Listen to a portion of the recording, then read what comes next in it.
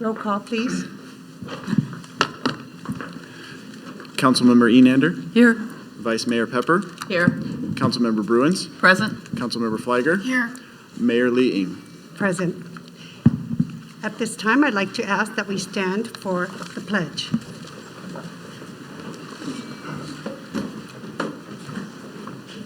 I pledge allegiance to the flag of the United States of America and to the republic for which it stands, one nation, under God, indivisible, with liberty and justice for all.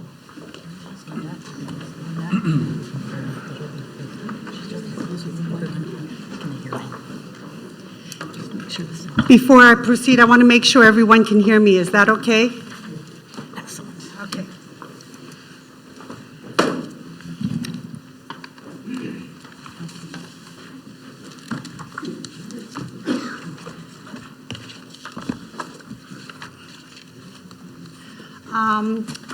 I'd like to start with the public comments on items not on the agenda. So we're going to take the public comments of items not on the agenda right now before we move on to our special item. Okay, so our speakers for items not on the agenda is beginning with Grace Lilligren, followed by Victoria Hausch, followed by Ryan Brown. If I could trouble you to come forward and stand in line in that order, that would be greatly appreciated.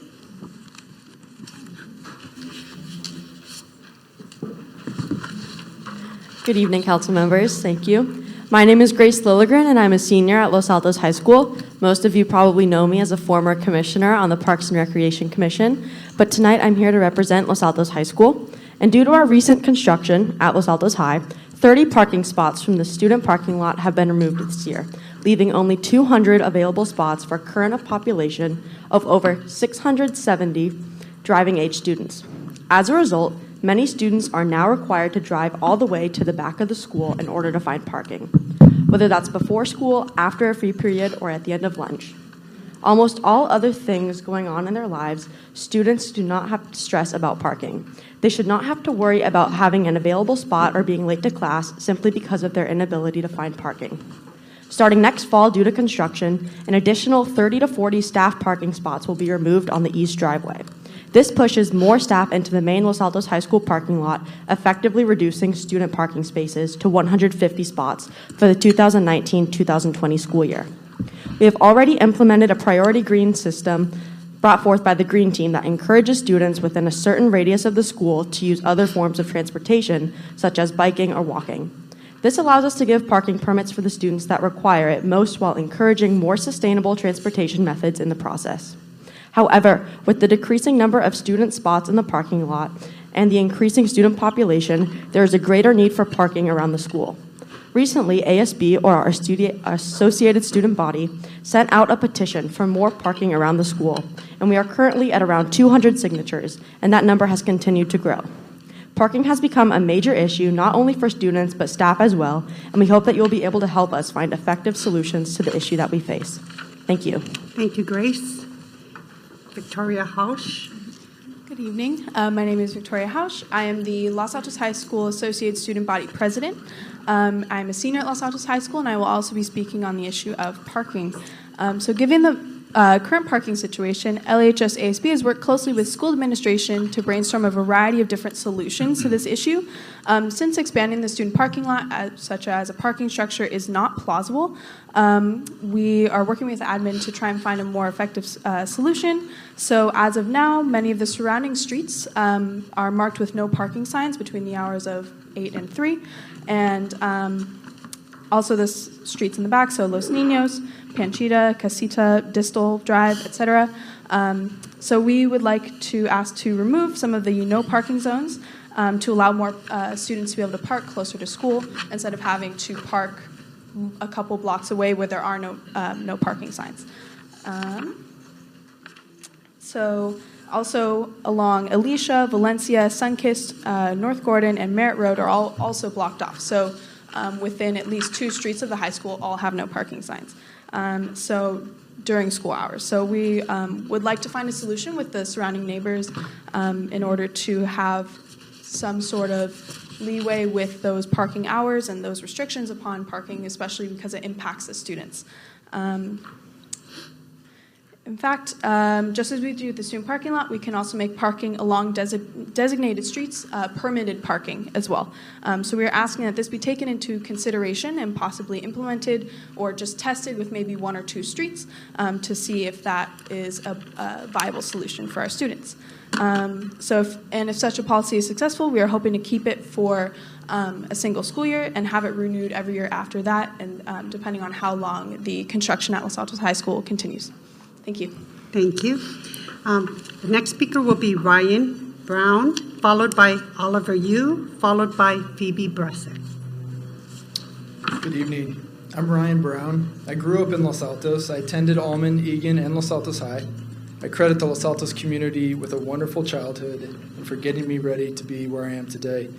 I recently moved back to Los Altos to raise 2 girls, now 4 and 2 years old.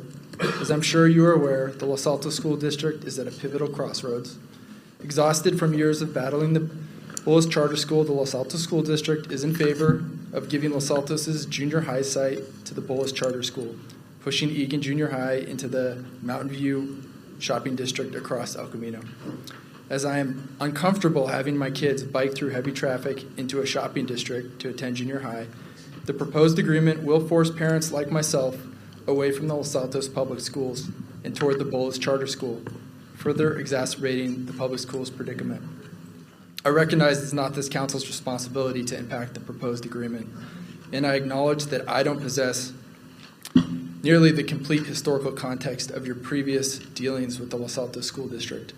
Regardless, I implore you to please help us come up with a better solution than the one on the precipice of being approved. Please re-engage with the school district to find a solution that keeps our community of public schools intact. The rules of the game have changed. All of Los Altos will feel the pain when prospective residents realize in-community public schooling is no longer an option. We can bring fresh perspectives and reinvigorate new and old options. It's not too late. Please help us figure out what can be done. Thank you. Thank you. Oliver Yu.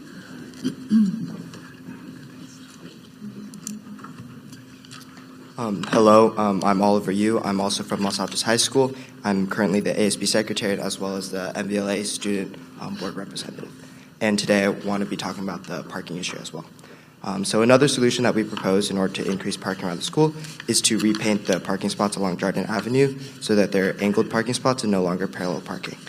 This change has the potential to double the number of parking spaces along the back of the school on Jardin Avenue from the 40 spaces we currently have up to about 80 spaces.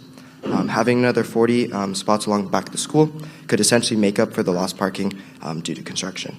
Jardin Avenue actually used to be angled parking, so changing it wouldn't be anything new. And the biggest concern that arises with this change, however, is definitely the parking that would come as the traffic that would come as a result. We have already spoken with Officer Cottrell from the Los Altos Police Department to discuss the impacts of this potential change. And although the new parking spaces will interfere with the current bike lane, most people already bike on the other side of Jardin Avenue across from the school. This change is one that is much easier to implement than the previous one and could definitely help to open up more spots for the students and the staff. In addition, with the new portables that are going in with the construction between the baseball field and the track, many teachers will have to be moved to those classrooms, and so having more parking closer to these portables will be a great advantage for not only the teachers but also the students. We're hoping that if the adjacent streets cannot be open to student parking, we can at least increase parking along Jardin Avenue. Thank you. Thank you. Phoebe Bressick.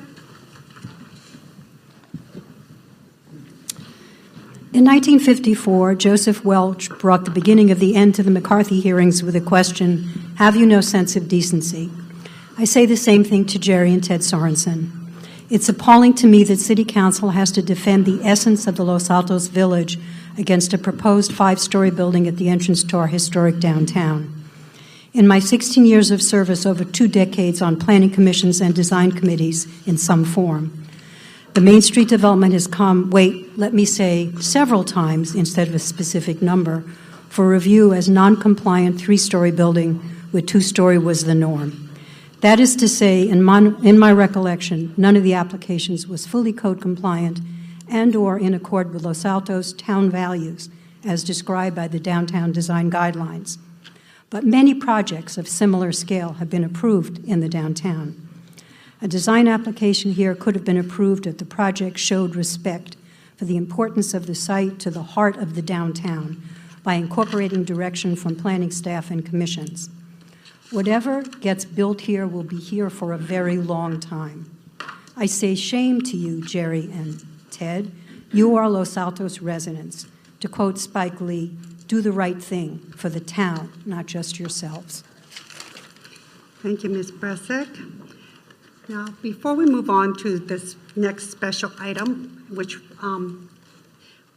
is the 40 Main Street appeal, what I'd like to ask is how many people are here to speak on that item? That'll determine how many minutes. Can you please stand up?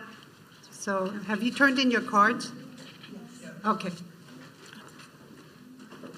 Not that many. Yeah, not that many.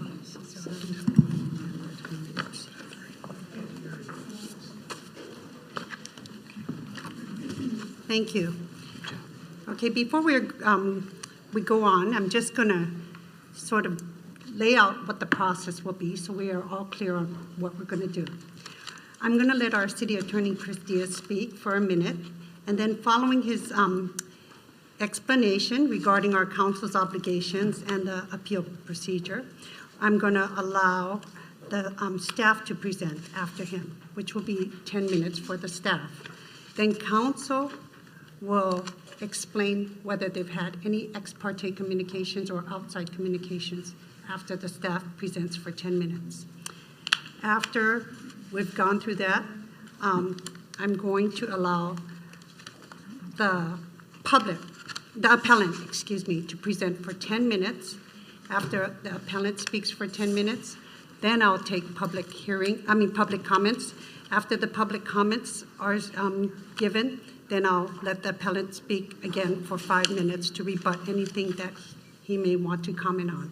And it looks like we don't have that many speakers, so I can allow you all to speak for 3 minutes.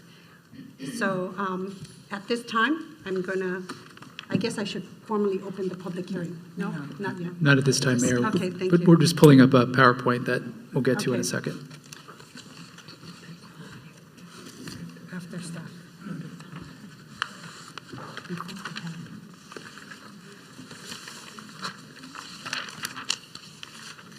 Yeah, right here, before you present.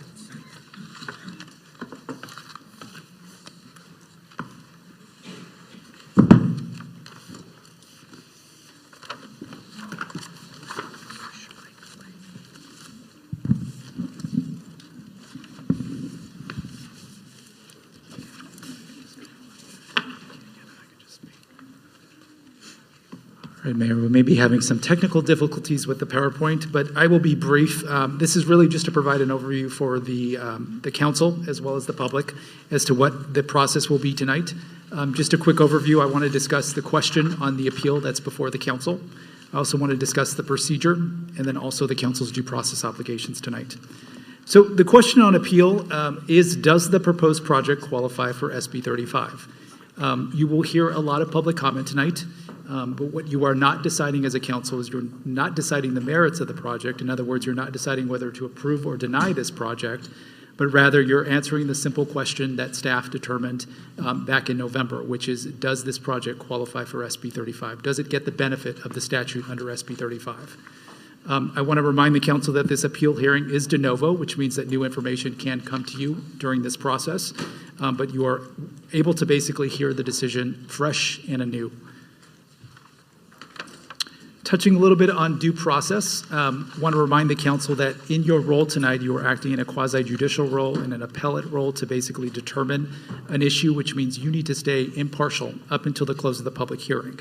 So I would advocate for the council to listen to staff's presentation, hear fully from the appellant and ask any questions that you may have, hear from the public and allow that appellant rebuttal time to those public comments.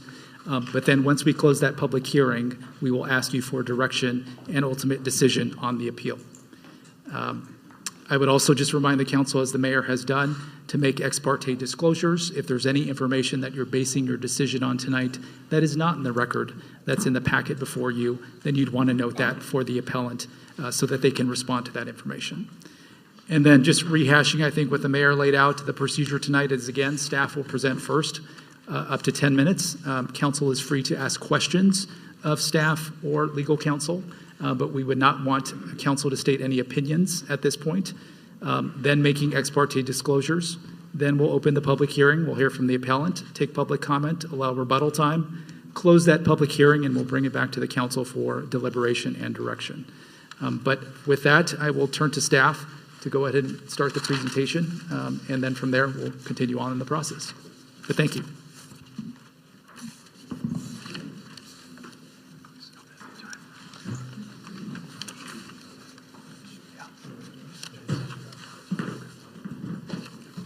Well, we are experiencing a little bit of technical difficulties with our PowerPoint presentation, but we're going to go ahead and get started and catch up when we get a flash drive that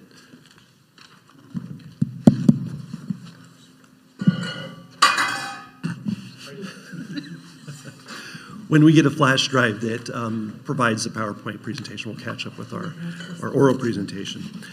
As the city, so good evening, Mayor Leeing and members of the City Council. John Biggs with the Community Development Department. We have with me Heather Lee, who's from our City Attorney's Office, that is going to be assisting me this evening in the presentation. Oops, looks like we're almost on the verge of having the PowerPoint ready to go. So we'll give that 1 minute.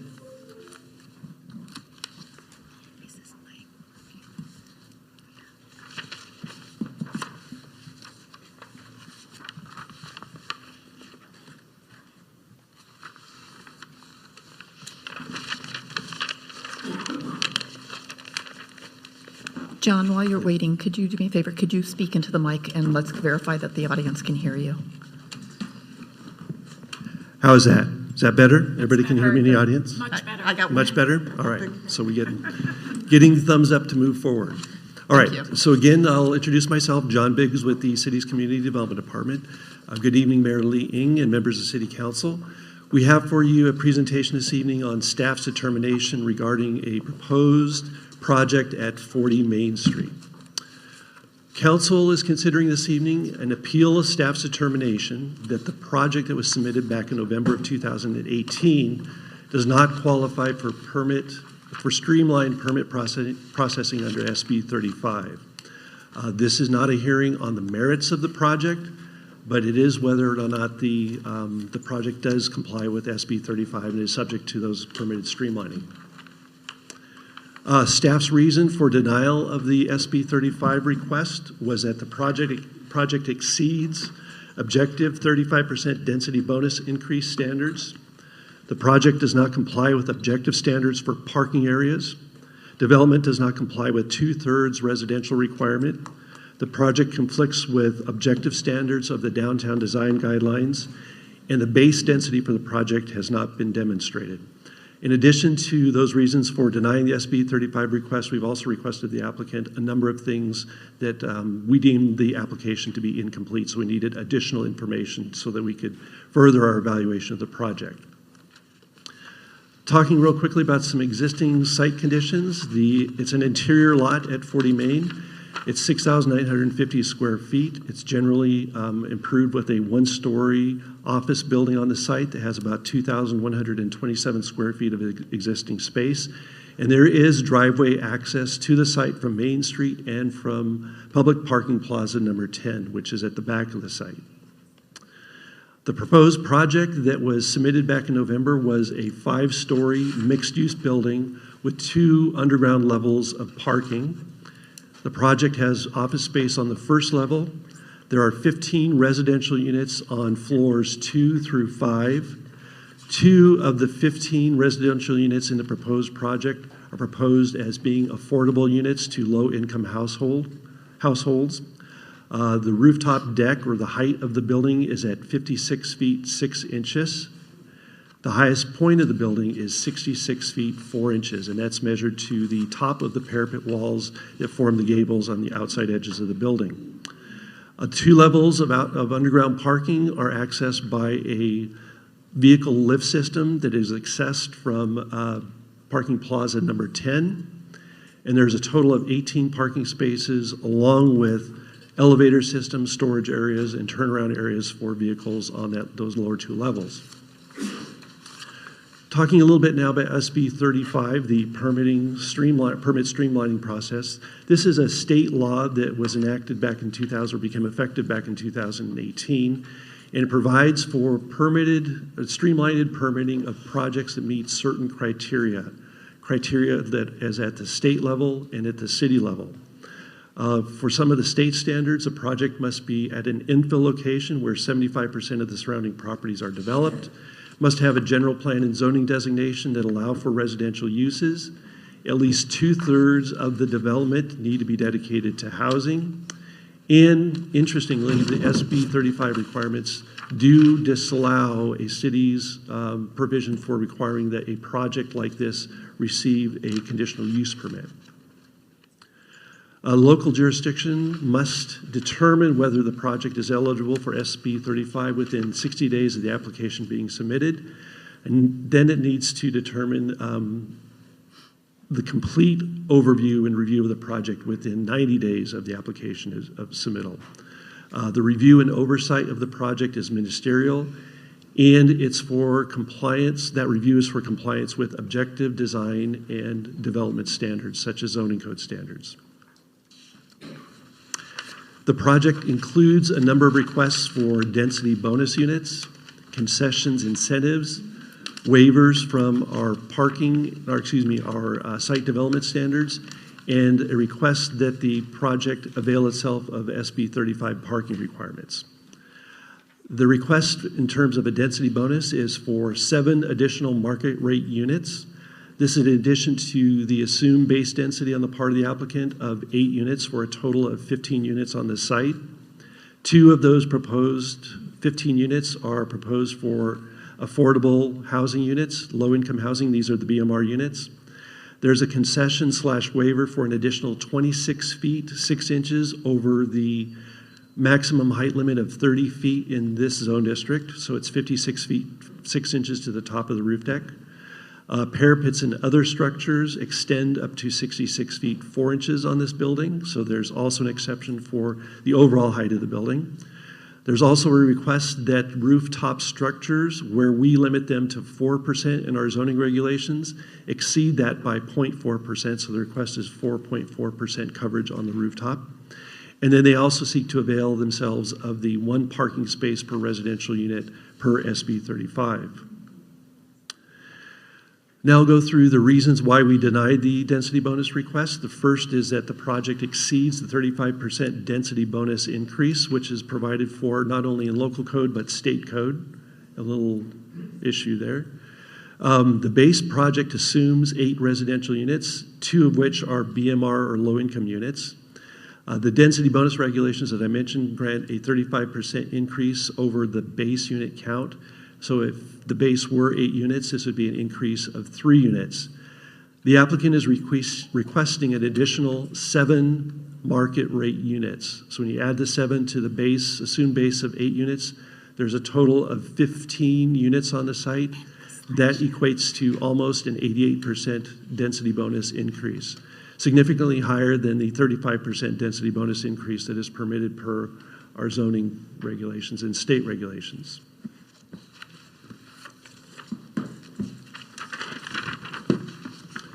Also, the project does not comply with objective standards for parking areas.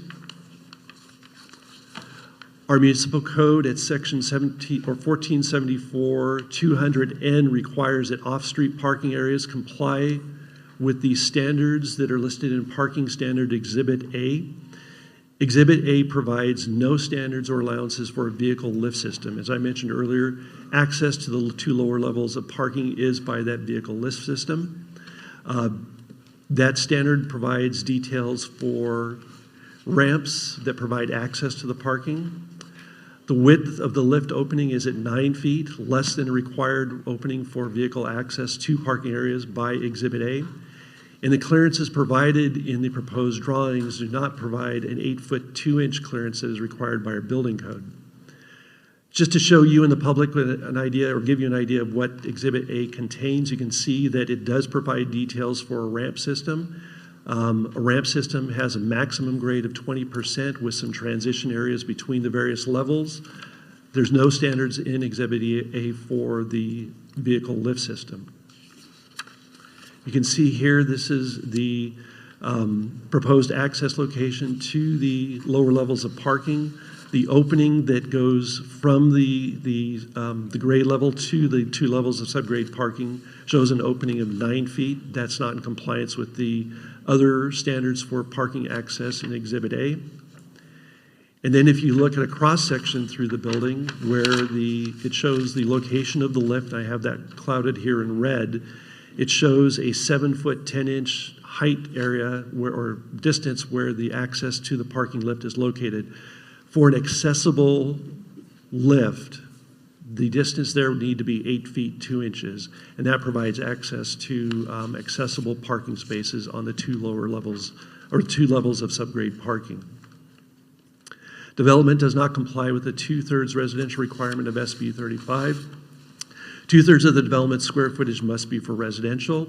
The total of all the floor areas was 42,276 square feet. So 2/3 of that is over 28,000 square feet. Almost 23,000 square feet is being proposed for housing, so it doesn't comply with the 2/3 requirement of SB 35. The project does conflict with standards in our downtown design guidelines. The downtown design guidelines require that buildings be broken up, larger buildings be broken up into smaller components, that they relate to the facade designs of adjacent structures, that they avoid architectural styles and monumental building elements that do not relate to the pedestrian scale of human scale of projects or buildings in downtown Los Altos. Just to give you an idea of some of the elevations that have been provided, this is one elevation from Main Street. You can see that the building isn't broken up into smaller components. The facade needs to relate to the design of adjacent structures. From this elevation, there's no relationship between the design of this structure and adjacent structures. The project does not relate well to the human scale of downtown Los Altos, as it can be seen in this elevation. And same thing for the elevation from the rear of the building. The base case, we don't believe that the applicant has complied with the base case and shown that the density of 8 units is adequate. They're assuming a base of 8 units. 2 of those are proposed as BMR units. 1 level in the base case that they have provided shows 8 parking spaces at subgrade level. Use of a vehicle lift system is proposed. Mr. Biggs? Yes. How much more time do you think you will need so I can allot the same amount of time? About 30 for the seconds. appellant? And then, Mayor, if we give staff 30 seconds, we would want to give the appellant the same amount of Yes, that's time. why I wanted to inquire. Thank you. So that base case shows a vehicle lift system to access the lower levels of parking. There, again, no compliance or no standards for a vehicle lift system in Parking Exhibit Standard A. And so the application does not that has been submitted does not show adequate assessments for a complying project. Quickly, Housing Accountability Act, the applicants have indicated that the project needs to comply with housing accountability, but that only applies to projects that are deemed complete. And in conclusion, we'll repeat staff's reasons for denial of the project. It exceeds the 35% density bonus increase standard, does not comply with objective standards for parking areas, and development does not comply with 2/3 residential requirement, conflicts with objective design standards, and base density has not been demonstrated. Okay, thank you so much. You're welcome. At this time, I'm going to ask any of the council members if they would like to disclose any outside communications.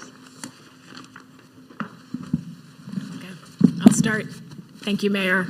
I will disclose that many, well, not many, but several people in Los Altos have mentioned this project to me, including one of the applicants, Ted Sorensen.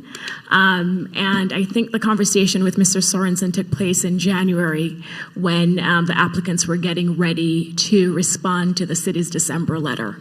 Nothing that I heard from any of the residents or Mr. Sorensen is not contained in the record before us. Thank you. I had external communications with two individuals on this specific subject matter. One is Bill Maston, and the other one is Ron Packard. Mr. Maston did offer to provide any additional information that would supplement any of the packet we have. I did not accept that offer nor take anything from that, and nothing is not already in the record, as we did not actually speak about the merits of the SB 35. Mr. Packard provided all the council members with materials and has requested that the materials be made part of the administrative record, and so I have no additional information beyond what has been provided to all of us. I have nothing to disclose. Do you have anything to disclose? I have nothing to disclose. I had no external communications. I had several residents contact me. However, all of them also sent written communications, and so nothing that was said to me was any different than it had been conveyed in the written communications. And I listened to what people had to say and had no response other than to thank them for their contribution. I also contacted one of our planning commissioners to ask if they had, could perhaps help me understand one particular element on the plan drawings, but that person was not able to enlighten me about it. And so it remained an open question for me. So I have nothing further that I learned from talking with anyone that is not otherwise on the public record. Okay. So did we want to take the questions of staff at the moment, or did you want to hold off till later? Okay, at this time, I'm going to open the public hearing, and before... No. Oh, I have to open it before the appellant speaks. Okay, at this time, before I open the public hearing, I just want to remind everyone, if you could just take a moment to check your cell phone and make sure it's silent, I'd greatly appreciate it. And so I'm going to open the public hearing, and then we can allow the appellant to speak for 10 minutes and 40 seconds or 45 seconds. Okay, and Mr. Dan Golub will be speaking.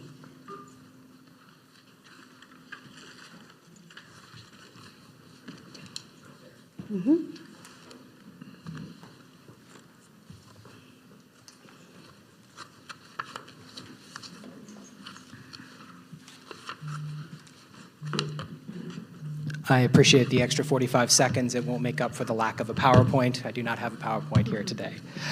Good evening, Mayor Liang, Vice Mayor Pepper, and Council Members Enander, Bruins, and Flieger. Thank you for the opportunity to be here. My name is Dan Golub. I'm an attorney with the West Coast Land Use and Environmental Law Group of Holland and Knight. I'm joined by Jenna Yarkin, who's somewhere around here with our group, and she has a copy of a written submission that we sent along earlier this afternoon and would be happy to hand out copies of to the council if they would like it now or at the conclusion of my presentation. I wanted to provide a little background on the project in SB 35 to discuss what we believe is the legal issue in this appeal before the council, which was whether the City of Los Altos did or did not validly identify any objective standards with which the project conflicts within the 60-day statutory timeline that is mandated by state law. Wanted to discuss the process to date, and if time allows, to address some of the contentions that are in the staff report regarding new contentions that the project violates objective standards which were not raised within the 60-day timeline and were raised either for the first time in the staff report or in a couple cases for the first time today. The background is as follows. The applicant, as many of you know, has been trying for more than 5 years to obtain discretionary permits from the city to build a 3-story building on the property without seeking any changes to the city's general general plan or zoning. But after years of efforts to use the city's discretionary procedures, the city has decided, the applicant, has invoked its right to proceed instead under SB 35, which, as staff notes, provides for a ministerial permitting process for qualifying mixed-use and housing projects. The price applicants pay for SB 35 is a quite high price. They have to agree to pay prevailing wages, to include low-income housing where it would otherwise not be required and meet numerous criteria. But the benefits are as follows. First, SB 35 projects can only be required to comply with objective standards, specifically standards that involve no personal or subjective judgment. Second, ministerial review occurs at the staff level, with public oversight by the City Council permissible only within 90 days of application submittal, and even then with the Council's review strictly focused on assessing compliance with criteria for streamlined projects. In other words, as I think staff correctly stated, there's no process for the Council to render a discretionary determination about whether the project should be allowed to go forward. And third, and most pertinently, a city must, within 60 days of submittal, provide written documentation of which standard or standards the project conflicts with and an explanation of the reason. And if a city does not meet these timelines as a matter of state law, the development shall be deemed to satisfy the objective planning standards. Respectfully, we do not believe that there is a legitimate question about whether the city did in fact validly deny the project within the applicable 60-day timeline. The application was submitted on November 8th, and the only written correspondence the applicant received was dated December 7th, and it's attachment 2 to your staff report. The December 7th determination was very short. It raised a number of issues, only one of which is still at issue today, which was the bare assertion, without citation to any code section and without any explanation, that the project did not provide, quote, adequate access egress to parking. That's the entirety of the determination that's still at issue here today. Did not cite any code section, and of course a reference to adequate is, by the very definition of a subjective, thanks very much, discretionary determination. We think this falls well short of the state-mandated requirement. But it is not just our opinion that that's the case. We did ask the Department of Housing and Community Development whether they concurred in this analysis. HCD is the state-level agency that's been delegated by the legislator with authority to interpret and implement SB 35's requirements. And in Exhibit 1 to our written submittal today, and a memorandum that we did provide to the city attorney on March 15th, HCD concluded that the types of determinations the city made in the 60-day letter did not comply with SB 35. And as a result, as a matter of state law, the project is now deemed to comply with objective standards. We think that that is really the beginning and the end of the issue. We do, in our written submission, address the newly raised concerns that were raised long after the 60-day timeline had expired. But the state law is clear. The city may not, 140 days after the application submittal, raise new objective standards that were not raised within the 60-day timeline. We respectfully don't believe that there's any other way to read that state law because it's either a 60-day timeline or it isn't. But we don't believe that new issues can be raised for the first time in the staff report. Which brings us to the process today. We were required to proceed to this appeal process despite the fact that the city's code states that there is no appeal for ministerial projects. We were also, even when the city's appeal process does apply, the code says that on an appeal, no public hearing shall be required unless the determination was made in connection with the proceeding which required a public hearing. And despite that requirement of the city code, the city has required a public hearing, which strongly suggests to the public that perhaps the council is rendering some sort of discretionary determination today. I do appreciate the city attorney's statement at the outset of this hearing that that's not the case. But we do not understand why the staff report doesn't address the failure to identify standards within 60 days and instead offers new reasons long after the 60-day timeline why the council could deny the project for reasons that were not cited within either the 60 or 90-day period. With that said, I think I have about 5 minutes, and I will try quickly to address those issues, despite the fact that, again, it remains our contention that it is too late to raise those issues. First, the question about two-thirds residential. The staff has now concluded that the project is not two-thirds residential because staff is excluding the entirety of the residential parking garage from the residential portion of the project. Respectfully, your house doesn't become a mixed-use project because your house has a garage in it. The garage is, of course, part of your home, and it's part of the residential uses. If there were any question about that, it's been resolved by HCD, who sent us an email today, and it's attached in this exhibit to our written submission, in which they state a residential parking garage has to be part of the residential portion of the project for purposes of the 2/3 calculation. With respect to the density bonus law, the staff contends that the application may only make use of the state density bonus law and not a locally adopted density bonus ordinance. HCD also answered that question in the negative in the attachment to our written submission. And the city did not make any of the findings that would have been required to deny the requested concessions, incentives, or waivers within the applicable time period. There is a very narrow ground on which the city could have denied those requested concessions, incentives, or waivers. But in this case, the only concession or incentive requested was an 11-foot height increase, which the city municipal code has already concluded would have no impact on public health, safety, or the environment. There's 8 density bonus base units. There's a 35% bonus, which gets you to 11 units. And once you have applied the density bonus and the necessary waivers to accomplish those density bonus units, the project remains eligible for at least 2 concessions and incentives. And an 11-foot height increase is all that is necessary to get the project to the density and size that is proposed.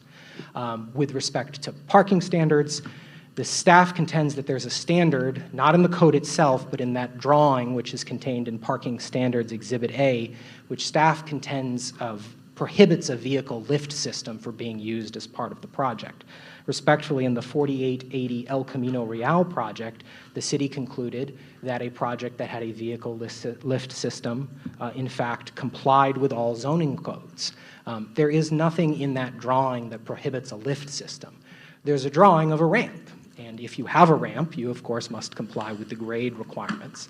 That is, assuming that drawing was at some point adopted by the City Council and incorporated by reference into the code. But there's nothing in that drawing that any objective reader of the drawing would say, I'm not allowed to have a lift system here. And past practice shows that such lift systems have been allowed in comparable projects. I think that only leaves the design guidelines. These are plainly subjective considerations. I respect the fact that they are certainly the types of criteria that planning commissions and councils do often apply when reviewing discretionary projects, such as whether the project relates to adjacent structures or whether the architectural style relates to the small human scale of Los Altos. Those are very familiar types of design standards. But what they aren't is objective, and I don't believe that there's really any strong argument that's made about why these meet the definition of objective standards that is in SB 35, which again is standards that involve no personal or subjective judgment by a public official.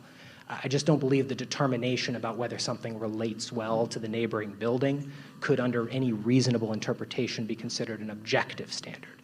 The principle under SB 35 is that a project must be allowed to proceed if it meets SB 35's qualifying criteria on the basis of the objective standards that are in place as they are modified by the state and local density bonus law and ordinance. Those are things like height, setback requirements, and once you've applied the requirements of the density bonus law to that, there is no longer any discretionary process available to the Planning Commission or Council to render a judgment that the project's facade, for example, doesn't relate well. I respect that some people, think that many projects or even most projects should be subjected to that type of level of review. We merely submit that, as a matter of state law, the state legislature has decided that at least projects like this are not to go through that sort of procedure any longer if they qualify. I think that that's the bulk of my presentation. We do have people here from the planning team and architect team to the extent any questions come up. And I am sorry I was not able to respond to any contentions that were in the PowerPoint that I hadn't seen in the staff report, but I reserve the right to address those if necessary. Was that 0 seconds exactly? Exactly. With my 40-second bonus. The 40-second bonus I appreciate very much. Oh, hang on. Yeah. Did you want to take questions now or any questions? Yes, I have. Okay, I have Councilmember Fligor. Want to go first? Thank you so much for your presentation. Thank you, Councilmember. So I do want to start by saying similar to what our city attorney said at the beginning, we're deciding a very narrow issue tonight. This has nothing to do with whether or not Los Altos or council members support affordable housing. This has to do with whether or not the proposal you submitted meets the SB 35 requirements.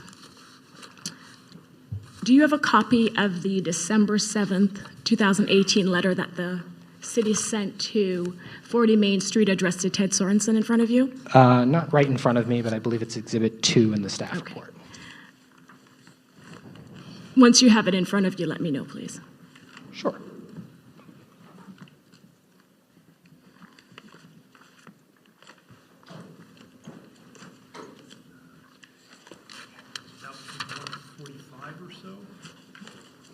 December 7th, I have it in front of me. Thank you. Oh, thanks. What's that? It's like page 143. Okay, of the PDF, great, thank you. Thank you. And council, just to confirm, the applicant received a copy of this letter, is that correct? Oh, sure, yes. Yes, thank We you. responded to this letter.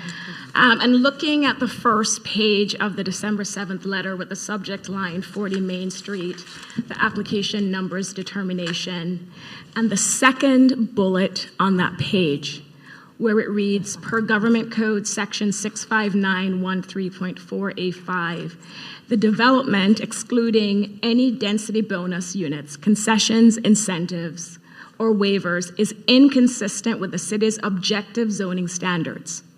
Namely, the plans purporting to demonstrate a consistent project do not provide the required number of off-street residential and visitor parking spaces, nor adequate access or egress to the proposed off-street parking. Do you see that in the December 11th? I do. Thank you.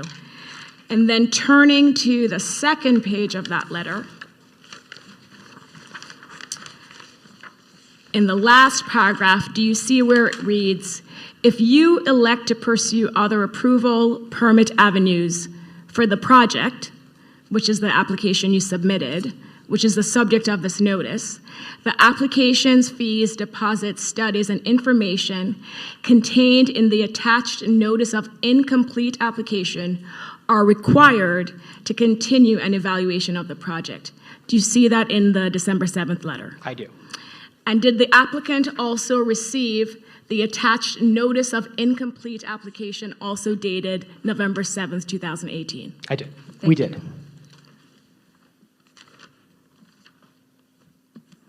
I also want to confirm that we are all looking at the same government code sections that apply to the public hearing today. So under Government Code Section 65913.4A, does it require the city to determine if the proposed development satisfies a list of objective planning standards in that section? Somewhere within that section, there is a requirement that yes.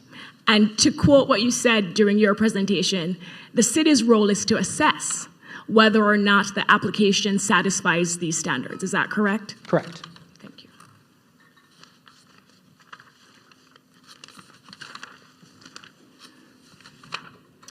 And then still looking at the same government code section, 65913.4, subsection A5, where it states the development, excluding any additional density or any other concessions, incentives, or waivers of development standards granted pursuant to the density bonus law in section 65915 is consistent with objective zoning standards, objective subdivision standards, and objective design review standards in effect at the time that the development is submitted to the local government pursuant to this section. You would agree, Council, that that is one of the criteria for SB 35 that the city would have to assess whether or not the application met. Is that correct? Yes.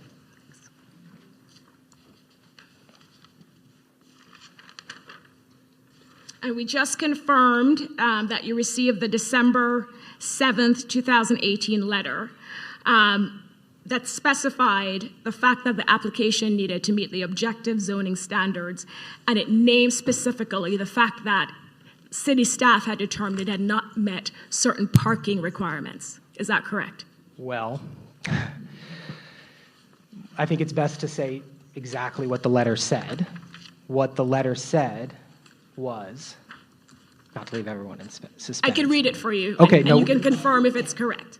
So the December 7th letter, again for the record, states, per Government Code Section 65913.4A5, the development, excluding any density bonus units, concessions, incentives, or waivers, is inconsistent with the city's objective zoning standards. Namely, the plans purporting to demonstrate a consistent project do not provide the required number of off-street residential and visitor parking spaces, nor adequate access egress to the proposed off-street parking. Can we both agree that's what the letter says? We can agree those words are in the letter. I think where Okay. we disagree is whether the letter did in fact cite a specific code section. Both we and the Department of Housing and Community Development believe that it did not. So let's look at Los Altos Municipal Code 14.74.200, Section N. I don't know if you have a copy of that. That, unless I am able to access Wi-Fi quickly, I do not have in front of me. And so and it's actually in the record, and staff Okay. included it in their brief, where Section N states the minimum standards for the design of off-street parking areas shall be in accordance with those shown on the drawing labeled Parking Standards Exhibit A, and it was displayed during the staff's I'm presentation. familiar, thank you. And it's also on file in the Planning Department's office. And those are the objective standards that relate under this section to off-street parking. Is that correct? Those list some standards that apply to parking. And your proposal that you submitted would need to meet the objective standards. It would need to meet any standards that are in that code section that are objective under SB 35's definition. Thank you. And under the Housing Accountability Act, or Government Code Section 6558, 9.5, is it applicant's contention that the Housing Accountability Act applies because more than 2/3 of the proposal square footage is designated for residential use? Yes. And then looking at the letter dated January 10th, 2019 that applicants submitted. And I know that the applicants also submitted a letter today, I think at 3:15 p.m. But I'm still looking at the January 10th, 2019 letter, and I don't think there's anything inconsistent or conflicts what was in the January 10th, 2019 letter. I hope not. And so I'm looking at part 4 of your January 10th, 2019 letter. And if you don't have a copy, I can read the section I'm referring to. I do. Okay. And so part 4, the Housing Accountability Act section, and starting at the 4th line down where it says, pursuant to that act, when a proposed housing development project complies with applicable objective general plan, zoning, and subdivision standards and criteria. So that's the gating. When that happens, the city may not disapprove the project or reduce its density. And it goes on to say, unless the city makes certain findings. Is that correct? Yes.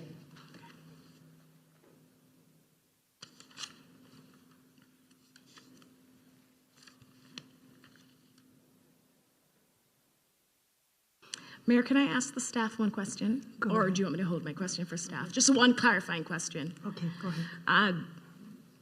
Can the applicant, let's say the decision is made by council today to uphold the decision by city staff in denying the application, can the applicant still amend the application or submit a new application related to this proposal? They can. Thank you. That's it for me right now. Okay, thank you. Councilmember Bruins? So I want to ask a specific question regarding to the parking. Would you agree that parking requirements also need to meet state law in terms of parking requirements? I'm not sure whether that question is directly implicated in the SB 35 approval process, I don't expect. Okay, so, State law applies generally, I'm sure. so would you agree that when it comes to ADA parking, that the city must comply with that, and our standards are objective in terms of complying with that standard, much the same way, I believe, in your materials, and I'm unfortunately not like my colleague to my left here, you're right, in terms of citing the specifics in the application, but the application does mention conceding to requirements such as the Air District Board requirements without having, I mean, you pull those out. Okay, so using a similar kind of argument, would you say that there's a requirement to meet the ADA standards? The only reason I'm pausing on your question is you say, is there a requirement? I don't know, but the question of whether it's implicated in the SB 35 approval process, I wonder whether that is in fact true. Okay, so would it be with the state requirements that the city is obligated to meet, would you consider those to be objective standards? I'd need to read the actual standards. I can't render a judgment on them in the abstract. And again, I don't think they can be cited now. Except that in our letter, staff's letter, staff stated something about egress and ingress. Yes. Which basically is access to the parking. Yeah. Did not meet standard. Yeah. Okay. So maybe you can now help me understand, and if you need the architect or somebody else to help you, that's fine. Thanks. That in terms of when state requirement says that when you are producing 1 to, I think, 25 parking stalls, you're required to have one ADA, and that one ADA has to be an ADA accessible van. And in state law, the requirement is, in terms of the access, I'm just using this one in terms of the access, that it requires a certain clearance in terms of width, but it also very specifically talks about a vertical clearance. So can you help me understand how this lift, which had been called to question in the letter, how this lift is meeting that vertical clearance? Well, I need to be clear. I don't believe the lift question was called in any way. The egress and ingress? Right. The only words that were used were adequate access egress with no citation to any code section.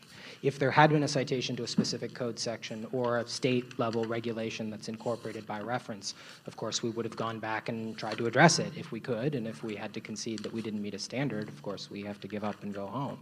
But there was no citation to that extent that would allow us.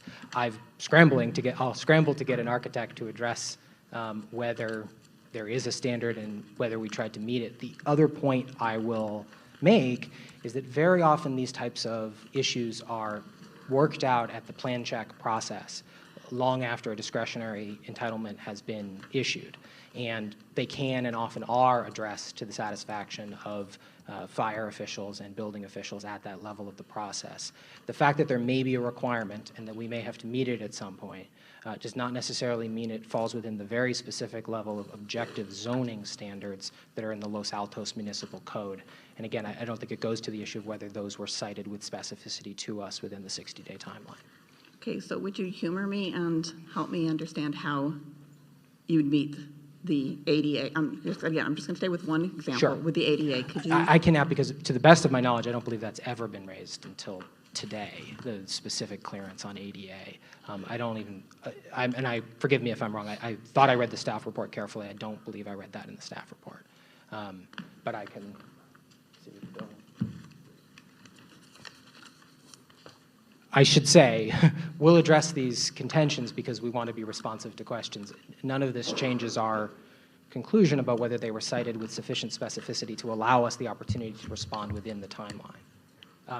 What's the specific standard that there is a concern about? It is a vertical clearance of 8 feet 2 inches. I'd first start by asking staff to show me where on my plans it says 7 foot 9 inches. In our written documentation, we say 2 things. First is that the lift will be ADA compliant. Mr. Maston, could you come closer to the microphone so everybody can? First is that the lift would be ADA compliant. And second, in our written documentation provided, that it would meet ADA and the 8'2" head clearance. And again, if there was a question, we would have, of course, addressed it. Okay, so I'm going to. I should say, Mr. Maston is with the project architect team, just for the So record. I'm going to maybe ask for clarification. When we say that this is de novo, does that give us the opportunity to pursue questions that deal with things that may or may not have been addressed? I think it's the city's contention that this is de novo, meaning new information, new questions can be asked. I think the appellant is taking the position that there's a 60-day window, and basically that is the limited window. Our position is the question before you is, does this project qualify for SB 35, period?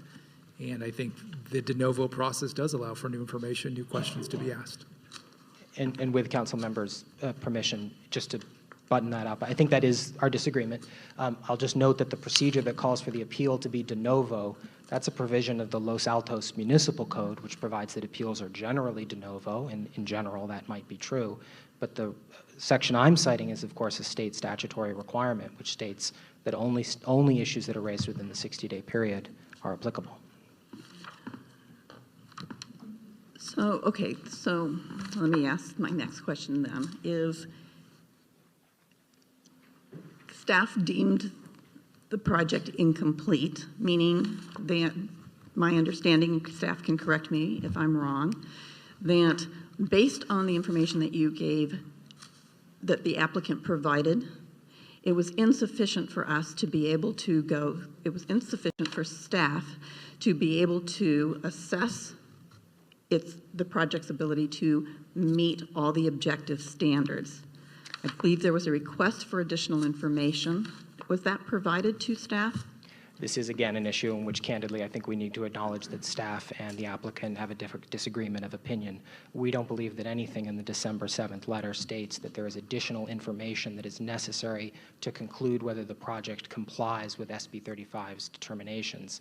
What the letter says is, if you, and we discussed this with Councilmember Flagler, if you elect to pursue other approval permit avenues for the project that are the subject of this notice, and then it goes on to state that the materials in the attached notice of incomplete application must be fulfilled. That notice related to all of the requirements that always apply to every discretionary project that the city reviews. We did ask HCD whether it would be permissible to say that an SB 35 application can't be assessed until all of the discretionary applications material is provided. HCD agreed that that is not a permissible basis under the 60-day procedure. We don't believe, the SB 35 determination was made on December 7th. I don't believe the second paragraph, which said, here's some additional information we would like if you elect to pursue other approval permit avenues, was fairly read by us as a statement that we can't determine whether it meets SB 35's criteria. In fact, the city did render a determination that they concluded that it did not. Okay, so I want to understand your interpretation. So we talk about with SB 35 objective standards and such. If I were to make a statement that my interpretation of SB 35 is that if you providing a certain amount of affordable housing in the project, that you are, I believe I will use a term, I'm hoping that council will correct me if the term is incorrect, you are entitled to receive a certain density bonus. That density bonus by the density bonus law is 35%. That is what the objective standard is by state law, that you get 35%. 35%, again, I will, just for purposes of this questioning, will say, let's use your 8, okay? Even though I don't know how we got to 8, but just for this purpose, we'll hold it to 8. So the density bonus law, 35%, basically entitles 3 additional units. The state law is designed to make those units available so that if the applicant requires them in order to provide the affordable housing. So once you've exceeded the 35, which is the objective state requirement, how is it that going to 87.5% makes you compliant with the objective standard of 35% versus saying that that actually says you do not qualify for SB 35, which is based on the density bonus? What the state law says is that the project is entitled to ministerial approval as long as it's consistent with objective standards as they are modified or excluding density bonuses, concessions, incentives, and waivers under the density bonus law. So it isn't simply the bonus itself.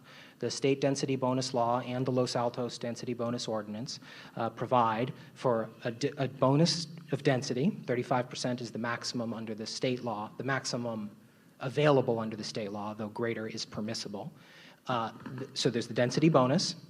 Then there's an unlimited number of waivers of any development standards that would preclude use of the density bonused project.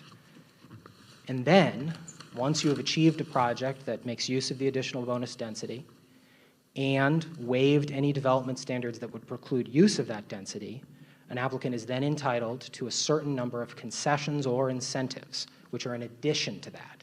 Here, the project qualified for 2 such concessions or incentives.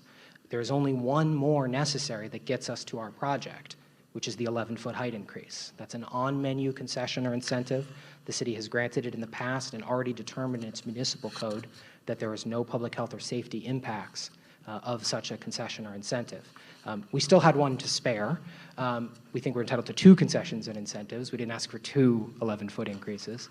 But we think that once you've applied the density bonus law, the waivers, and then just one of the 2 permitted concessions or incentives, we comply with objective standards. Yes, where I'm lost, though, Okay. is I'm not asking a question about incentives, concession, waivers, or anything like that. I'm just trying to sit here and establish what your perspective is on state law says 35%. That is 3 additional units. As the application before us came in, not requesting the 3, which density bonus law defines, okay, as an objective standard, comes in asking for 7. That's 4 over. Do you not believe that by asking for more than what you are entitled to by law, that at that point you have moved the project into discretionary because it is up to the governing body as to determine whether or not we would agree to exceed the state law objective standard of 35, which equals 3 units? And our disagreement is that Section 65913.4, subdivision A5 of the Government Code says that we exclude any additional density or any other concessions, incentives, or waivers, end quote. So at the beginning of your question, you said you're going to put aside the question of concessions or incentives. Respectfully, we don't believe that's permissible under the state law. The concessions or incentives come with it. Now, there is a very limited amount of discretion that the city may have to say that we're not going to approve this particular concession or incentive. For example, it is sometimes permissible for a council to say, we think this particular concession or incentive will have a public health or safety impact, but that discretion is not available to the council for an on-menu item. Okay, and so just I will complete my question by asking the attorney, is it fair to assume that this is a point of disagreement in terms of the interpretation of the law? I'd say that's a fair assessment. Our understanding from state law as well as our local density bonus ordinance is that the state maximum is 35%. There are concessions, incentives, and waivers that can be offered if we do not make the converse findings. But I know of no case that essentially stands for the proposition that by getting an incentive or a concession for additional height, you therefore get the additional bonus units above and beyond 35%. Okay, thank you so much. Appreciate it. Well, thank you, council member. I appreciate it as well. Okay. At this time, I'd like to see if any of our other council members has questions at this time.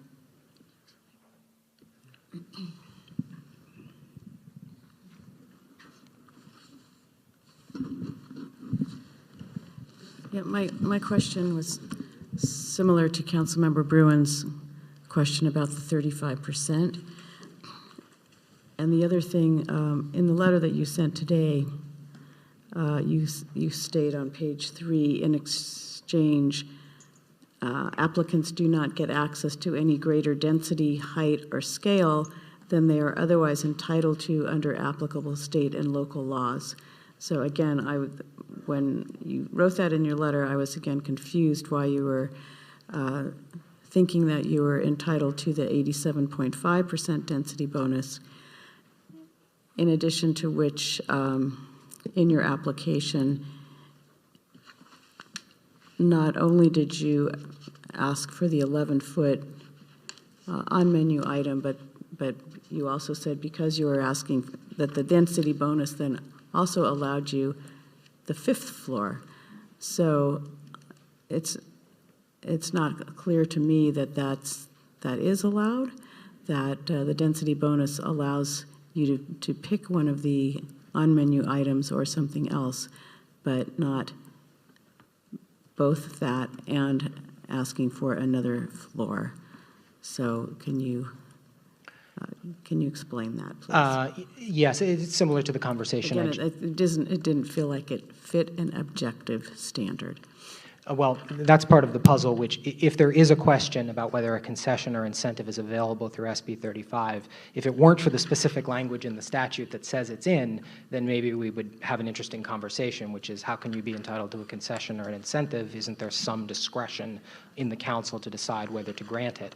The problem is that the state statute says explicitly that the concessions and incentives are included as part of the project for purposes of determining whether it complies with objective standards. And again, I think the council, it's hard to see how it would have been possible on these facts and this record, but it is theoretically, procedurally possible that the council could have responded to our letter by saying, we think you don't meet the following standard, it's height, here it is, here's where it is in our code section, and we know you've requested a concession or incentive to go beyond it, but we think the standard is not met and we're denying it for the following reasons. That might have been an option. It isn't an option now, and it was never previously raised. So again, we never used the percentage 87.5%. I believe that appeared for the first place in the staff report. It's our contention that when you apply the state density bonus, the necessary waivers that are necessary to accommodate the density bonus project, and then one single on-menu concession or incentive, you get the project. And the project, as modified by the requirements of the state density bonus law and local density bonus ordinance, thereby comply with the city's objective standards. Thank you. Councilmember Enander? We're going to stay on the same topic. I'm sorry. A little bit more. No apologies to me are necessary, of course. I do apologize for anyone in the audience who isn't here for this item, though. No. But that's a collective apology on behalf of all of us. Yes, Councilmember, I'm sorry. No, that's quite all right. Density bonus law is one of the most entertaining things that I think our legislature has ever passed. You and I might be in a very small minority on that point, but I'm with you. So what I want to try and do is not deal so much with just the bonus units, but the full integration of what you're saying. So what I think I hear you saying is that SB 35, in making a judgment, in a municipality making a judgment as to whether a proposed project is compliant, requires a finding that objective standards are complied with, and that any density bonus that is claimed, or any of the benefits claimed under the density bonus law, are a part of that determination. Is that what I heard you say? I think that seems more or less right, yes. Okay. In that... Well, I'm sorry. Are claimed, I don't believe we could have asked for a 100-story building, claimed it was a density bonus, and insisted that because we claimed it, we get it. I do think we're entitled to the provisions that are required by state and local law. But whatever you would claim, whatever the applicant would claim, it would be the municipality's responsibility to determine or have a finding of whether that is objectively complied with or not. That's the responsibility of the municipality. Yeah, I may not be understanding the question entirely. The city is responsible for determining in the first instance whether the project complies with objective standards within 60 days. Because there are other parts of SB 35 that specifically exclude the consideration of bonus, waivers, and so on. There's other language about that elsewhere. So what I want to try and walk through is the way in the applicant's assertion of how the density bonus law is applied to get to both the additional units and the additional height. And this is where I am confused in a way that my colleagues haven't raised yet, I think. And that is, in the base case that you present at 30 feet, which is the same number as in our objective zoning code for a maximum height, the difference between that and the project height is 26.5 feet. So could you walk me through, and you've said 11 feet of that you would claim from one of the on-menu incentives. Could you walk me through the sequence of, and if necessary, pull in both the units and incentive for height and any waivers, and just as a sequence, how you argue yourself into the number of bonus units and the height to get to 56.5 feet. Right. We don't want to deal with, and I'll just set aside the additional 9+ feet that are the parapet and so on. Let's set that aside for the moment. Just deal with getting from 30 feet to 56.5 feet. Certainly. Thank you. Most of this is laid out in the application attachment D, I believe, to the original application. You start with the base project, you add 35% bonus to that, and you are also... So we start with 8 units, we apply the density bonus of 3 units. Right. Okay. You then end up with a project, and then the project is also entitled to an unlimited number of waivers of any development standards that would preclude use of the project at the density proposed and with the concessions or incentives available. Okay, where is the language of the density proposed that you're claiming here? Oh, I was paraphrasing from the requirements of Government Code Section 659515, but I should probably be careful not to paraphrase.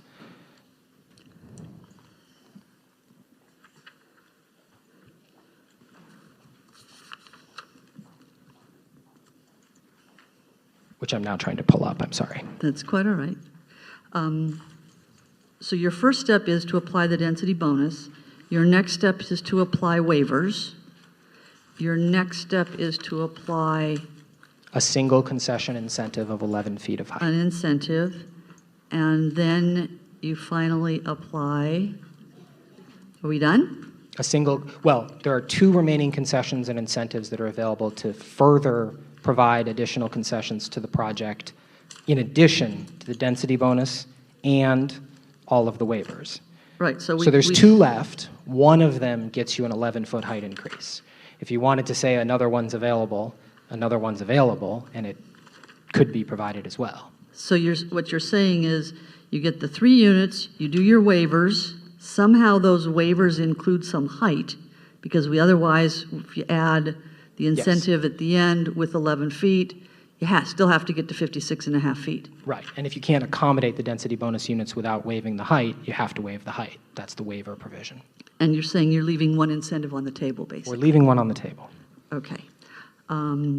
Well, to the extent there's still something left, and we haven't had this discussion because this was not raised in the 60-day letter at any time previous. To the extent there's anything left, the question would then become, well, is there a concession or incentive available from that standard? But we haven't been told that there's anything left. I wanted to be sure I understood the sequence of how you were doing this and how you were interpreting the waivers, because I have more than a passing familiarity with this, although I'm certainly not an attorney, and I'll just say that sounds kind of like a novel way of doing it. I would like to just find the, Yes, please, if you have Provision. it pulled up there. yes, so it's 659515 of the Government Code, subdivision E1, and it's the second full paragraph. An applicant may submit to a city, county, or city and county a proposal for the waiver or reduction of development standards that will have the effect of physically precluding the construction of a development meeting the criteria of subdivision B at the densities or with the concessions or incentives permitted under this section. So we think we're just straightforwardly applying the requirements of the state law, which say that. but I think I know gather- why I interpret it differently than you, and we'll leave it at that. Thanks, Councilmember. Okay. Okay, at this time, I'm going to take public comments. Thank you, Mr. council members. I Gahn. very much appreciate it. Okay, once again, public comments will be limited to 3 minutes. I'm going to start with Lynn Benyon, followed by Karina Nilsson, followed by Robert Moffett.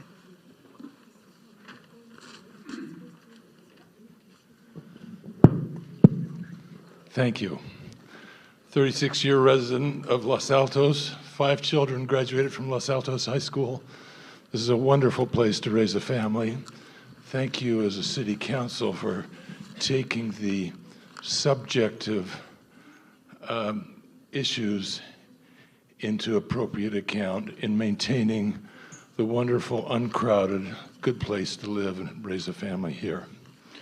I would say that I came because I knew that the financial interests of a few would be protected, and I wanted the residential and quality of life issues not forgotten.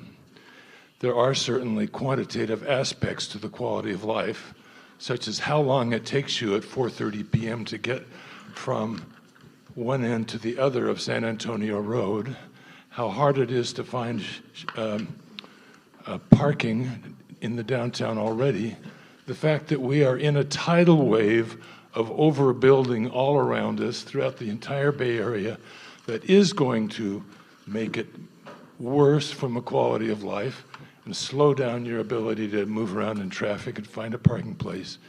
And those of us who go shopping realize that you might as well stay home if you can't get out before 9:30 if you want to get a parking place easily in downtown Los Altos. Thank you. Thank you, Mr. Benyon. Karina Nelson. Hi, my name is Karina Nilsson, and I live at 640 Giralda. Los Altos is going through changes, as every city does. The issue is we have codes in place for developers to respect and observe if we're going to continue an architectural presence in keeping with our community. Los Altos Commercial District zoning height is 30 feet. The developers insist on 66 feet 4 inches, and then some, I just heard. The structure is imposed right on the lot line, leaving no setback for patio use or human scale. The location at 40 Main Street is the gateway to Los Altos. What we build there matters in every conceivable way: code compliance, use, architectural uplift for the community, enabling the community to enjoy a piece of nature, a patio. Wouldn't that be welcome for a restaurant? Inadequate parking. Do our residents deserve to have spillover commercial parking leach into our neighborhoods? No. Sorensen's tactics include ramrodding process without story polls or planning commission meetings. They threaten a lawsuit if their out-of-code project is not rubber-stamped today.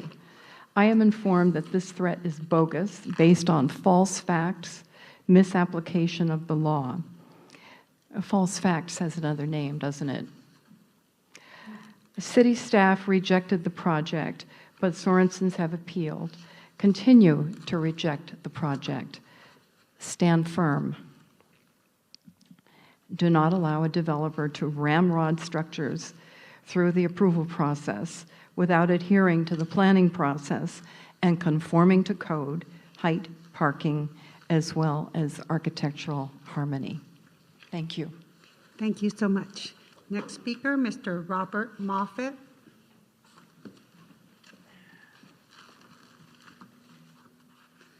Followed by Maria Bautista. Good evening. I'm Bob Moffett, retired professor of engineering at Stanford. I've lived in Los Altos since the 60s, and I like it a lot. And I don't want it stuffed full of tall buildings. And I would like to do whatever I can to avoid that. I'm particularly concerned about something that seems like a black cloud that popped up from nowhere. I understood that we had a height limit of something like 30 feet in Los Altos. Is that correct for buildings? Anyway, all of a sudden I see this thing that is 60 some odd feet high. And then I hear, well, okay, they argued their way into that. Well, how can you argue past the law-established height maximum for buildings? I don't understand that, and I wish I had heard something this evening that would either say that cannot happen or could give me a plausible reason for saying, I don't care if the city says you can't go above 30 feet, I'm going to go above 60 feet, and you are going to love it. Even if you don't like the idea. I think this is particularly dangerous because I don't think it's the first time this is going to happen. If we succeed in stopping this one, we're going to hear more of them because there are a lot of people out there that would like to put big buildings into our community. And I don't know anyone in our community that would like to live here when that is the case. It's going to wreck this place. And I think we should be really careful to protect the statement of how tall can a building be. My understanding was it was something like 30 feet. And I cannot understand how, with a straight face, an architect can then propose a 60-some-odd foot high building and say, oh, well, we found a way around your law. If they found a way around our law, we should find a way around theirs. Because this is just silly. We have the right to decide how tall can a building be in our town. We have said it, we've lived with it for several years, and we seem to like it. So why all of a sudden do we have these people running around with the plans for a much taller building and their claim that, oh yeah, well, we figured out how to beat your height limit. Well, let's beat theirs. Thank you very much. I hope we succeed here. Thank you, Mr. Moffett. Maria Bautista. Good Followed evening. by Ron Packard, sorry. That's right. I'm Maria Batista. I live at 27 Sunkist Lane. And honestly, I feel like this week we're on a bit of an eve of destruction in Los Altos. Last night I attended the Los Altos School District Board meeting where our public school district is proposing sacrificing Egan, one of the most successful and beautiful middle school campuses in the area. Egan as a place and as an institution really makes up the philosophical landscape of our community. It's a landscape that was built on a rural past and has flourished on small town values. And tonight I ask that you also do your best to not sacrifice the landscape of our downtown by allowing extraordinarily oversized development.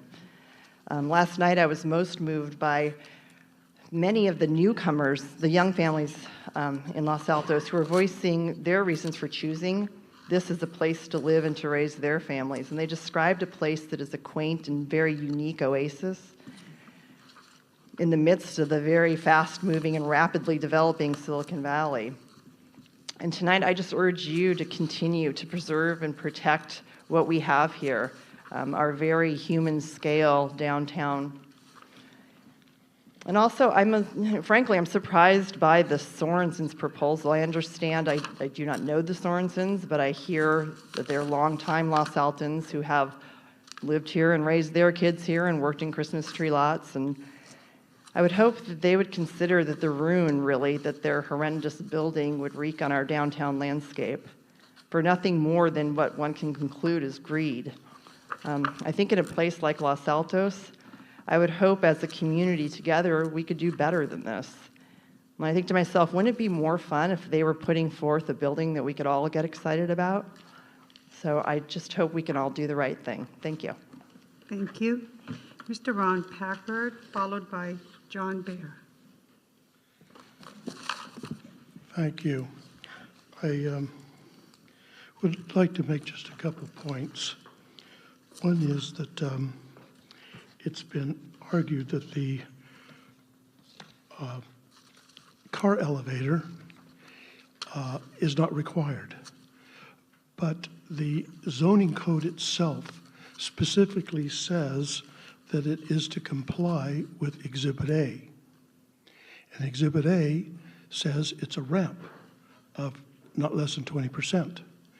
And the other code section says that there needs to be a one-way pathway, which is either, I think it's 12 feet, or two-way, which is 18 feet. So this ramp has to be 12 or 18 feet wide. Now, does it make a difference to us whether you have a ramp or a car elevator? Well, if people follow their normal patterns of practice, I suspect that many of the people who live at or work at 40 Main, when they have to choose, do they go with the inconvenient up and down elevator system, or do they take that very convenient street level parking at the parking plaza? They will go to the parking plaza. And that's going to contribute to the lack of vitality, the lack of vibrancy to our downtown, because we're taking away parking spots from our shoppers who want to come downtown. So it's a policy decision that should not be made by the Sorensens' self-serving interests. Now, the other question has been made of whether or not the issues raised tonight, is it de novo? This is brand new? Can new issues be raised? Or are we stuck with that 60-day? And I dare say, as I explained in my letter, once the city got the letter, we responded in 30 days. We had 60 days, we responded in 30. They sat on the matter for 41 days. We even see that they had the letter dated and then got it to us over a week later. They have unclean hands. And I think any court would hold that with these type of unclean hands, there's a waiver. Particularly in light of the applicant's counsel suggested that this hearing was forced upon them. I stepped out to read their letter, and they basically said they're voluntarily doing this. It wasn't under coercion. So there's a waiver. You can raise anything new today. Thank you very much. Mr. Baer? So I want to do a time check before we start this. I'm representing Friends of Los Altos, and there are two additional members of Friends of Los Altos. So does that give me additional time? Okay, they're going to have to fill out cards to cede their time to you, please. Are they here? Yes. Mr. Cassis, Mr. Becker? Okay. Okay, as long as they fill out cards to cede their time. Okay, so that gives me a total of 6 minutes. Is that correct? Well, actually, you would get 9 then. 9? I'll take whatever I can get. Okay. Well, we'll take 6. All right. No. Now, I'm not a lawyer, but that was not a waiver. Okay. So look, with regard to SB 35, I'm going to defer to the lawyers. I'm going to defer to staff. I'm going to defer to City Council, to the city's council as to whether the Sorensen project is entitled to SB 35. but sitting in the audience, it sounds kind of fishy, and I suspect that the applicant is hearing and interpreting things the way they want to. So I'm going to go back to last night. I was at a school board meeting where Egan was the subject of a debate as to whether it was going to be closed and given to the charter school. And when I got up to speak at that meeting, and no, I don't make a habit of speaking at a lot of meetings, but occasionally I do talk, I suggested that the most hated people in Los Altos would be the school board trustees, regardless of how they voted, whether they voted to keep Egan, to close it, to close another school. I'm going to suggest at this moment that perhaps the most hated people in town may ultimately be the Sorensens, but ultimately that's their decision. So we reach about, FOLA sends out a newsletter periodically.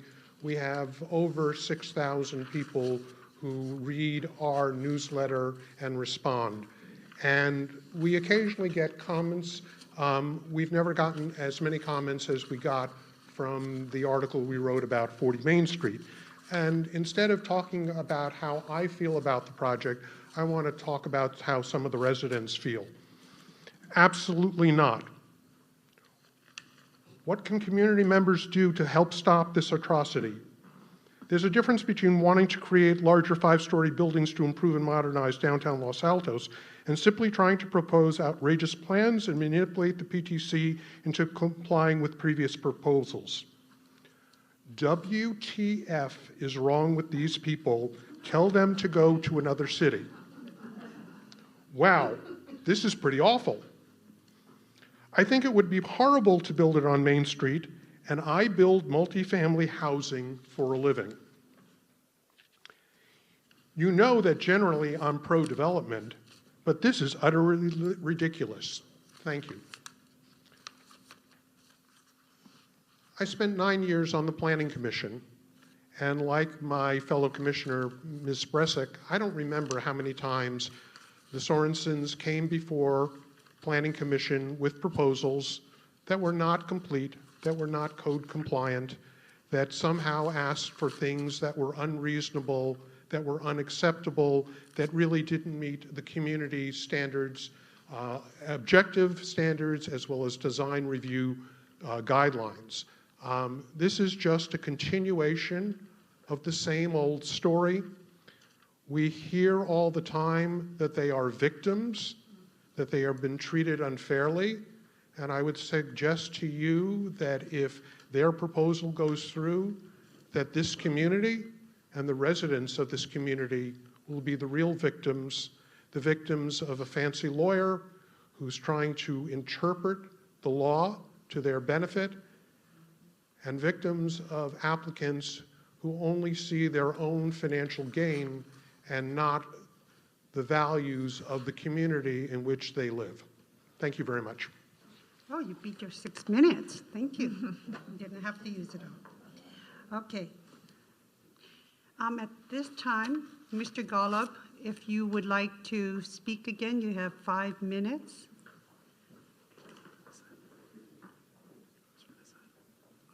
Mayor, we may have some additional speaker cards that are. Oh, do I have additional speaker cards? No, he No, was thank you. exceeding his time. Thank you. Did we have any further speakers that were interested in speaking? Okay, Mr. Golub. I think these were both seated too. Okay.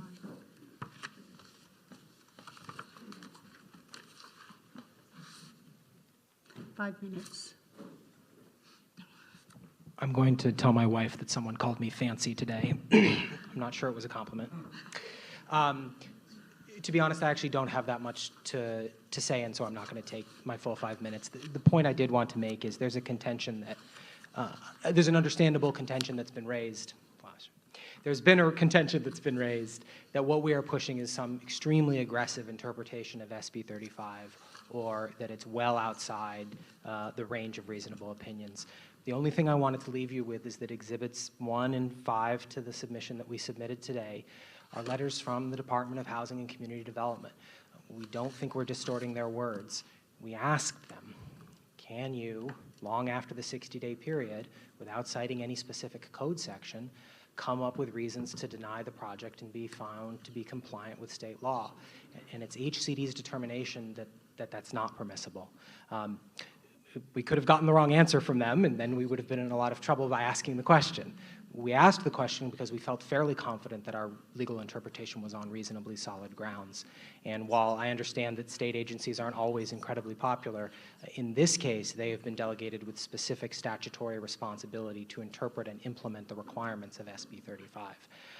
That's the primary reason that's the primary issue that I wanted to leave with today, and I think with that we'll conclude our presentation. Okay.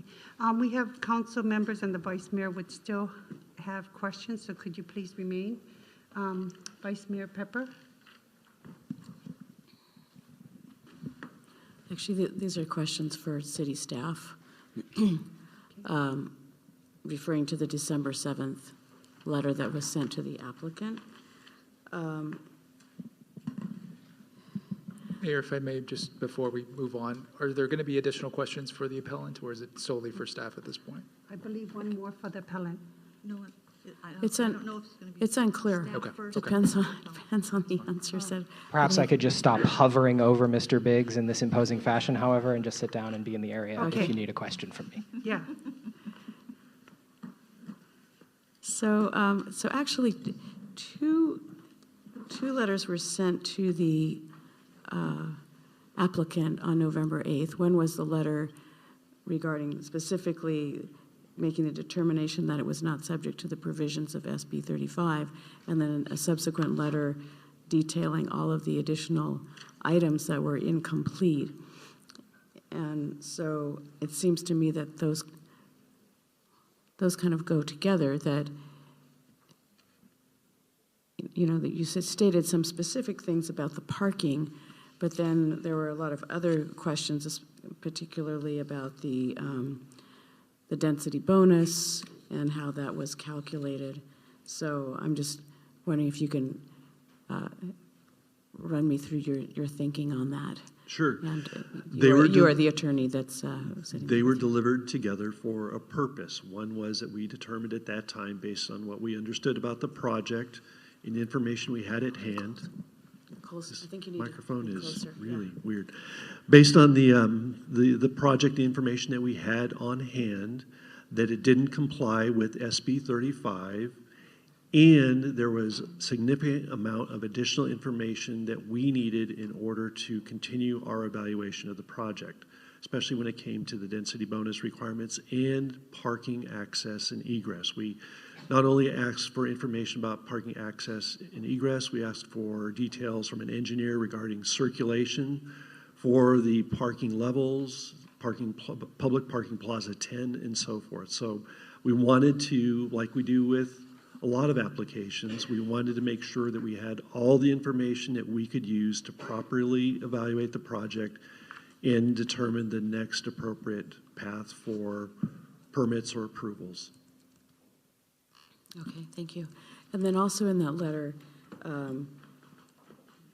you said that the application included two applications for two different projects, and stated that one of the projects needed to be withdrawn. Did you ever receive a response as to which project they were going to withdraw?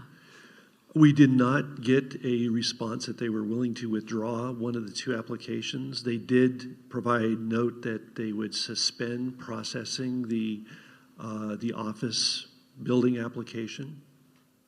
But yeah, but the two projects that were proposed, those weren't the two that were proposed. One was a three-story project with a single floor of commercial and 2 floors of housing, and the other was single floor commercial and 4 floors of housing. So I think those were the two projects that were submitted that you asked for clarification on which one they wanted to withdraw. So did you ever get response on that? Our clarification was they have an active application right now that was last heard by the Planning Commission in June of 2018 for a 3-story office building that does not provide any on-site parking. So it was a request to withdraw either the current application for the SB 35 or the former application for the office building. Oh, okay. In that case, there are actually 3 projects submitted then. Technically, yes. Yeah, okay. Thank you. All right. Mr. Biggs, and I'm going to ask you this, and it's possible that the architect for the applicant may have an answer if you don't.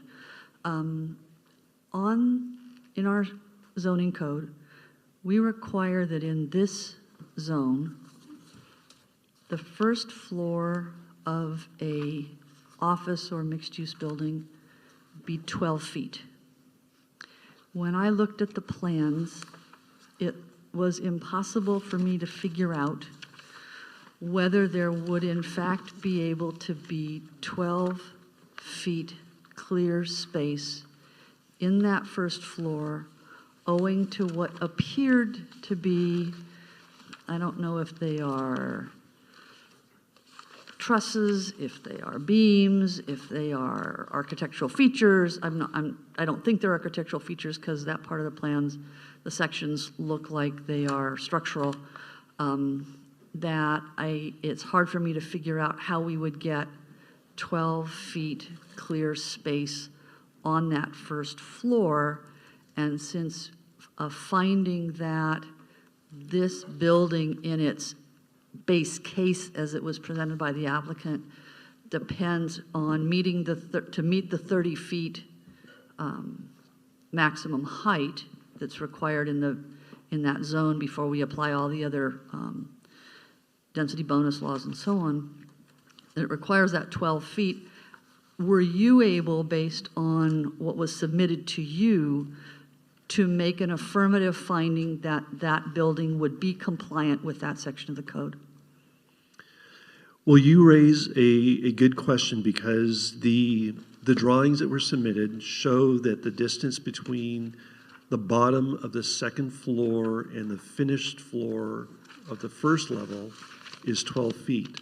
However, as you point out, there are some projections down from the bottom of the second floor into that 12-foot space, and it is not clear from what the applicant has provided what those elements are, whether they be structural elements that are part of the roof frame or the roof floor assembly, or if they're a suspended ceiling or some other type of enclosure for, let's say, hiding mechanical equipment, the sewer, the electrical, and so forth.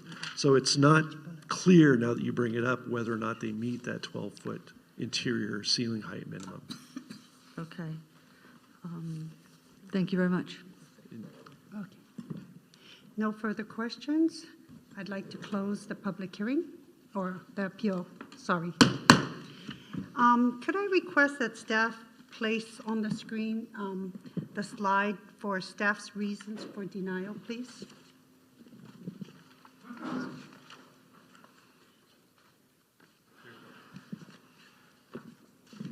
What I'd like to do is kind of get an idea where our council members stand on each element of what the staff has presented and whether we can get concurrence with staff based on the points that we have here. So let's go by one by, shall we go one by one or? Madam Mayor, before you begin, there's something I'd like to say, and that is, since the issue came up that there's been a project that's open on this space that was heard by the Planning Commission in June of 2018. I was serving on the Planning Commission at that time, and I wish to assure the applicant and everyone who has an interest in these proper proceedings that I'm looking at this project as it's given to us, to use a term that's been floated around this evening, de novo. That nothing that was presented or discussed at that Planning Commission meeting in any way affects my assessment of this project tonight. And I wish to thank the applicant for very thorough explanations and answering our many questions, trying to understand the applicant's perspective on how to apply various state law. I did not come here committed to any particular position, and I have an open mind and have had an open mind coming into this, and I appreciate everyone's comments and the contributions and information before we begin deliberations on this matter. Okay, I'm going to go through the first bullet and see where each of our council stands. The first one is, does the project exceed objective of 35% density bonus increase standard? And do you support the staff on this matter?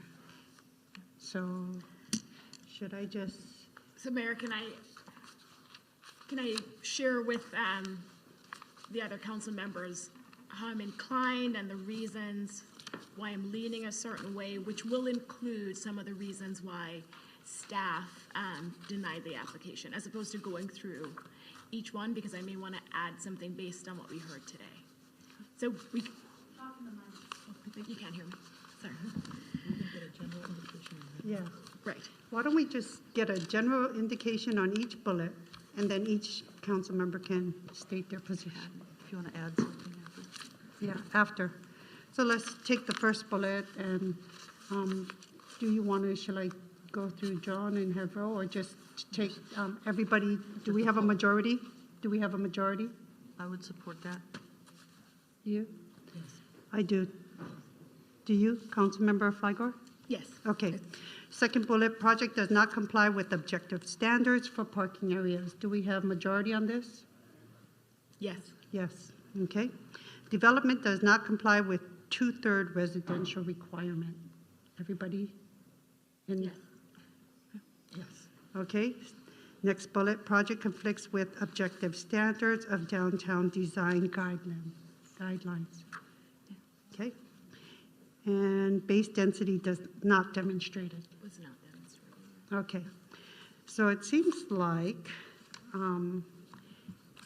we are all in concurrence with this, and if someone would like to make a motion, then people can comment after that. Mayor, I think what I would look for now, I think from the council is, obviously it's good that I think we have concurrence on some of these issues so that the council can give clear direction tonight. But it's important to also give an indication as to why you believe these standards essentially have not been met. Thank you. Exactly. Okay, Councilmember Flygore, go ahead. Why don't you start? Okay. Thank you, Mayor. And just to echo what Councilmember Nander said, thank you so much for your presentations and the information and all the hard work that I know went into preparing for the public hearing. Based on the record, including what we heard this evening, I am inclined to uphold the city's finding that the application did not satisfy the SB 35 requirements. And I'll go through the different reasons why I'm so inclined. The December 7th letter that the applicant confirmed this evening they received, I believe is adequate notice. It clearly states the development proposed is inconsistent with the city's objective zoning standards. It specifically names off-street residential and visitor parking, and also inadequate access and egress to the proposed off-street parking.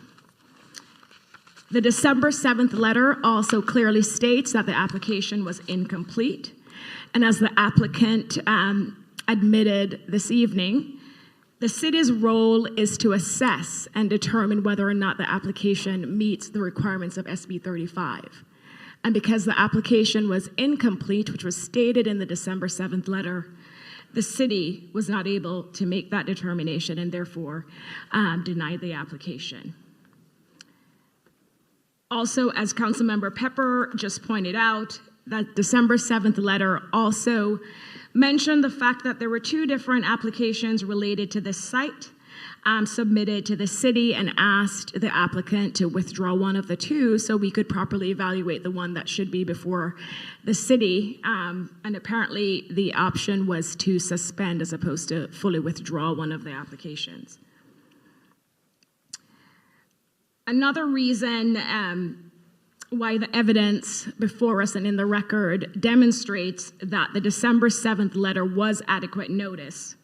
When you look at the applicant's January 10th, 2019 letter, responding to the December 7th, 2018 letter from the city, it clearly states the city's municipal codes that apply here relating to the off-street parking.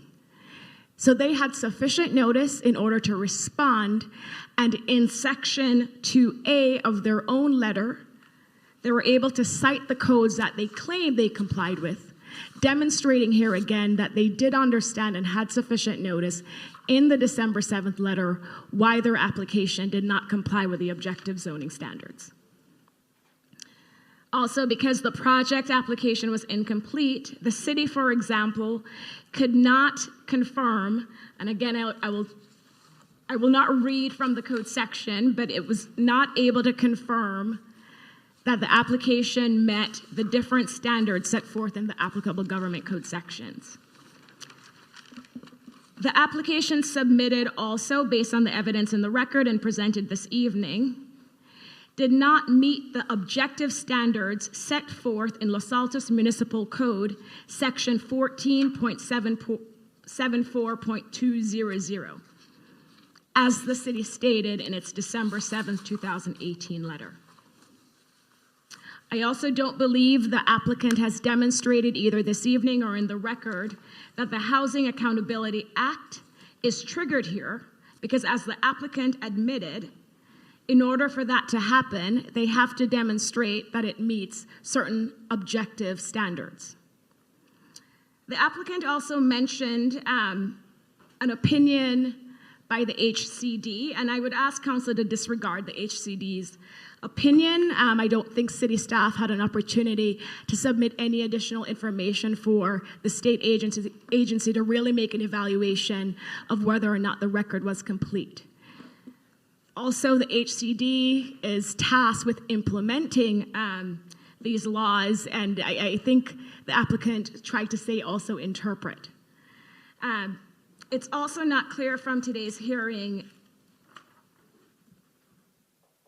whether or not, so in addition to the bullet points that we have before us, that staff has set forth for their reasons for denying, and in addition to the points that I just made, I do want to emphasize the fact that there's so many outstanding items, just based on the questions that were asked during the hearing, the applicant's response, staff's response. It's clear that this was an incomplete application, and more information was needed by staff in order to do what they're asked to do under the government code, which is to assess and determine whether or not the application complies and meets the SB 35 requirements. And so for those reasons, colleagues, I am inclined to uphold the finding of the city staff. Okay, Councilmember Bruins? I will try not to repeat what my colleague says. I concur with every point that she has made. You know, for me, in terms of, I want to speak to the number one, the 35% density bonus. State law very objectively states that we have an obligation to provide that 35% density bonus if the applicant is requesting that. What came to the city was not a 35% application. It was an 87.5% application. I do not believe that fundamental starting point is not consistent with SB 35 and its intention. There's nothing in SB 35 that clearly indicates to me that an applicant can come in with any density bonus. I mean, can come in with a 300% density bonus and start applying everything to that standard. So the base standard is a 35%, and it just doesn't meet that. So it fails at that point in this process for me. I also concur, and I think the second point I really want to make is our staff has an obligation. They must do a timely assessment of this. I stand behind that. I believe in that. But in order to do that, we have to have an application that provides all the facts, all the information that is required to do so. I do not have anything before me that indicates that the staff raised the bar of what they were asking for. It is the same bar that we apply to every development project, and it is the baseline by which we make all of our assessments, including the assessment in terms of the applicability of SB 35. So without a complete application, I believe we were hindered from being able to meet our responsibility in this to no fault of our own. So I could go on, but I think I'm just going to leave it with those two items. But again, this density bonus is a fundamental, one of a key finding as far as I'm concerned. So I'm not inclined, based on all the evidence, everything that's in the record, and anybody who knows me knows that I pore over and read every single thing. I was ready to state that I made countless hours, and that's kind of an exaggeration. It really is. I lost track of the hours that I invested in this. So I believe I've looked at everything that is in the record, and I've listened very intently with both the applicant as well as staff. And I will also state for the record that nowhere in my decision-making am I factoring in a lot of the public testimony that we heard, because I think the public testimony speaks to a different issue, and not most of it, well, actually I think all of it, a different issue, which is about the project itself. But what's before us is whether or not this is an SB 35 project. So I will end at that. Thank you. Vice Mayor Pepper, did you want to go, or did you want Councilmember Enander to go first? She wants me to go first. Okay. I won't repeat everything that my colleagues have said, but I ditto what they say, and the comments that I made previously.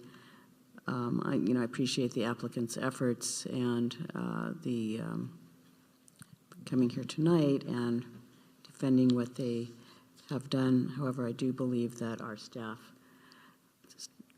denied the project appropriately, that the December 7th letter was sufficient, and the applicant did not respond to the incomplete application.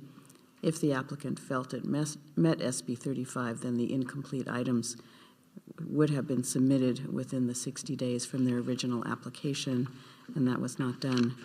And the parking does not meet the objective criteria as stated in the December 7th letter. So I feel comfortable upholding the staff's denial of this project. I too feel that we would be appropriate in upholding the staff's denial of this project under SB 35. And I'd like to speak to a couple of specific points. One is that we count on our staff to review projects for important health and safety issues, quite aside from aesthetics and other things that have been mentioned by the public. But when it comes to the actual SB 35 requirement, as well as our health and safety codes, we have to rely on the staff. And I think that to say that we would leave such things as ADA compliance and so on for plan checks and later discussion and negotiation would be an abrogation of our responsibility in that regard. And so I applaud the staff for asking for clarification and additional information that, had it been provided, would have allowed them to perhaps be more definitive in a reason for denying certain elements here.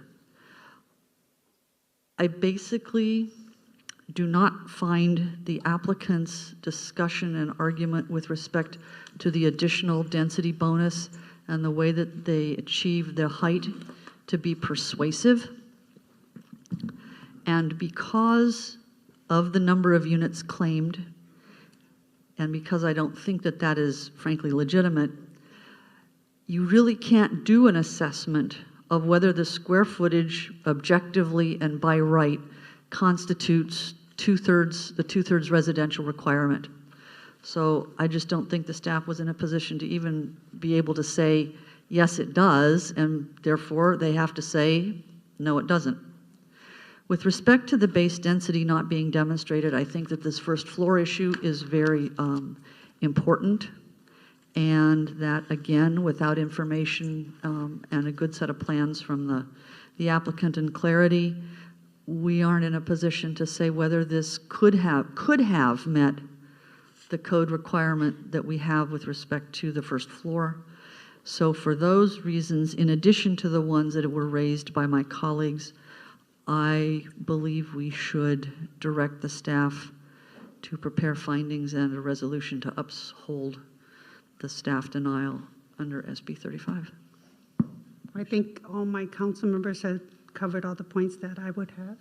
So if you want, we could provide direction in a motion, or would you Can I- feel comfortable with that? Yes, I Can I think it- make a motion Okay. Thank you. in that way, that we direct staff to prepare findings and a resolution consistent with these items, and to the extent that staff feels it's appropriate, the detail and other information just discussed and presented by my colleagues, to uphold the staff denial of the project under SB 35, and to return with that document as quickly as possible. We have a motion. Do I have a second? Second. Okay, seconded by Councilmember Bruins. Take a roll call, please, Mr. Magino. Councilmember Enander, Yes? Vice Mayor Pepper, Yes. Councilmember Bruins, Yes. Councilmember Flagger, Yes. Mayor Lee Ing. Yes. Thank you, council. We'll return at your next meeting with a resolution upholding staff's determination, and that will be in your agenda packet. I'd like to thank everyone for coming out for this appeal hearing and for all your comments. And at this time, we're going to take a 7-minute break. Thank you. Because you guys always take 10.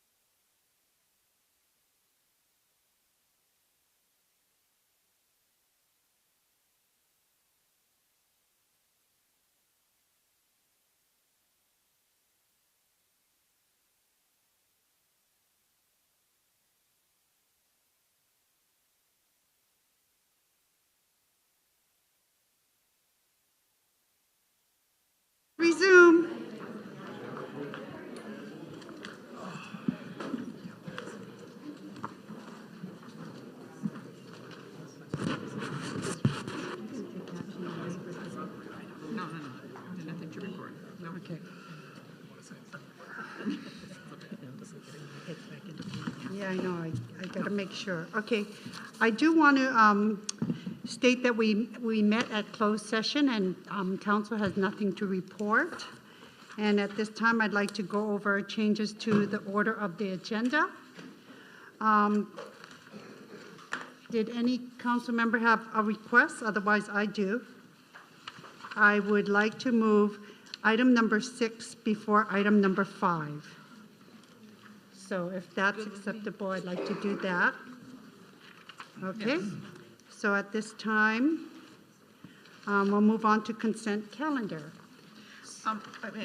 Actually, sorry, I'm sorry. I gotta shift gears here. Don't know if we need a formal request, but to pull item, what is it, 4? Oh, yeah. 4 Thank off you. the agenda because that is no longer, that's already been done. So if we could remove that from the agenda. That would be great. Thank you. Yes. Okay. So at this time, we'll move on to the consent calendar. I'll move the consent calendar. I will second. Okay, we have a motion and a second. Mr. Maginot? Councilmember Enander, Aye. Vice Mayor Pepper, Aye. Councilmember Bruins. Aye. Councilmember Flagger. Aye. Mayor Leing. Aye. Okay, let's move on to discussion item 3, Homestead Road Safe Routes to School project. At this time, we'll have staff present.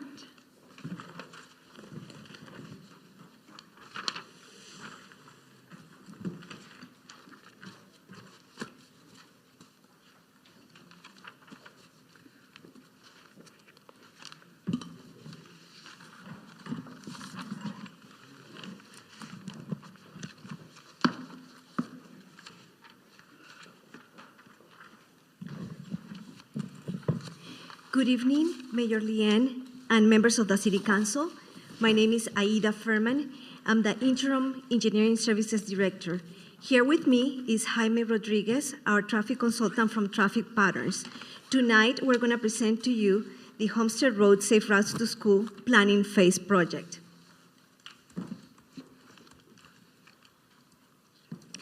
This multi-agency project is funded by a grant from Josie Mitian, President of the Santa Clara County Board of Supervisors. The lead agency for this project is the County of Santa Clara, and the project consultant is Kimberly Horn. The project agencies that are part of this project and are coordinating together are the County of Santa Clara, the City of Los Altos, the City of Sunnyvale, and the City of Cupertino. The goal of this project is to identify the near-term street improvements on Homestead throughout all 4 jurisdictions, the county, City of Los Altos, City of Sunnyvale, and City of Cupertino. All these cities attend the 3 schools shown on the map here. And they are gonna participate together. The city limits or the improvements within the City of Los Altos are from Foothill Expressway to Stevens Creek. And the project extends to Hollenbeck Avenue and Stelling Road. Here, this yellow arrow shows the project limits within the City of Los Altos. Jaime is going to be covering the components of the program and the planning components as well. He's going to be in detail going through the concept plan lines that he prepared for the City of Los Altos. And the project plan line contains elements that are incorporated based on feedback and comments from the community. Here, Jaime. Thank you very much. I just want to highlight a couple of things regarding the program and the planning phases of this project. The purpose of doing this project, as Ada mentioned, is that it's funded through a grant from Supervisor Simidian's office, but really the main goal of that is to, in addition to identify those near-term improvements, is to specifically develop what's called a conceptual plan line document of the street improvements on and along Homestead Road. And the purpose of that is to allow the city, all of the cities actually, to be more competitive in future grant fund opportunities that become available as funding is released within the county. And the targeting that the funding that the project specifically is targeting is the future Measure B sales tax grant program competition funding. And the program phase covers a lot of the community engagement to help us as a community and all the other communities identify, what is acceptable improvements within our community, what would work and function within the different communities, function together across all the different agencies, and then develop that plan line, begin the preliminary environmental studies specifically around traffic, the existing conditions, as well as with the improvements being implemented, what does that do to level of service if there are specific changes, and then more importantly, develop also those budgetary cost estimates to help us advance into grant funding competition. So I'm going to start walking you through different parts of the project, and what I'm going to do is I'm going to highlight some of the things that we're asking you to support, to ask the county in addition to what they've already started. So I'll start with Vineyard Drive. And just to clarify, Vineyard Drive is currently not an element of the Homestead Road planning phase project. There's been 2 community meetings that were kind of organized and put forth by the county. And when we all started participating in this project, we saw a very consistent message from Los Altos residents. Help our kids get to Foothill Expressway and across Foothill Expressway from the communities that are west of Foothill Expressway. And so what we did was ask the county to include that project. Currently it is not. They've told us that it's outside of the original scope. But if we come forward as a community with council support, we think that we can get strong support to have Joe Stamita's office ask the county to include that element, because that way, when grant funding becomes available, we can also pursue the improvements that we're going to discuss here as part of that grant package. Specifically, what we're recommending is that there be a new sidewalk along what I'm going to call the west side of Vineyard Drive. Also, a couple of speed humps to slow traffic down for bicyclists that continue to ride on the road and share the road with vehicles.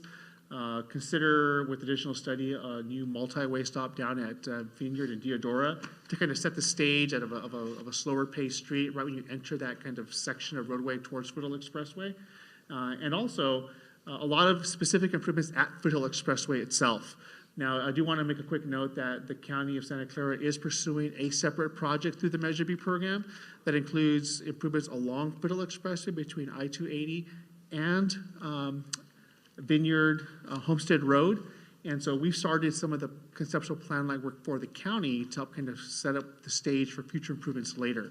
But we would be asking for, as part of the Homestead Road project added Vineyard, would be to take out the existing pork chop islands that are on the west side of Foothill Expressway at that intersection, because currently kids or any adult or bicyclist has to kind of go from a shoulder across a free right turn lane into pork chop island. It's a smaller dwelling area, wait for a walker or green to cross the street.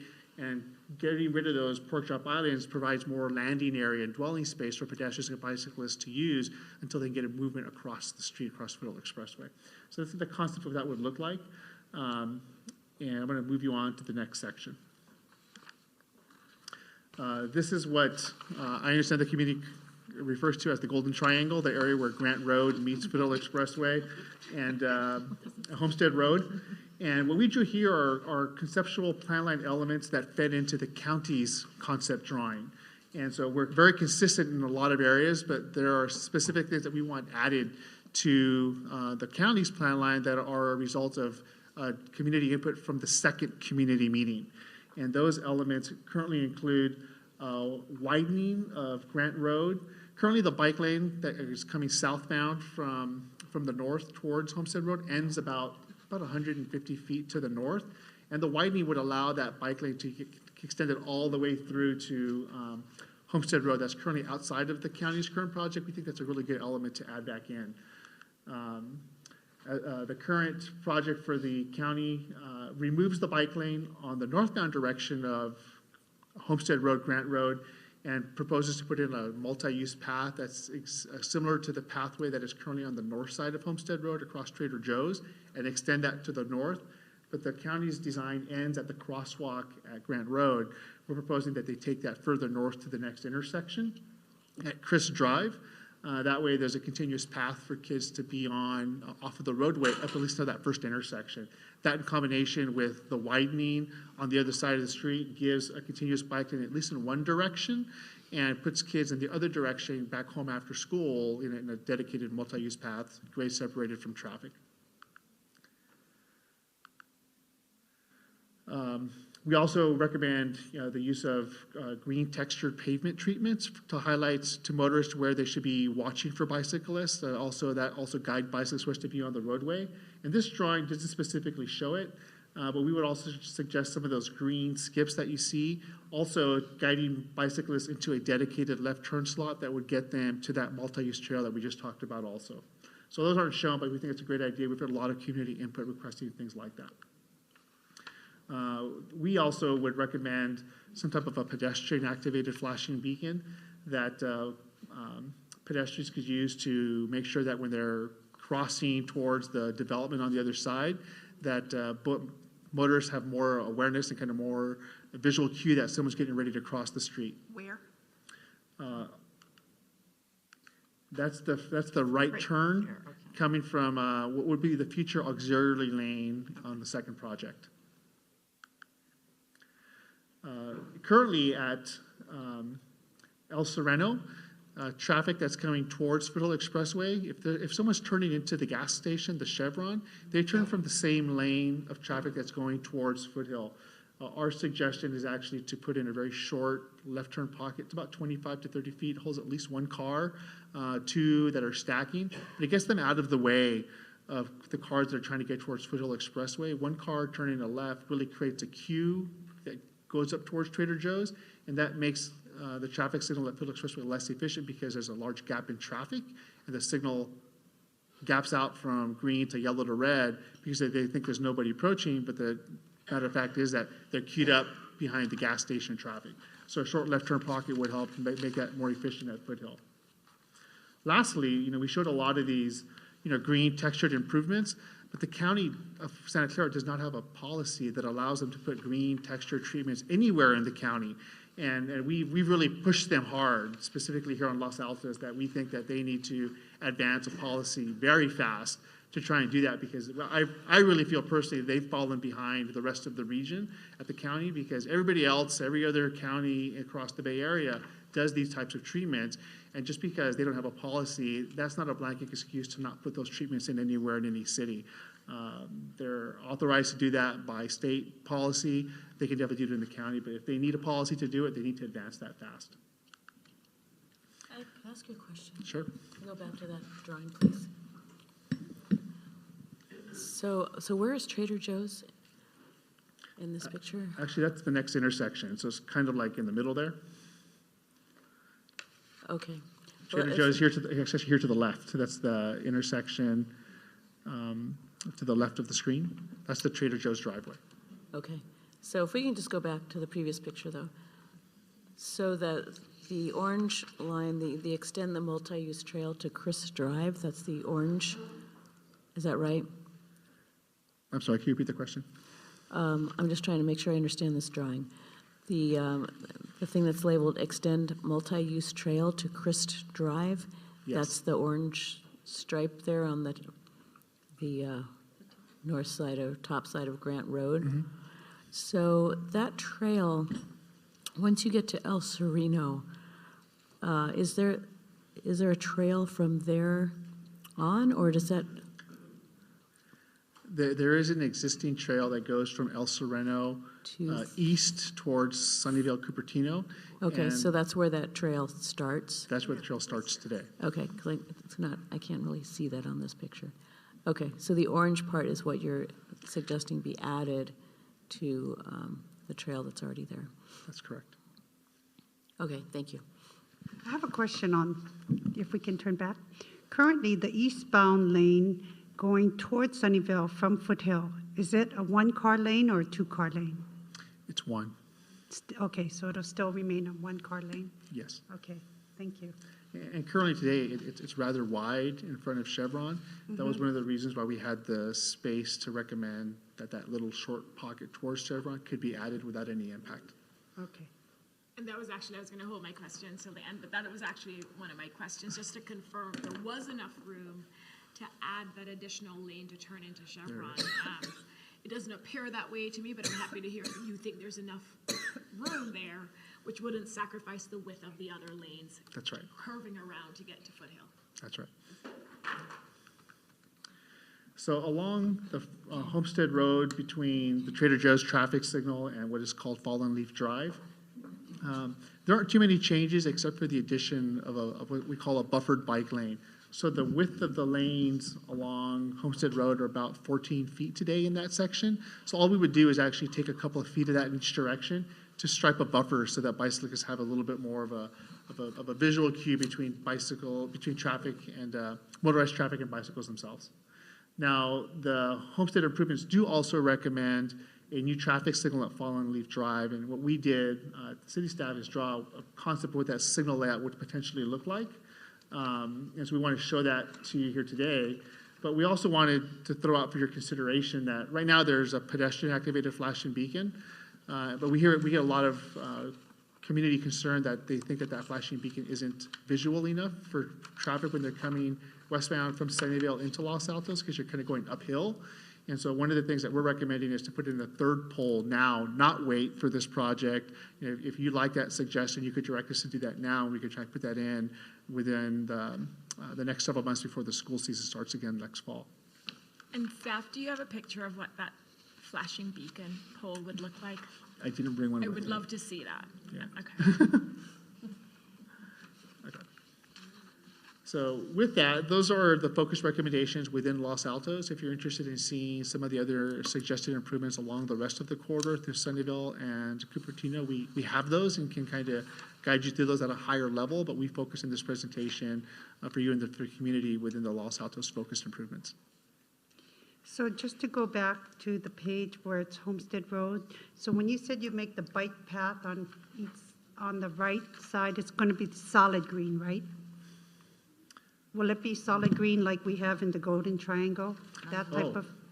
Yeah, we can definitely do that. If that's something that you'd like to see, let us know. To highlight we can it make so more it can make improvements. it clear that it's a bike path and it'll be safe. Okay. Does council have any further questions for staff? I do. Okay. Go ahead.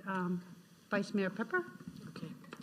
So the proposed traffic light there at Fallen Leaf and Homestead, does the neighborhood support having a traffic light there? You know, the county is still kind of putting together their summary of community comments. One of the reasons why the traffic signal got recommended was because in the first community meeting that was put out, a lot of residents expressed concern regarding the operation of that intersection. Mhm. And so that led to a recommendation by the county, the city, and the consultant staff to look at a traffic signal at that location. When we started working on the project, we said, well, hey, if you're going to recommend a traffic signal, it's got to be justified. There's lots of ways to justify a traffic signal. So we, the city, funded the traffic data collection of data at that intersection to help the county and their consultants make a firm recommendation. So that traffic study is still being finalized. It hasn't been presented to the community yet by the county, but we at least help them kind of determine whether or not that is going to be a good, feasible recommendation long term. I do want to make a note that this is still kind of high-level program planning level. So if that stays into the conceptual plan line drawing, when the design starts, there still needs to be a lot more community engagement and a lot more confirmation about the operations of the traffic signal as the design phase moves forward. But at least it gets it into the program at a programmatic and planning phase level. It gets it into the project, into the budget, so when we go after grant funding, we can actually make sure, at least we have security on the funding to build that out later if it turns out in the design phase and further community engagement phase that the traffic signal is in fact warranted or justified as part of the project. Yeah, because isn't there also a traffic signal? There's a traffic signal farther down on Homestead, isn't there? Yeah. Is Yeah. it where Trader Joe's is? Yes. Or Yes. something? There is. Because that area is a mess. When you're coming down Foothill, I mean, I've come down Foothill before, like a commute time to go left onto Homestead. You have to sit there for 4 or 5 cycles of the light because it backs up at that first traffic light. So you can't get through because they all have all the people coming off the freeway, all the people coming down Foothill.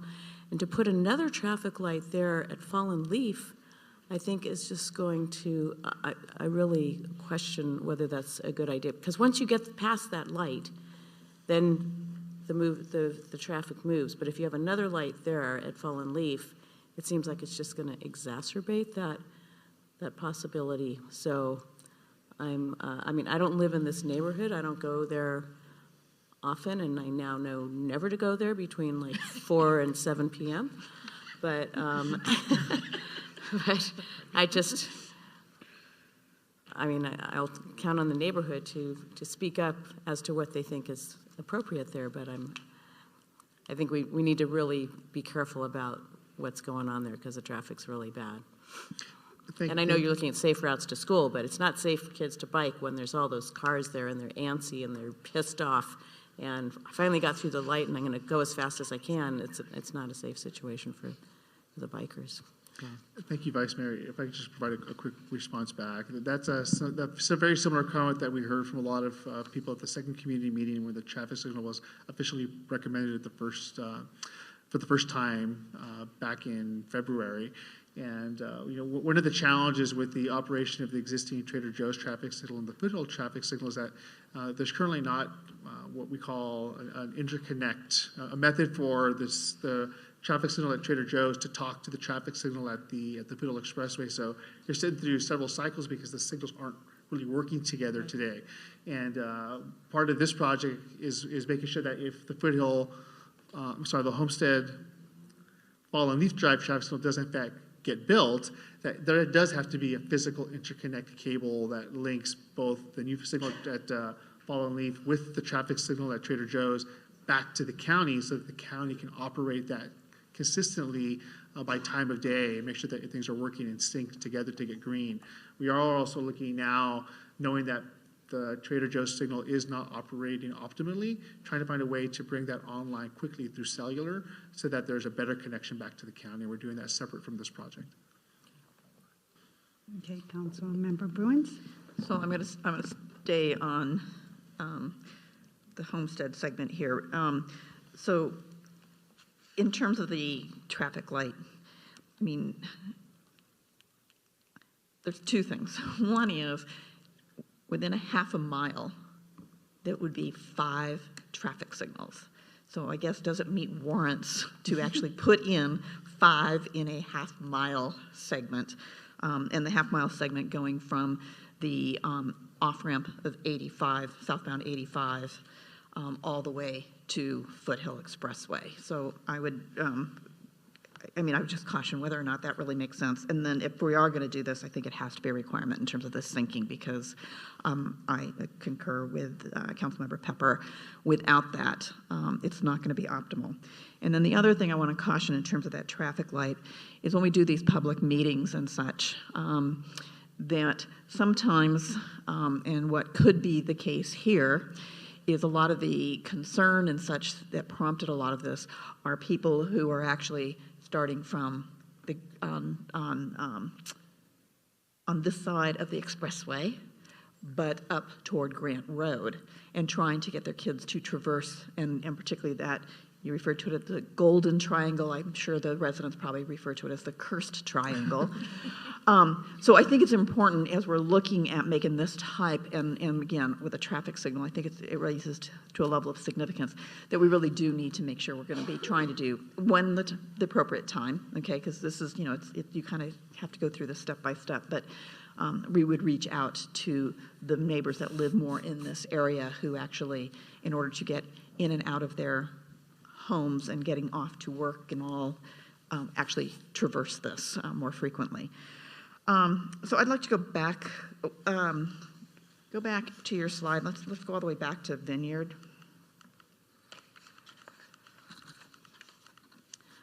So on Vineyard, some clarifying questions is one, did the planning study collect data, you said, in this segment?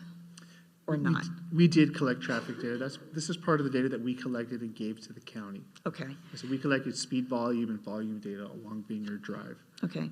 And so if you can clarify, you use the term sidewalk. You got a sidewalk on one side. So I unfortunately did not make the time to go out and actually take a look at this, and I cannot do it from memory. So I'm trying to understand a couple of things. One is a sidewalk is for pedestrians. So is there a pedestrian facility on the other side of the street, or are we just saying, and we're trying to add it on the second side, or would this be the one and only sidewalk? In this specific concept, we're proposing just one sidewalk along the west side of Vineyard Drive.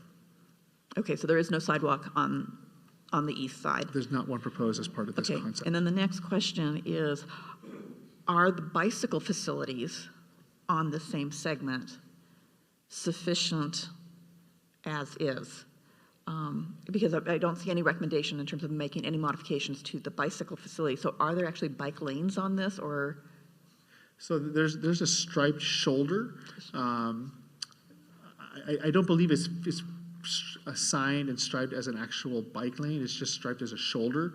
And so it's inadvertently or informally used as a bike lane, but it's shared bike lanes / pedestrian pathway.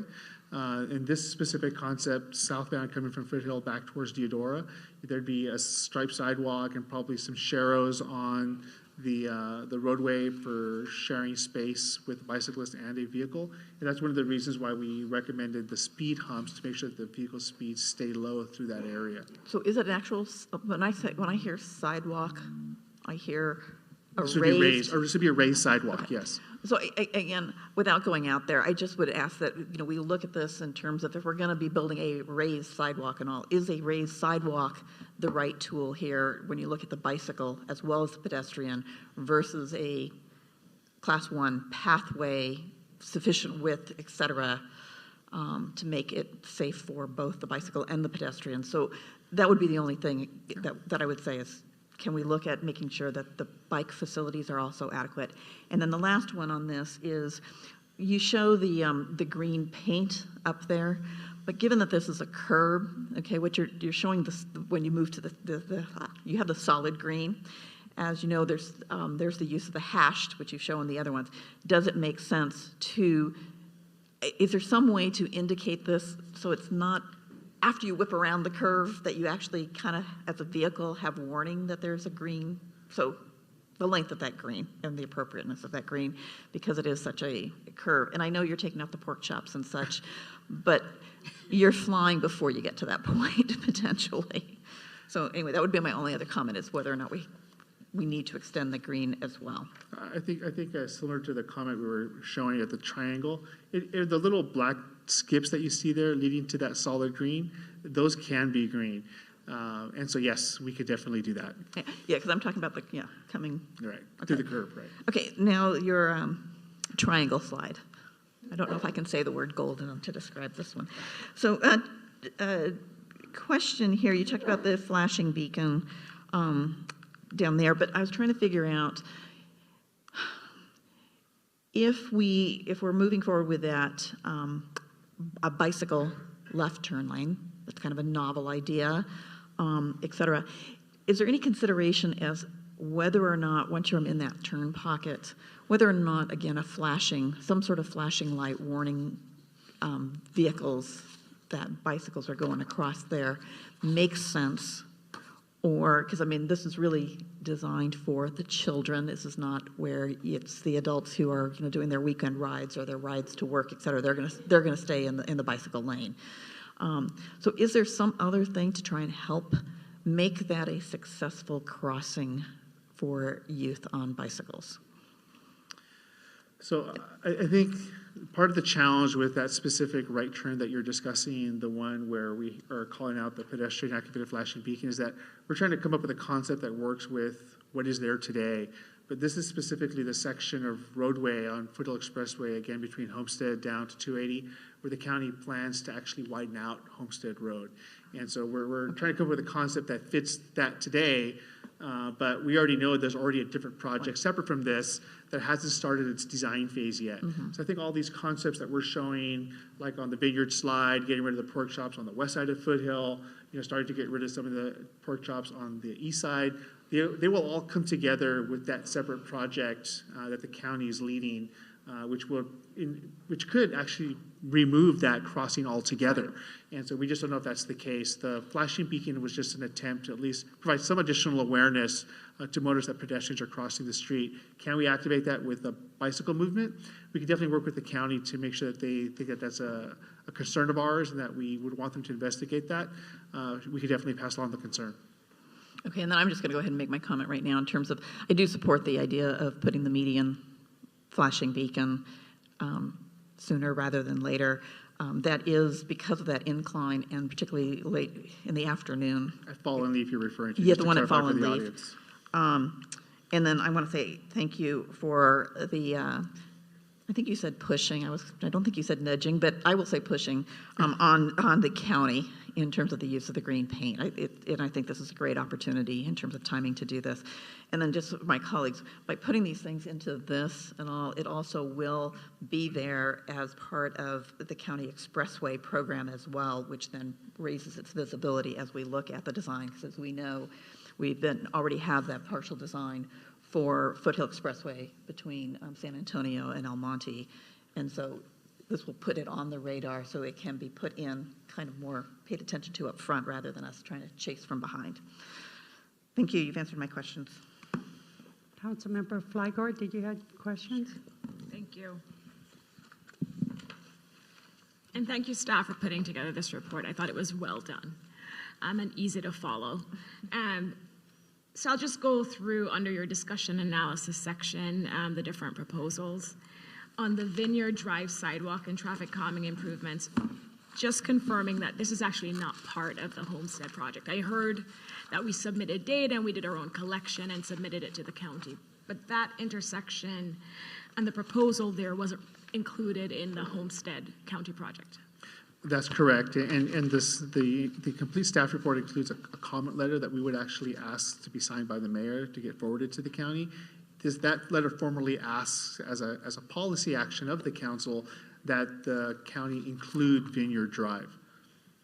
And I support that ask. I think Commissioner Stacey Banerjee had sent in a letter suggesting additional language that we could add there, that alternatively, and you mentioned the other project that we know the county is pursuing related to that section. So if it's not included in this Homestead project, which is the initial ask, then as a backup to that, we want it to be considered for that other project.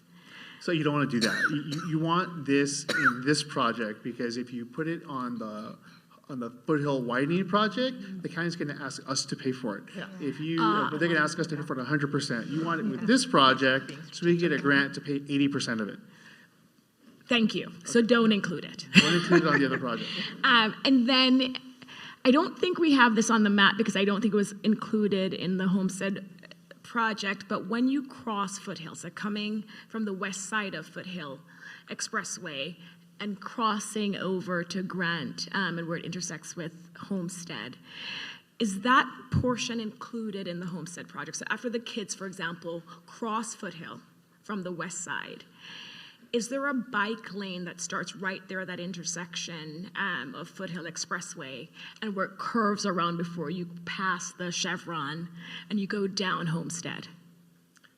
Yeah, so this concept puts in a bike lane on the Vineyard side, and if we can push the county to do more green bike and other more creative improvements across the Foothill Expressway, this concept shows that pathway for bikes, that bike lane continuing across the intersection and being striped continually across that right turn that Councilmember Bruins was discussing earlier, and has that continue straight across the Chevron driveway. One of the things I did want to note that's on this plan that the county did support also is for us within Los Altos and Cupertino to work with all of the private property developers, the Trader Joe's and Chevron, to put in stop signs at all their driveways. Currently, they're not signed as stop signs, and we have heard a lot of community concern about bicyclists being cut off by people exiting the driveways. So us moving forward now and not later to request those properties to put in stop signs would address that issue. Thank you.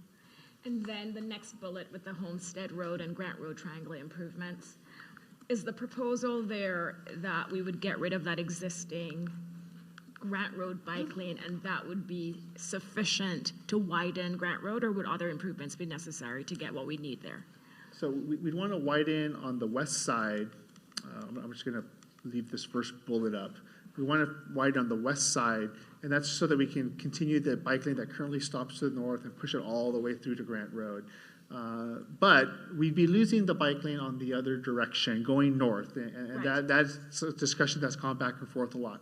But that's the only way that we could build the continuation of that existing trail that's across the street from Trader Joe's, that currently stops at El Sereno, and continue all the way across to hopefully towards Chris Drive. Again, currently the plan from the county stops it at Grant Road. We probably want to ask them to continue it further north to Chris Drive. And I don't think that's an element that's in the current comment letter. So we would definitely want to add that in if that's what you guys would want to see. So are you done? No, go ahead, Luna. Okay. No, if you're not done, I'll let you ask your additional question. Okay, just a couple more. On the flashing beacons, just to confirm, this would be temporary until and if the traffic signal gets approved? That's correct. So we would build that now, and then when the traffic signal gets built, the new flashing beacon, the third pole, and the existing two would all go away with the traffic signal being built. And I was happy to hear that community outreach would happen once this is all approved, because the traffic signal, the flashing beacon. Also, interestingly, and I don't know how many years back, I remember there was somewhere in Los Altos where they were proposing adding these green skips, and the residents didn't want those green skips in the neighborhood. And so when I look at this, I see some planning commissioners nodding their heads. I can't remember where it was in Los Altos, but so that's something I think when you're packaging it and doing your community outreach, that you make it clear and why we need to have these green skips in these areas, and if there's no other alternative to doing it that way.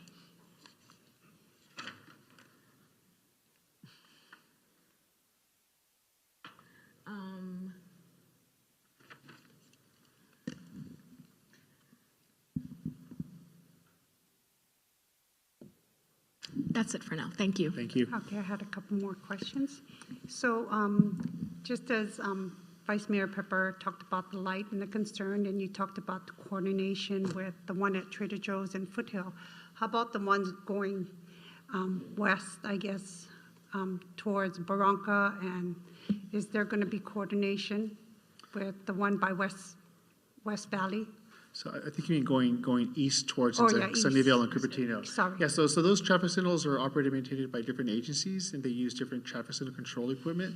I think the goal here would be that we'd want to make sure we're all on the same time. Correct. And that's how we sync traffic signals, by the way. It's all time-based, to know that one guy goes green at 5, the next one's going green at 5 o'clock and 30 seconds, the next one's 5 o'clock and 45 seconds. We're all at the same time. We can coordinate. So that would be a big element of this project, is make sure that we can all sync our time clocks together. Okay. And then is Semidian's office going to take the lead and get one big grant, or we're responsible for Los Altos? Because in order to do that coordination with that lighting with Sunnyvale Cupertino, who's going to get that money and who's going to implement all the... In order for this to be a successful grant project, it has to be one grant from all of us. And that's Okay. the whole point of doing this planning So process. he'll take the lead. So the county would probably be the lead agency. We'd all be writing and reviewing the proposal together. But it would be submitted likely by the county on behalf of all the agencies.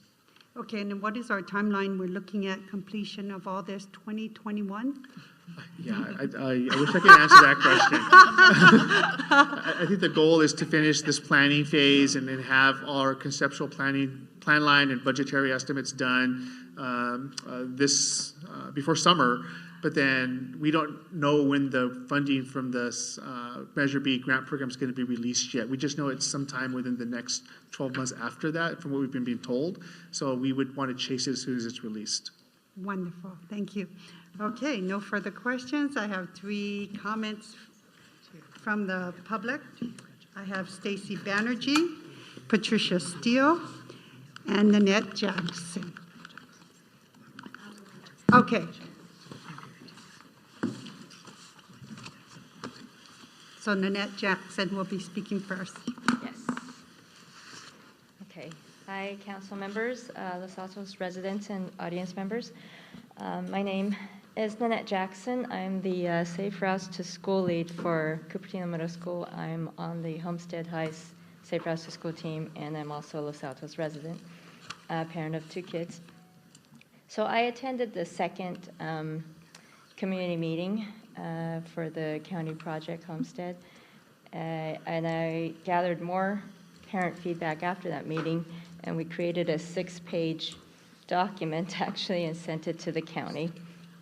And I want to thank Jaime for putting all this together. I think it's great and addressed actually a lot of my questions or concerns. So yeah, so it's certainly on the Grant Road and Triangle portion. We were concerned with the the county's proposal. They wanted to put a median point for the bicyclists turning left to go onto the median, and that one was concerning because we were thinking the middle schoolers who are sometimes first-time bikers to school, 11 to 14-year-olds, they wouldn't know how to navigate across that busy lane to the middle divide. So I think it would be best if we did extend that bike lane on the side. And the other one is the Fallen Leaf Homestead traffic light. That I looked back on Nextdoor at the comments from residents back in September, and there was a lot of comments about wanting the traffic light, and I think the main point there is having the coordinated traffic light, and that would really help. And I think that was the main thing I took away from the residents' comments in that section. And then other comments, I do like the Vineyard Drive improvements, the green paint and the pedestrian beacon. So yeah, all the stuff that were recommended today, that's a yes from me. So thank you. Thank you, Ms. Jackson. Patricia Steele.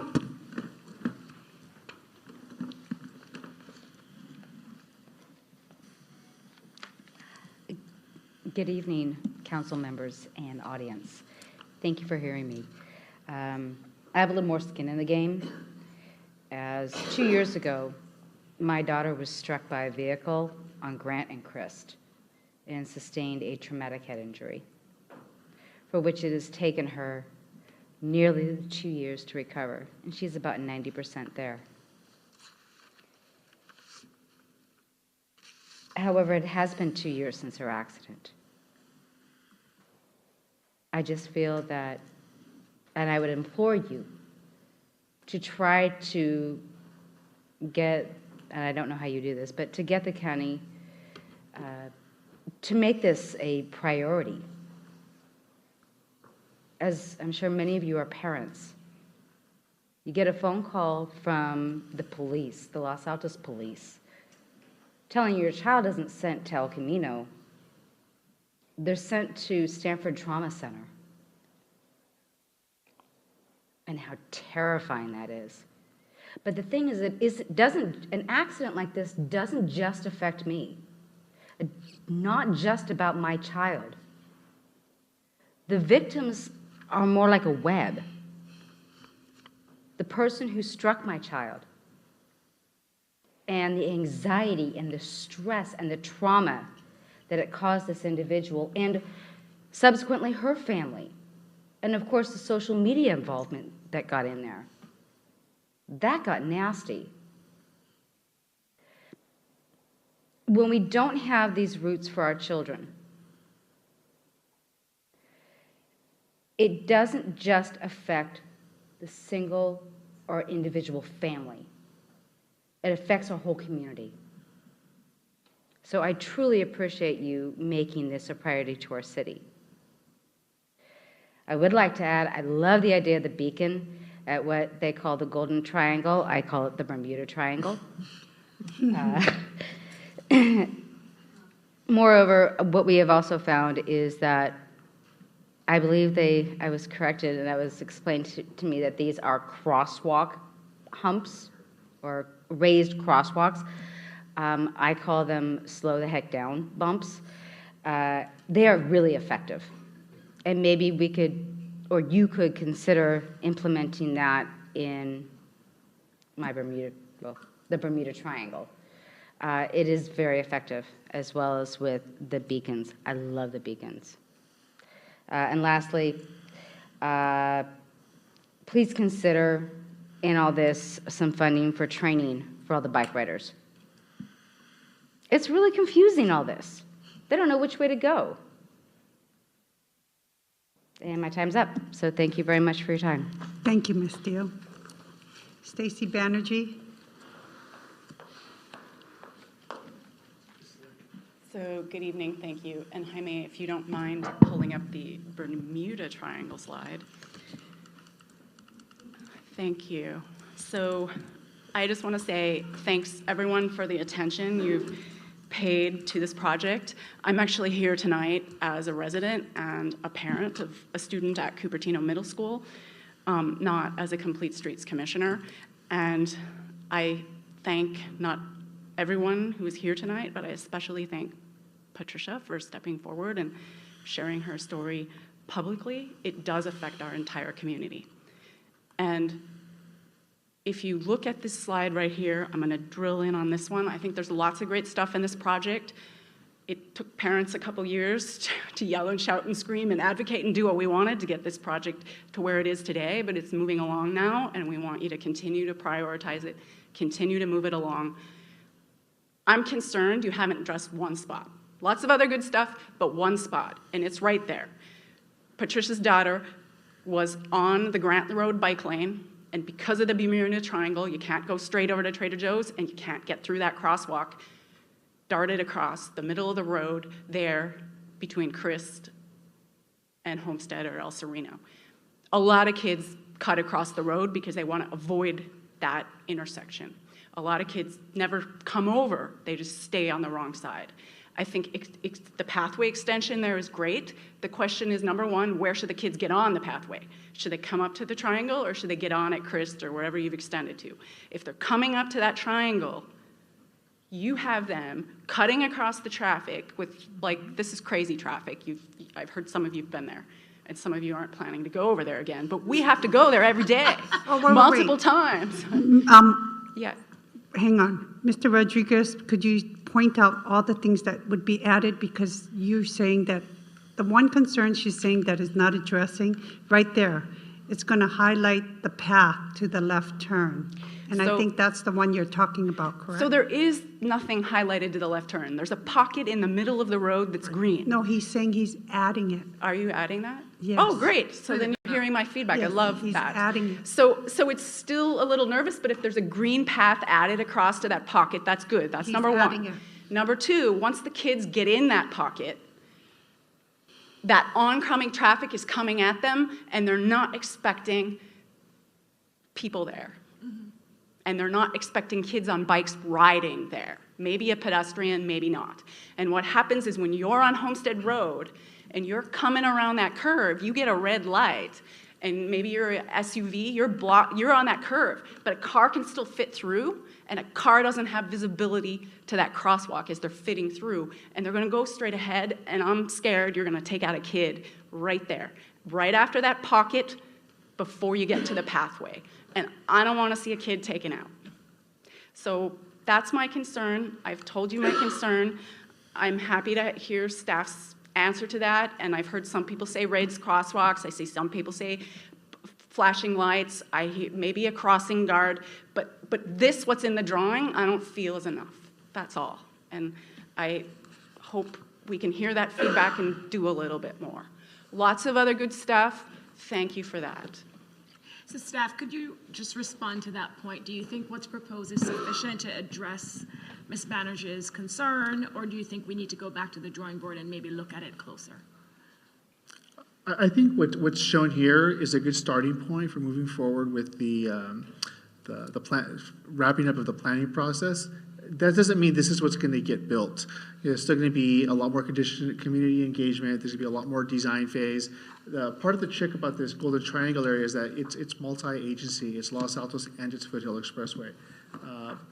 I personally think the raised crosswalks are an awesome idea here. We actually drew them into the original recommendations, discussions we had with the county.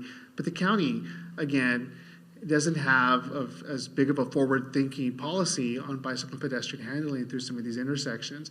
They didn't want the raised crosswalks shown. They didn't want the green bike paths shown. We showed at least the green pathways. But I think that becomes part of the policy advisory board discussion that has to happen regarding adding in those types of treatments. The current county policies just don't allow for them. So when we move into a final design, if the county is moving forward with a policy that allows for those treatments to be put in, a raised crosswalk across Grant Road and across that right turn coming from 280 back towards Homestead, those are great locations for raised crosswalks. I think those could easily be added in, but I think under the current discussions with the county, they just didn't feel comfortable showing it because they don't have a policy for it. And if I'm allowed, I had 13 seconds left. I would just say, at some point, we lock on what goes in the grant application and what doesn't. And what we have learned about Miramonte is once something's in a grant application, we're stuck with that, and getting a change is really hard. So be very careful when you hear part of what you just heard. But I do appreciate staff's attention to this because they have done a lot of good work. I just don't want to see a kid taken out. Thank you. Thank you. Carrie Lazarus? Kathy. Oh, Kathy, sorry. Sorry, I couldn't read the... Thank you, Mayor. It's my fail. My pen is skipping, and you can't read my writing. Kathy Lazarus, I live in the Fallen Leaf neighborhood, and I'd like to just speak to the potential intersection or signalized intersection at Fallen Leaf and Homestead. First of all, it's great to see 4 agencies actually come together and talk about potential solutions to a problem, so that in itself is quite a little victory. I would encourage the council to continue to include the potential for a signalized intersection at Fallen Leaf and Homestead for several reasons. First, ingress and egress from the neighborhood during the peak time is nearly impossible. And my observation is that the net effect of that is that people in the neighborhood and going through the neighborhood tend to cut through and exit out by the Lucky store to get onto Foothill Expressway and try to avoid that intersection completely. Secondly, the only time people can really make vehicular turning movements is when somebody pushes the flashing crosswalk and the traffic stops, and so then a car or two can pass through. So I think it needs further study, which your staff indicated they're taking some of the traffic counts. I think that's worth taking a look at, and I really think the other component to a successful additional signal in that neighborhood is really going to be to interconnect those signals. I think even without a traffic signal, interconnect of what's there already could be very beneficial to the traffic flow, particularly during the morning and evening peak. Thank you. Our last speaker for this item is Stephanie Singer.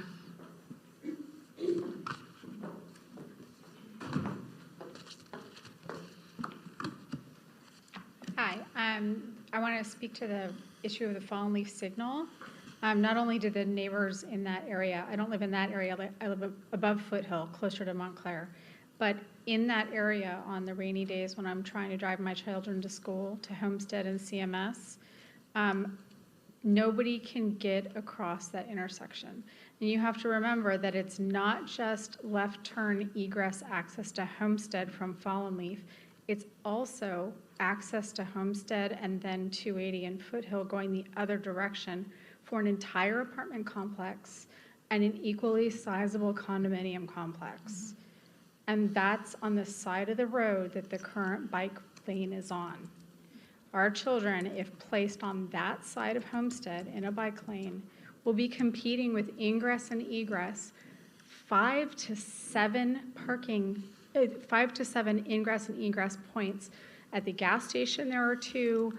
For Trader Joe's, there are 2. There's another one at Starbucks. There's another one at Pete's. There are 2 more for the condo and apartment complexes, and then farther down. So I definitely applaud the county and the city engineering groups working on trying to get that path extended all the way to Christ. It's integral to keep our children off the side of the road where the commercial businesses, especially at the commute hours going in and out of that gas station, we just need to keep them off that side of the road. Now, given that necessity, because our children do not have driver training, they're 67-pound, my son, 6th grade, was 67 pounds, biking across a Foothill Expressway, biking across 85 freeway, biking across a creek bed, and through 3 different cities, as well as crossing and competing with every vehicle during the morning commute, trying to get on 85 in the opposite direction of the one that's accessible from Homestead, thereby adding to the Bermuda Triangle conflict of our children on bicycles with vehicles as they go up Homestead, turn left on the expressway to get on 280 going the other way so that they can finally get on 85 in the direction that they intend to travel in. In order for our children to stay safe and to get to the proper side of Homestead where the off-street protected bike lane will be, we need to have secure crossing to enforce our children to get across with a crossing guard. We need the behavioral patterns of all the drivers in that area accessing the Bermuda Triangle to be stopped by a crossing guard who has the authority to make sure that the drivers are alerted to the fact that children will be on bikes so that our children feel safe getting to school. Thank you. Thank you. At this time, I'd like to turn to council if they have any comments.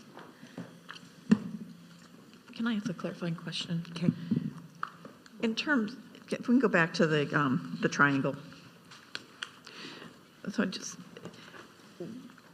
So when we look at that creation of the turn pocket, so we see the widening Grant Road, that arrow is on the green skips, and then it moves to the solid as we approach that intersection. We're adding the green skips to connect over to the pocket itself. That's correct. So, but the question now I have, because I mean, it's very hard. You know, we have to educate the parents and we have to educate the kids on how these things work. So I'm a little confused right now. So this child makes their way into that turn pocket. What happens? What is there? Is there a crosswalk there? What is the expectation? Let me just get to what is the expectation of that child traversing that? Am I getting off my bike because it's a crosswalk and I'm walking my bike across there? Or am I on my bike? It's not a crosswalk, because we try to train our kids with consistency. We always tell them, all the crossing guards have the kids get off their bikes to go and walk their bikes across crosswalks, right? Are they walking or are they riding across that, and what is that that's right there? A bicyclist, student, adult, would be in the bike lane, ride through those skips, ride into the solid section. And if we added more skips into the left turn pocket, they would be riding in front of the oncoming traffic going towards the triangle to access that spot. With that said, I do want to clarify one thing. Just my question is once I'm in that pocket. Once you're in that pocket, then yes, you could just go into the crosswalk or crossing across the street across Grant Road. So I'm riding my bike in the crosswalk to get across, or am I walking my bike? I think if we had a crossing guard there, all the crossing guards typically direct the kids to walk. They do. Right. So the expectation would be that if there was a crossing guard there, they would walk across. And if there's no crossing guard there, how are we helping? I mean, we have to go through a process to get the crossing guard, and I'm not saying I'm against putting a crossing guard there, but this needs to work. Sure. If we don't have a crossing guard as well, or as best as we can, right? So part of that is, again, an education and encouragement kind of a policy that we're not discussing here in these engineering drawings. And so I think there was a community member saying that, hey, you have to support this with a little more education and stuff as well. That has to happen citywide, and it's already starting to happen countywide in a lot of the other cities. Educating kids specifically what to do when they're in these bike treatments. And so that's an element that we can't address in these engineering drawings. It has to happen later as part of education and enforcement and education.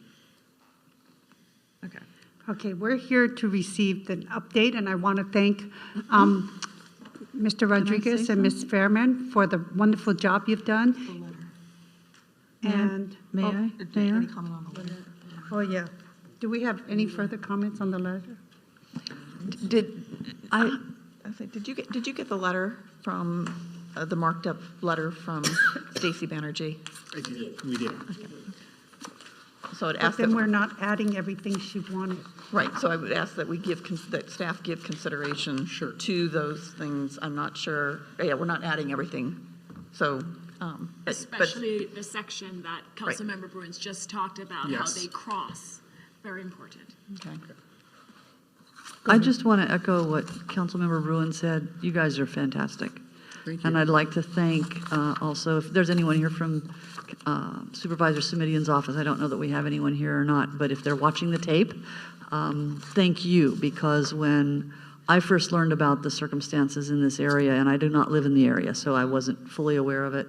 And I met with a group of parents, and all I could do was shake my head and say, this is going to be hard, but it shouldn't be impossible.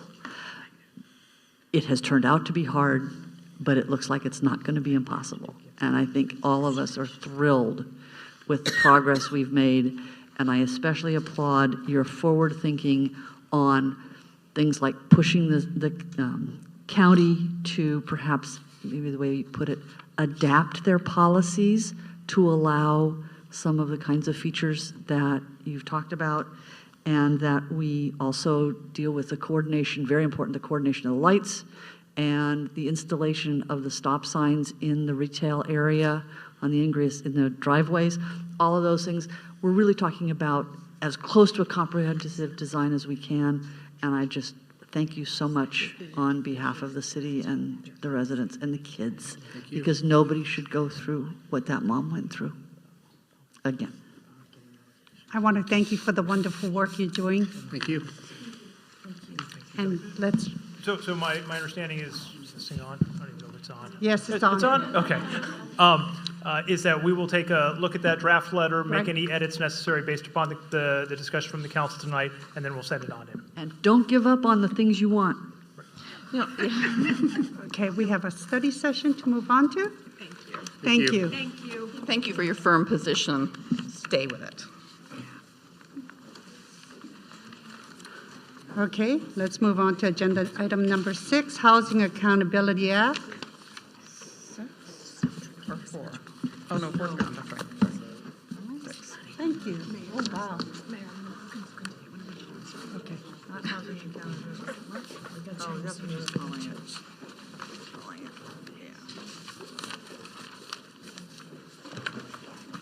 Pass it on, or maybe don't touch it. Okay. So just.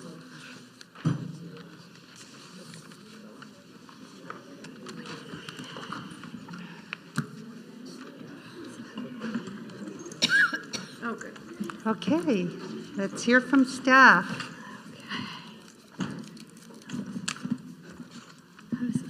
Mayor Lee Ing, I just wanted to introduce Heather Lee of the City Attorney's Office. She's going to be doing the presentation on Density Bonus Law and Housing Accountability Act. John Biggs will then chime in with CT zone discussion, and then I'll walk the council through some options on the CT zone. Hello again.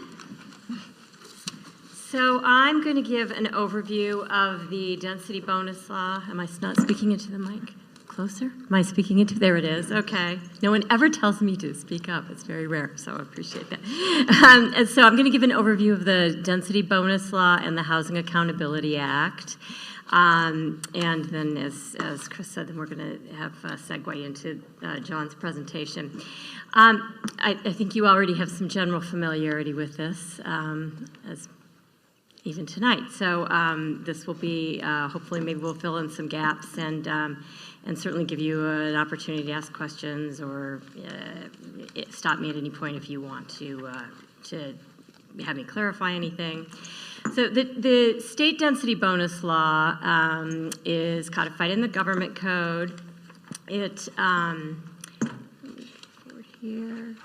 Both the state density bonus law and the Housing Accountability Act are part of a whole larger set of state measures that are designed to encourage and incentivize housing development, as I'm sure you know. And in just last year, a host of new legislation came into effect, which you're probably familiar with to some extent at least, all trying to address a critical housing shortage that's been identified by the state. And there's certainly a trend in legislation.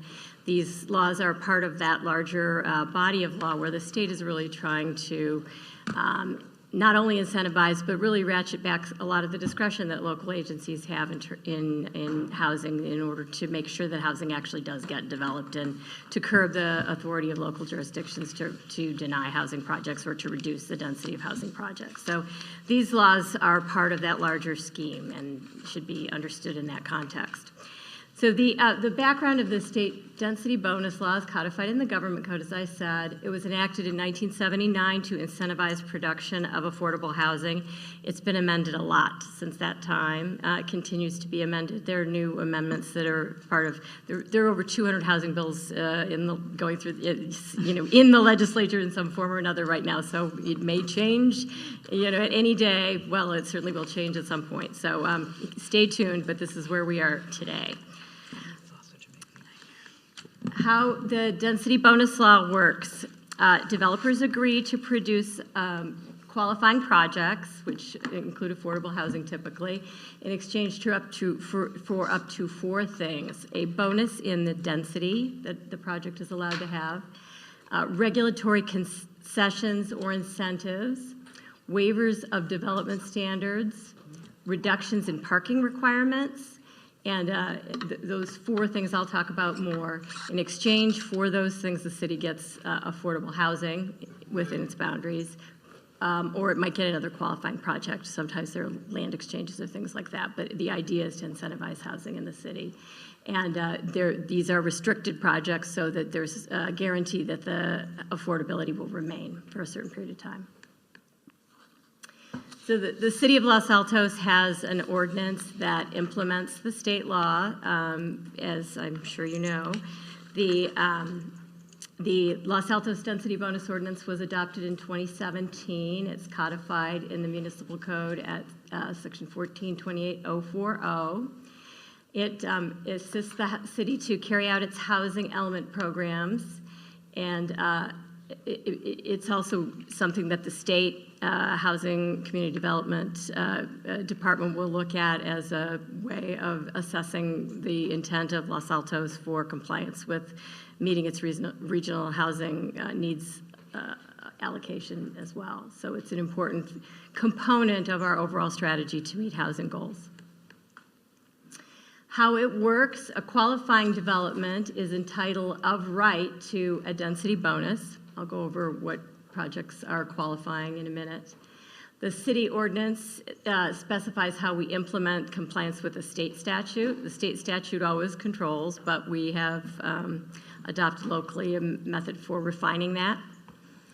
The state law authorizes cities to grant bonuses that are greater than the state mandates, and the Los Altos ordinance has a provision to that effect. So we have the minimums that state law requires us to authorize for certain qualifying projects, and then there is also a provision in the Los Altos ordinance that gives the council discretion to approve greater density bonuses if they feel it's appropriate given the circumstances of the project. So how to qualify? There are a host of projects that qualify. In a nutshell, they're projects for very low units, that's up to 50% of adjusted gross median income. If you have a minimum of 5% of the units, there's a whole table that we always consult. I just don't have it committed to memory, about what percentage of units get. It correlates to the percentage that the project contains, the percentage of affordable units that the project contains. It starts for very low qualifying projects. It starts at 20%, and there's a 2.5% increase per 1% of affordable units. And that applies to both rental and for sale projects. For low-income projects, projects containing, that's what's 80% of adjusted gross median income, if there's 10% of the units that are for that income category, there is a density bonus that starts at 20%, and it goes up at 1.5% per 1% increase in the affordable units. That also applies to rental and for sale units.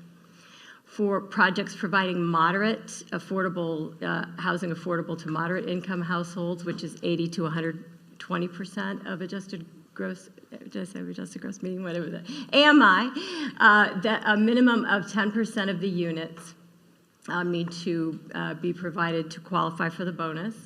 That starts at a 5% bonus with a 1% increase, 1% increase in density per 1% increase in the affordable units. And that only applies to for sale projects. So that's really for projects that are not providing rental units, but are providing for sale properties. There also are provisions for senior projects. These are for senior projects. It's not affordability restricted. It's for projects that are restricted to by senior age categories. There's a flat 20% density bonus for those projects that qualify. There are also provisions for housing for foster youth, disabled veterans, and homeless. So those are specified in other state statutes. And for land donations in certain circumstances. So for land donations, there are, a project needs to provide at least 1 acre of land for development. It has to be large enough to accommodate 40 units. The land has to be large enough to accommodate at least 10% of the market rate units at density suitable for very low income housing. And it has to be located proximate to the development. It has to be, or within the development, either within the development itself or within a quarter mile, has to be appropriately designated in the general plan for housing. For child care facilities, this applies to projects that there are qualifying projects that include a child care facility. To qualify for so they will get an additional bonus for the facility itself. The child care facilities need to remain in operation for the duration of the affordable housing restrictions that are applied to the units. They have to ensure that children attending come from very low or moderate income households in the same or a greater proportion as the housing development itself. And the density bonus for those houses, as I said, it's for child care facilities, it's a straight bonus, and it depends on the amount of square footage that's applied to the project. Let's see here. So some notes on density bonus. The developer has to choose from one of those eligibility categories that I had on that slide before. So you can't aggregate. You have to pick which one you like.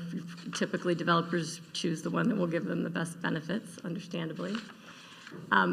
Density bonus calculations all have to be rounded up, so that includes your base density has to be rounded up, the number of units. So if you would be entitled, you noted probably that there are half percentages and things like that. You have to round up whenever you have any kind of odd percentage calculation, and same with affordable units. Inclusionary units, like we have in Los Altos, an affordable inclusionary housing ordinance. Those units qualify for density bonus benefits. So they qualify both for the density bonuses and for incentives, concessions, and waivers. So even if they would ordinarily develop in accordance, as long as they develop the inclusionary units in accordance with the ordinance, they would qualify. So that's pretty much all projects that are complying with that ordinance. There are also restrictions on the, typically deed restrictions is the mechanism for restricting the time frame that projects will remain affordable. For rental projects, which as I noted on the earlier slide, those apply to projects that qualify through having a very low or low income percentage. It's a 55-year deed restriction by state statute that is required to apply. It could be longer depending on other restrictions, but it's a minimum of 55 years under state law. For sale projects is a little trickier. These apply, as I mentioned, they apply for very low or moderate income. Moderate income only qualifies for density bonus if it's for sale project. The initial occupant has to qualify on the basis of income. Thereafter, it's done. Any restrictions are imposed by agreement. So there's a provision in state law for equity sharing agreements where future sales are restricted, and this is incorporated into the Los Altos ordinance. Future sales are restricted, regulated so that a proportion of the investment goes back to the owner, the seller, and also a proportion if there's a city contribution or subsidy that would go back to the city as well. And the practice in Los Altos is, as I understand it, John might be able to speak to it if you have questions about it, is that we impose as a condition of approval also an affordable housing requirement. It's a very common requirement that jurisdictions impose on these projects, so that there will be a deed restriction in place as well. So in addition to the density bonuses themselves, which is just an increase in the number of units, there also are provisions in state law and in corollaries in our local ordinance for concessions or incentives, regulatory benefits that apply to projects that qualify for density bonus, under the density bonus scheme. So a concession or incentive, they're used interchangeably. The terms are thrown around interchangeably, so forgive me if I use them, but that's what they're meant to be.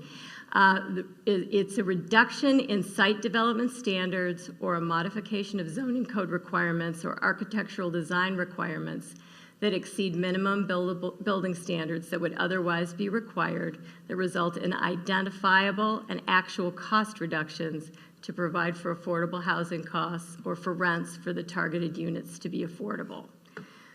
So that really, we had some conversation about this tonight, but this is basically a benefit that they can receive to get some relaxation of standards that would otherwise apply to a project to incentivize the development of housing. I have a question. Do you want us to ask questions as they come up? Sure, or if do you want to, wait that's fine, whatever you want to do. You know, on the last slide prior, when you were saying about the rental projects, 55 years or longer if required. So what if we would like it to remain in perpetuity? Do we create an ordinance, or do we? I think perpetuity might be a hard thing to do legally, but I think there isn't an express restriction on having a longer duration. So we could explore that. Okay. I think perpetuity is not a probable, probably not acceptable, but there might be other options that we could explore. Okay, thank you.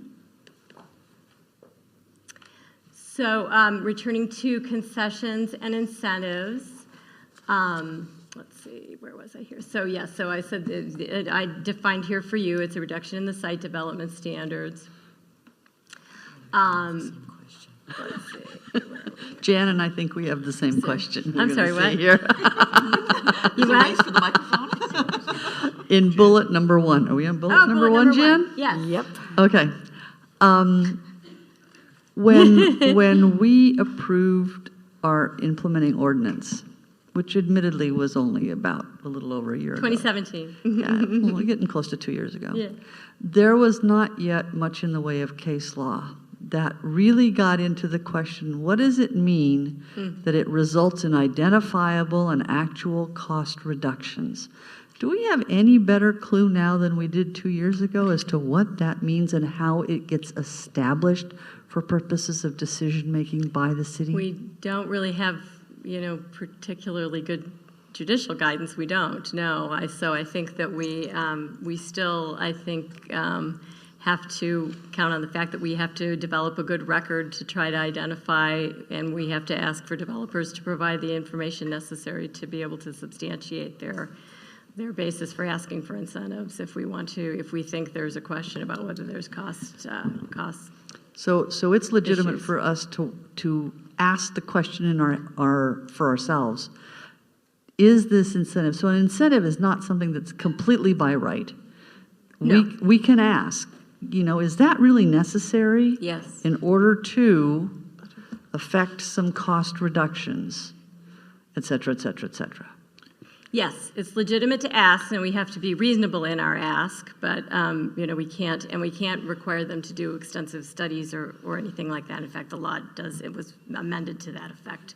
But we can ask for information, and it's a reasonable request is an acceptable thing to do. And if it helps the council, I think the way the density bonus statute is actually written, it indicates that yes, an applicant can basically ask for a concession or incentive, but it indicates that they should be meeting with staff in some way, shape, or form so that there can be that back and forth discussion to understand exactly what that is. But we still can't require pro forma, right? But as council, making the decision as to whether or not we're going to grant that concession or incentive, I think our question is, can we see that? You know, what can we see? Because to this point, we've basically have not seen anything. So we don't routinely ask for, as far as I understand, we don't routinely ask for anything to defend that might justify the granting of a waiver or concession. Right, and it's appropriate for you to do that, or as John is pointing out in my ear, that it's something that the city could do itself. And we do ask for that information, but the information is very general on the part of the applicants. What we can do is do an independent economic evaluation of a project to help us determine whether or not the requested incentive or concession is necessary to achieve the affordable units. Now, then it would become incumbent upon the applicant, depending on the outcomes of that study, to argue or help support the findings of that Yeah, because so analysis. far on all the density bonus applications that I've looked at, what you see is an assertion. Right. This incentive is needed too, and that's all we get from the applicant. And an assertion, to me, doesn't give us much to hang our hats on in terms of evaluation. Ms. Lee talked earlier about all of the changes to density bonus regulations at the state level. When I started doing planning, it was incumbent on an applicant to demonstrate that. But because of the changes that have occurred, those density bonus regulations, the onus now falls upon us at the city level to demonstrate that they're not necessary to achieve.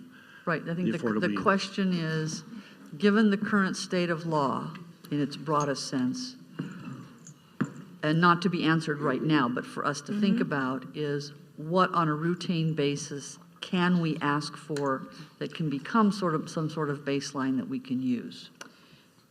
Yeah, and it would be very appropriate for us to develop a standard ask. You know, I think that would be a reasonable thing for us to do as a strategy going forward, certainly. Yeah, Do we I know- think so. And then also, when you just said that we could ask a third party to do that or something like that.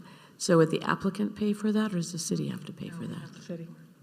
I think we would have to pay for it in that circumstance if we were asking a third party to do it. In fact, there's a provision that says in its recent legislation last year that went into effect that says you're not allowed to require an extra study that wouldn't otherwise be required. I think that's what that would implicate. So, But we can ask the applicant for information. yes, And then basically if for that's- reasonable information. Yeah.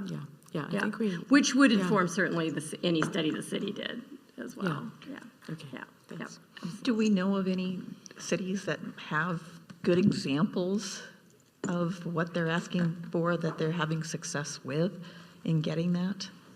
I mean, it's hard. I mean, the thing is you know, it seems like we're still limited in terms of what we can ask. So I don't have a problem borrowing from somebody else if somebody else has been successful in coming up with something. That's something we would have to explore a little bit more. I don't know off the top of my head right now of a good example of a city that has that question or that requirement of applicants to provide those studies. So. I was just going to add, we can also check in with our jurisdictions that we also represent, just to see if they have a nice application, I'd say form that basically turns that statement and bullet point number 1 into a question for an applicant.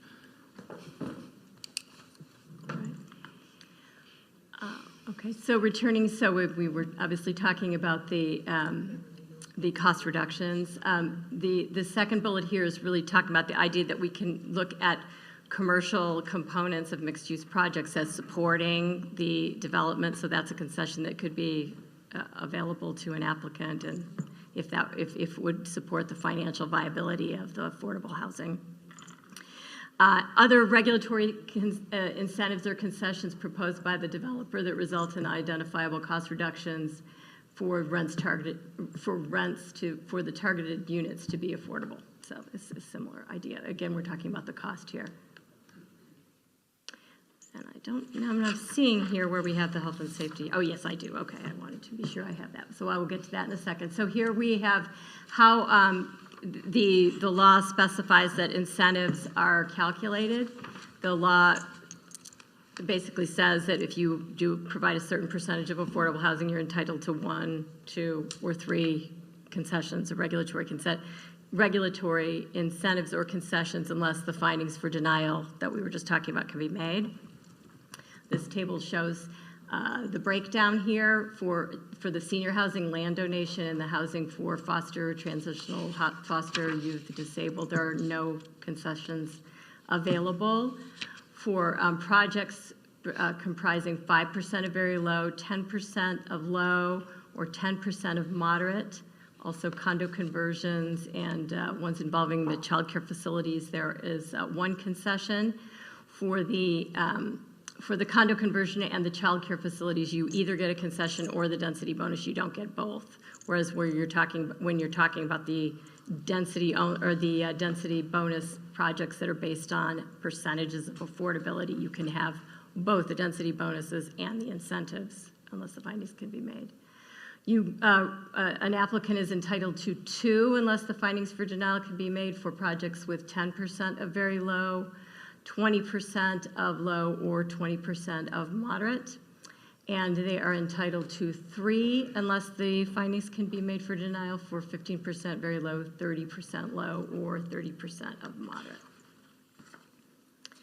So the findings for denial, we started to touch on there, are that they would not, that the requested concession would not result in identifiable and actual cost reductions to provide for affordable housing costs or for rents for the targeted units to be set aside as required, that it would have a specific adverse impact on public health and safety or the physical environment or on any real property that's listed on an historic register, and that there's no feasible method to mitigate that impact. So both that it would have that impact and you can't mitigate it with reasonable measures, feasible measures, or that it would be contrary to, that the concession itself would be contrary to state or federal law. So to what I just described is what the state law provides.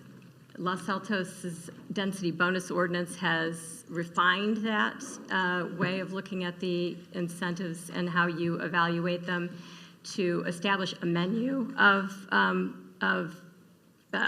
concessions that are, they call them on menu right in the ordinance, and they have been pre-evaluated by the council through the legislative process and through the adoption of the ordinance to not have a specific adverse impact.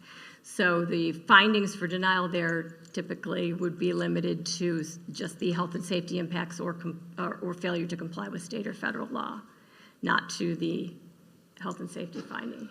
Some examples of that include up to 20% of lot coverage increases, up to 20% decrease in lot width, 11 feet allowable height increase, 20% setback decrease, and 20% open space requirement decrease is assuming that you meet other open space requirements. So as we've already kind of touched on, the city really bears the burden to establish a basis for denial. We can ask for information, but we have to make affirmative findings to deny, and we have to have evidence to support those findings.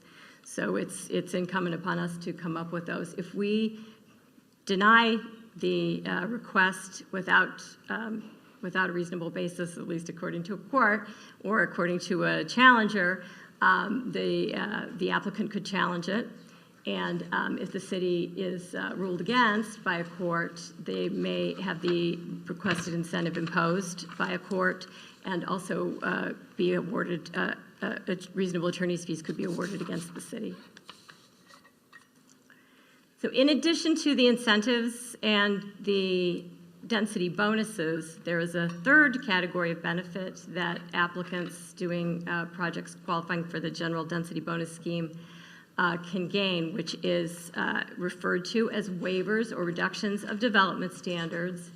These are, it can be confusing because some things can be incentives and could be waivers in different circumstances. There are different standards for denying them, and that's the difference. And therefore, there's a different method by which we evaluate them.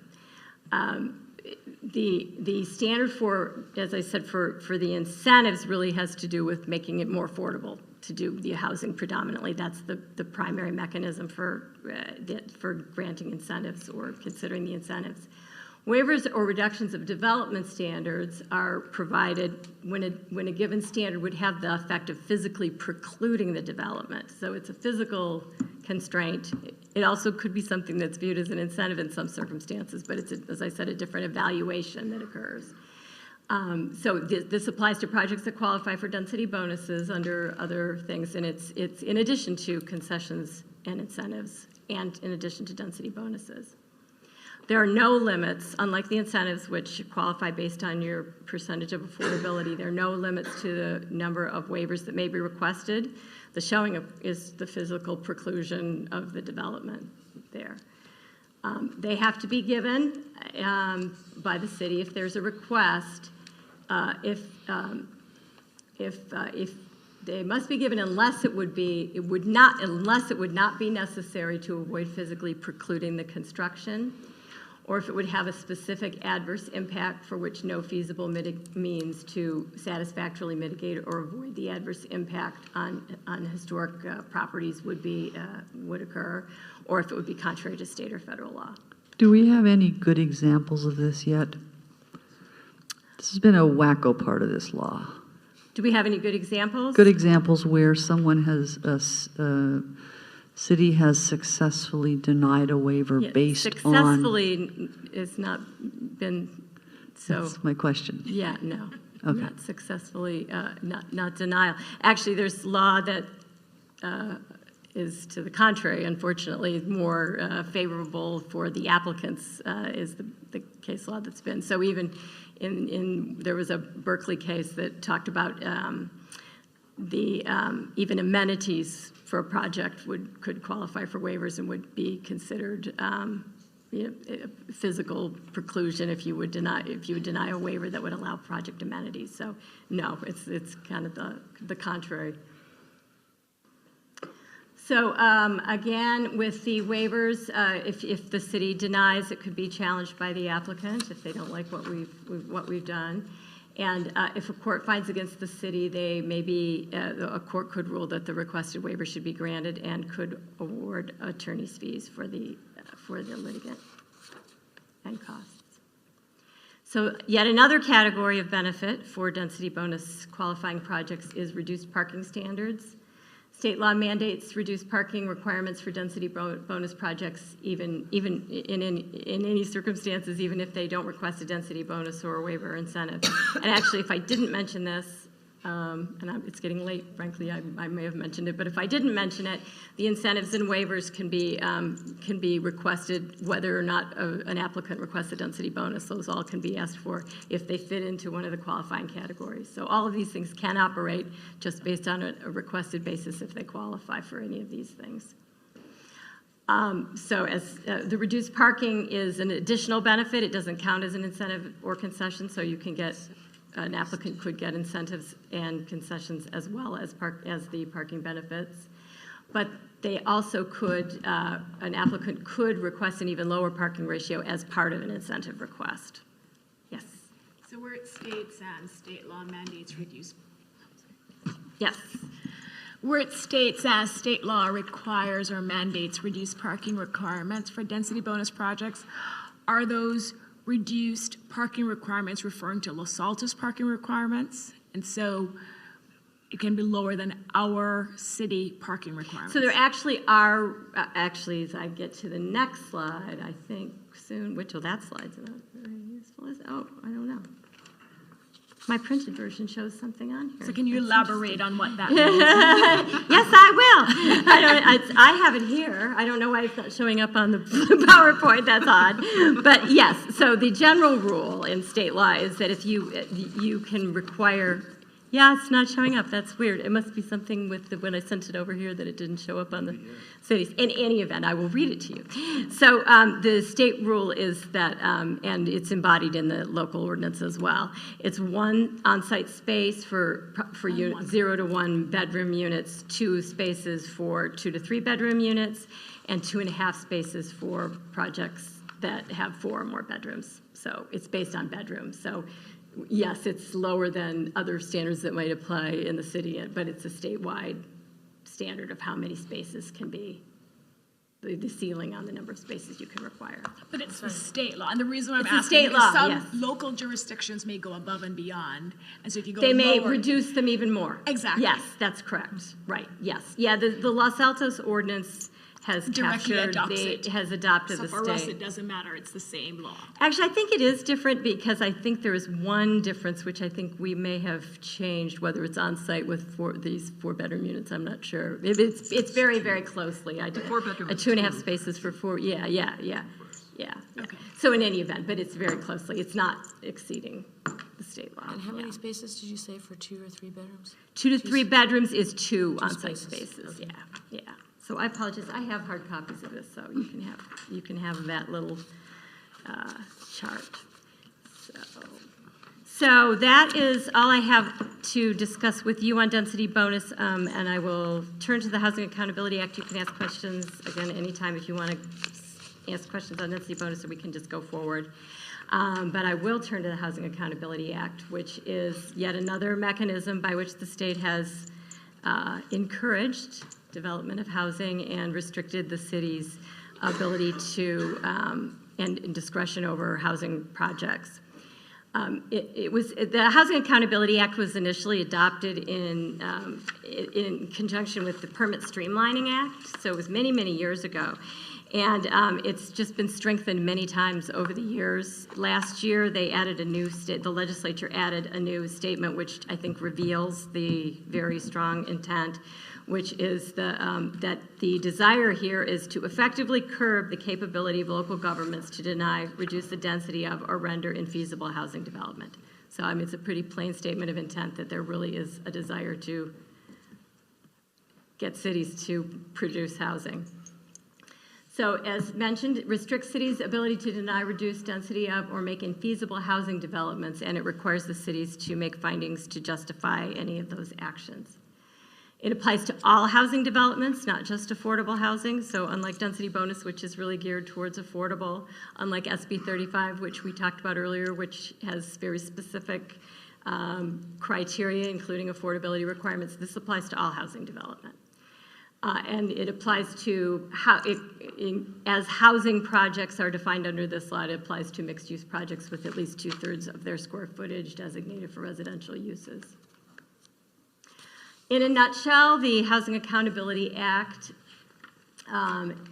requires that if a housing development complies with all objective general plan zoning and subdivision standards, the city can only reduce the density or deny the project if it can identify a specific adverse impact to public health and safety that cannot be mitigated. For purposes of this law, to lower density, to quote-unquote lower the density by conditioning the project, it includes imposing conditions that have the same effect or impact on the ability of the project to provide housing. So it's effectively, through conditioning the project, reducing the density. So the bottom line here, cutting to the chase, is that if the city wants to deny or reduce the density, deny a project, a housing project, or reduce its density, it has to identify objective standards with which the project does not comply. And if the project complies with all of those objective standards, it can only reduce the density or deny the project if it can identify a specific adverse impact on public health and safety. So what are objective standards? It's a subject of great debate. The Housing Accountability Act does not define it. The government code elsewhere, and elsewhere is actually in SB 35, just for point of interest, is one that involves no personal or subjective judgment by a public official and is uniformly verifiable by reference to an external benchmark.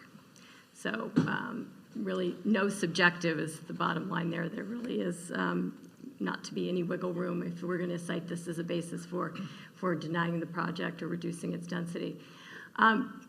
Objective standards would include, as examples, permitted use, density, height, setbacks, FAR, design requirements regarding specific materials, but not necessarily all of the kinds of things that we, in fact, many of the things that we would typically take into account in design review would not be considered objective standards, as I'm sure you can imagine. And the receipt of a density bonus is not a basis for finding that a project is inconsistent with development standards. So you have to count the added density into your evaluation of whether it's consistent with objective standards.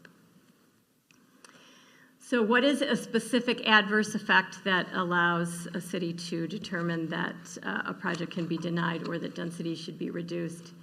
If a project, as I said, complies with all objective standards, we can only reduce the density or deny the project if you can find such an effect. It has to be a significant, quantifiable, direct, and unavoidable effect based on written health and safety standards on the date the project application was deemed complete, in contrast to a submittal or any other particular date. So completeness in land use parlance has a specific legal and practical meaning, and that's what this keys off of under this act. And there also can be no feasible way to mitigate it. So if there's a way to, even if we identify such an impact, if you can mitigate it, and I'm sure you're familiar with this concept from CEQA as well, if there's a way to mitigate it, then that's not a basis for denying or reducing the density. The Housing Accountability Act, as I mentioned, applies to all housing, but there are additional protections for affordable housing projects, also for emergency shelters. For purposes of the Housing Accountability Act, it gives extra benefits for 20% low income projects or 100% moderate. Those are the income categories that fall into those things. For those projects, the city would have to make specific findings of specific unmitigable adverse health or safety impacts to deny or add conditions that make a project financially infeasible for affordable housing or the shelter, even if the project does not comply with all objective standards. So it's a more rigorous case. You have, if it's going to make the affordable housing infeasible, even if it's inconsistent with objective standards, you may have a problem in terms of denying or reducing the density.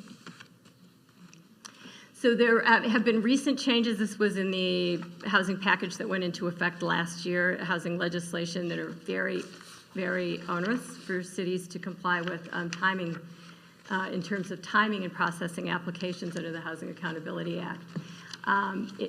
Now, under the newer law, if a project does not comply with all objective standards, if the city makes that determination, it has to provide an affirmative written list of the inconsistencies within 30 days of the application being complete or deemed complete. For projects of 150 or fewer units, we have 60 days for projects that are 150 more units, but still a short time frame to do that evaluation. It also has to, as I said, has to be explained in writing why the project is inconsistent, and if we fail to meet that time frame, the applicant would have an argument that it's deemed consistent.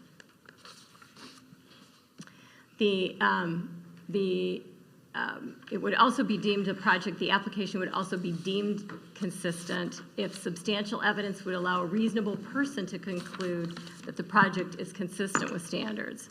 So that actually is a departure from the standards that typically apply to actions that are taken by a public agency. Courts are usually required to afford deference to local agency determinations. This actually shifts a burden to a city, to cities to demonstrate that there is a basis on which a reasonable person would agree that there's an inconsistency. And as we kind of touched on earlier, developers are free to submit their own evidence, and we're free to ask for evidence from them, but they're also able to submit their own evidence in this context as well as in the density bonus context. This is also new legislation that went into effect last year, upped the standards in the case of challenge under the Housing Accountability Act. The standard of review, this is of interest to lawyers, and it's really of interest to cities, although it's not necessarily that much fun to learn about. The standard of review has been elevated for cities in terms of demonstrating that they have made proper determinations under the Housing Accountability Act. And now cities have to demonstrate that their findings are supported by preponderance of the evidence. Typically, a substantial evidence standard applies, which is a lower threshold in terms of demonstrating that we've complied with the law. If a court finds that it's not supported by preponderance of the evidence, the court needs to issue an order compelling compliance within 60 days. This is 60 days of the court proceeding. And if a court finds that the city has acted in bad faith, they also may order the project to be approved. And there are mandatory fines that may be imposed, that there are mandatory fines that have to be imposed if they fail to comply. And enhanced fines can apply if there's a bad faith determination that the city acted in bad faith in denying a project or otherwise violating the law. There are also attorney's fees available to a successful litigant for both affordable and market rate projects. So, as you can imagine, this puts a lot of burden on the city and all cities to make appropriate findings and comply. There are some compliance strategies to consider, and I would encourage us to explore those. As you have gathered, I think probably objective criteria is an important consideration for ensuring that we have some control over making these decisions. So identifying our objective criteria is an important thing to consider, so that we can appropriately evaluate projects. It would be helpful to identify criteria that's currently applied in the city that is subjective, that could be turned into objective standards, so we would have a broader ability to apply those more successfully. And as we touched on in density bonus context, similarly, it would be a good idea to develop a good checklist of criteria and submittal requirements that would aid a quick and effective review of applications, so we get the information that's needed within the timeframes that apply. And that is all I have. So if you have any questions.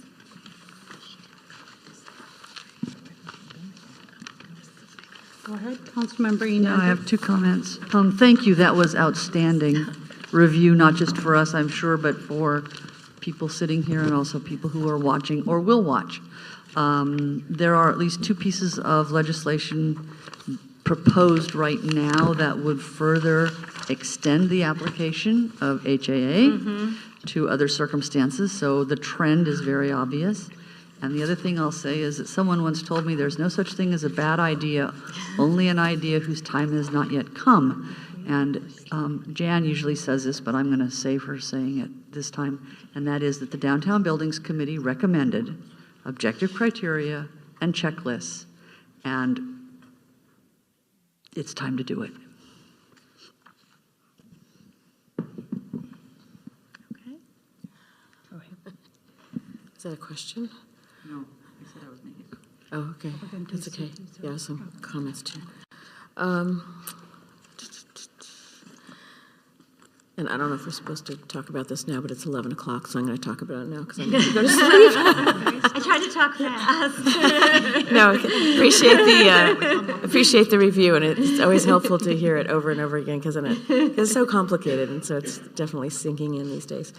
So we have this ordinance with our on-menu items, and what does it take for us to change that ordinance to remove or to put in a statement that says there's no double dipping on these on-menu incentives, or even for an off-menu incentive if someone asks for that? How do we get that done? How do we get that done quickly? Can we get more information about, because we've heard from members of the public their concerns with the double dipping, and Councilmember Pepper just brought that up again, but can you speak to that when we're referring to double dipping, to make sure we're all on the same page about what that refers to, so that we can actually make decisions related to whether or not we want to do anything in our ordinance code to prohibit it? So It's So not I a guess I technical- would want to hear what you think double dipping is. It's not it's not a technical legal term. It's an informal term, I think, that Yeah. we've talked about. But It's, the way, I'm sorry. It's applying the same incentive twice. So On it's like. menu. Same incentive? Same, the on menu. So say the on menu incentive says you can add 11 feet of height. Someone does that twice. I want that incentive twice. I want to add 11 feet of height. I want to add 11 feet of height. So I want to add 22 feet of height. So if it's 22 feet, that's an off-menu incentive, if Well- that's what you mean, right? I mean, No, that's what, the. this would be no, someone who has no, two it's being incentives, who's asked. entitled to two incentives. And so they exercise their two incentives by claiming 11 feet once, 11 feet again. And because That's what it's we call double dipping. And because it's an on-menu incentive, it's automatically allowed. So it's not an off-menu incentive of 22, it's an on-menu incentive of 11 times 2. So Heather, let me try to see if I can at least So we'd like to, provide some some clarity of for us would this. like that changed, and would like to get that changed now. So one of the things that I think Katie Wazinski in my office, who prepared this ordinance, the density bonus ordinance, talked to you about, I think when this was presented, is yes, I think the on-menu options basically take away one of our quivers, which is one of the findings that we could make, which I believe is the public health, safety, welfare one. But we still have the two findings under state law that we could attempt to basically meet in order to deny that concession or incentive. It doesn't stop an applicant, though, if we take it off the on-menu option or we limit the on-menu options to one height, for example, one height allowance. It doesn't stop them from then saying, I want it as an off-menu option. So they could technically ask for 2 height increases without any limitation other than the findings that we have. But there's nothing stopping us as a city from basically saying, on menu, you pick one, and that's all you get. Otherwise, it's an off menu when we get all of the available findings that we could make. And so that's something that could be directed tonight, if so desired by the council. And I think you've already kind of given that direction. I thought we've given it in the past, and it hasn't happened. And we'd like to get it to happen and have that at the next council meeting so that we don't get caught by this. That would need to go through the planning commission before it gets to the council. Yeah, I mean, and let's amending make sure the we have a ordinance majority. to clarify what you want to do is certainly always an option to, as well. I mean, Well, we can see if we have a majority, and then we can provide direction whether we want it to go to planning commission or not. Yeah, the argument, Heather, just for further background, and if Chris has already explained this, I'll shut up, was that when we approved on menu, we approved it on the premise that an advantage to a developer is that we had made that determination already that it did not present a health or safety issue, and that therefore it would be, a slicker, easier thing.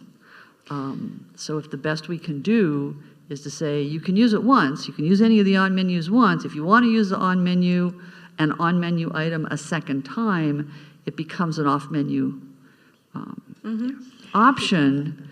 Then if that's the best we can do, that's better than what we've got right now, in my opinion. And I would support doing it as soon as possible. And so can I clarify for the on-menu options, because height is not the only on-menu option. Right. And I so was just is the using that as an proposal- example. Right. So that's why I want to clarify. Right. Councilmember Pepper, is the proposal to limit it only to height, so they can't No. double dip for height? No. Or any on-menu item, the suggestion is they can't double dip for any on-menu item? That's correct. I was just using that as an example. Because we've had projects that did the setbacks, that they did the rear setback once and the rear setback twice. And that went through, and that we want to not have that happen. So wait a minute. So for purposes of clarification, let me try and restate this. Are we saying that a single use of any one of the on menu, okay, a single use is kind of, you take for granted it's going to happen, right? It's already been pre-approved. But when you go for a second use of a single incentive, you're now off menu and now it is discretionary. Is that what we're saying? Are we saying it's not even discretionary? It's not that it's discretionary, it's that it falls under the general rules for off menu. And there's special rules for denying off-menu. You could still only deny it for certain reasons. But whereas you have a by right for on-menu, and that's what we've said, you've got a by right for on-menu. We've already said there's no reasons we're going to deny it. But if you want to use that same item a second time, then it becomes off-menu with all of the constraints and rights that go with off-menu. Off-menu. Yeah, I just wanted, that's my clarification was exactly that, because we say no double dipping. Shorthand, no double nipping says you would never, ever, ever be able to do, and again, we'll say with the height example, go for 22, ever, ever, ever. And that's what I'm trying to make sure that we up here are also having that same understanding before we go and ask for something, that we make sure we have the understanding. Yep. Or the other option is to just get rid of all the on-menu options. Well, then you don't. Heather, do you have a list of Then all the everything on-menu becomes an off-menu. They're right. You went We have them in the order. Yeah, you want me to read them to you just real quick? Because, Would it help? because I get Okay. the setback, I get the heights, but I want to make sure if we're moving there was in a the slide. direction of saying you can't double dip for the on-menu items, which I understand. I understand because maybe there are one or two items on the on-menu list. I'll read them to you if you That I'm do you have okay them there. with. It's right there at the bottom, this last You got bullet. them all, lot coverage, lot width, floor area ratio, height, yard setback, and open space. Those are them. There's 6 of them. Floor area ratio is not on this list here. Floor area ratio says in zone districts with a floor area ratio maximum, an increase in the maximum floor area equal to the floor area of the affordable housing units for the housing development project, up to a 35% increase in the floor area maximum.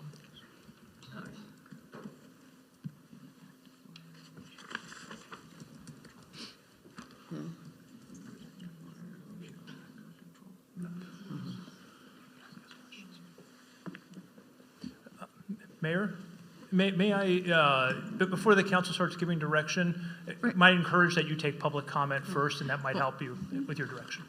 Well, and before we move into public comment, I guess can we get clarification? I think staff has more presentation to do, Yeah, right? are we going to do CT? So can we should do complete, CT. if we can complete staff's presentation, then move quickly to public comment would be great.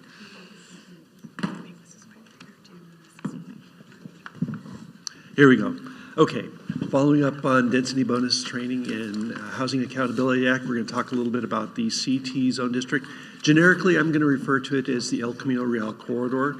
As you're well aware, we have a number of policies and rules that regulate development along that corridor. For the general plan, we have our land use element and our housing element, both which provide a number of policies, programs, and goals that guide us when we review applications that get submitted for development, and help us advise the decision makers, the Planning Commission, when they're making a recommendation on to you, the council, who ultimately reaches a decision on these applications. We have the zoning regulations, and as Heather pointed out, we have the density bonus regulations, coupled with the inclusionary housing regulations. Just to give you a concept of the length of the El Camino Real, it runs from Palo Alto at sort of the northwest end of the El Camino Real and runs southeast, towards the city of Mountain View.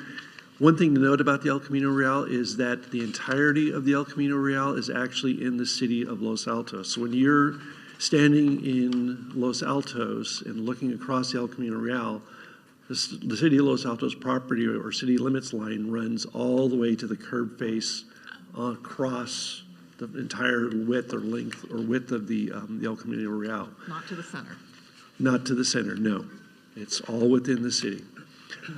CT zoning regulations are the predominant zoning regulations here in the El Camino Real area. There is a PUD district there at the corner of the El Camino Real and San Antonio Avenue. Right across San Antonio from that area is the Sherwood Gateway Specific Plan area. It's a specific plan that's been around since, I think, the 1970s, 1980s. There may have been one update done to that some time ago, but it is still in place. Not a lot has been accomplished with that. I think it's fair to say that one of the principal reasons of that was there used to be a large site there that has been subsequently developed once the specific plan was adopted. And you can see that moving along that El Camino Real corridor, you have a variety of different types of properties that back up to the properties that front on the El Camino Real. You have some R1 or single-family residential neighborhoods, you have R3 neighborhoods, some commercial spaces, and some multifamily areas. This slide here just gives you a kind of sense of the potential development for the El Camino Real. We've taken a look at development that's either been approved in the last 2 years, is currently in the works and going through some type of project review, and sites that have existing development. You can see by the color coding there that the sites that have the, I think kind of the rusty tan colored area, those are the ones that have the highest potential for, or excuse me, the green areas are the sites that have the highest potential for development, just given the nature of the development that's occurring there and the intensity of that development. So this kind of gives you a sense of where along the El Camino Real we have some opportunity for really helping inform and kind of direct decisions that could occur in the future. The council did adopt a set of updates to the CT regulations back in 2017. Included in some of the changes were that the specific purposes of the El Camino Real, we added a short phrase in there that said that affordable housing is part of the list of specific purposes in the CT zone district. There were no requirements for refuse collection. Those were introduced. Side yard setbacks, where none were required before, were introduced with the adoption of the new CT regulations. Open space standards, rooftops use standards, and loading space standards. Prior to 2017, there were no rules or regulations. After your adoption of the new rules, we have those standards in place, which projects are in conformance with. I think the real opportunity for this hearing tonight was to give the City Council an opportunity to discuss amongst yourself what you want to see in terms of staff coming back to you in the future with a list of either ordinance changes or maybe even going out and receiving RFQs for development or proposals for a specific plan, or looking at potential changes to the general plan or housing element. One cautionary note to the council, however, is that we have reached out to State Housing Office of Housing and Community Development, and they did indicate through a resending to us of a letter that they sent to us in 2017 and a couple example letters that they've sent to other agencies. Be very careful in whatever steps you take to potentially modify or introduce new regulations for the regulation of development on the El Camino Real, in that it doesn't take on a frame or a form that really limits the ability to provide housing. If we look at our list of potential housing development sites in Los Altos, it's part of our housing element itself. You can see that a lot of the properties that have been identified as providing the area that we need to achieve our RENA numbers are properties along the El Camino Real. So the state's kind of looking towards Los Altos and making sure that we're maintaining those policies, those rules that allow for the development of housing. So bring that up as a cautionary note. And with that, I'll hand it over to... regarding Sure. that. So Mountain View has that same area zoned in their area, and they've got a specific plan. So how are they not in violation of what you're saying? If you look at their specific plan, they allow for higher limited build or higher building limits, some increases in height limits if the projects include affordable housing or other ways to incentivize the development of housing. So they, through their specific plan, did identify opportunities for providing housing. We did it a different way. In 2010, when we rezoned and changed a few things, one of the things we did was say that housing would be allowed in the commercial zone as a conditional use, which it didn't used to be. So at the time that Mountain View did their specific plan, we chose to do a one-size-fits-all solution and simply say, this is a conditional use. We have the possibility of building housing here, and we added it in our housing element to the list of properties that could potentially handle our affordable housing. So that's just history. Yep. So if we wanted to implement a specific plan similar to that at Mountain View, would it be possible? It would be possible. We would just need to make sure that we don't run afoul of our housing element policies. Okay. Thank you. You're welcome.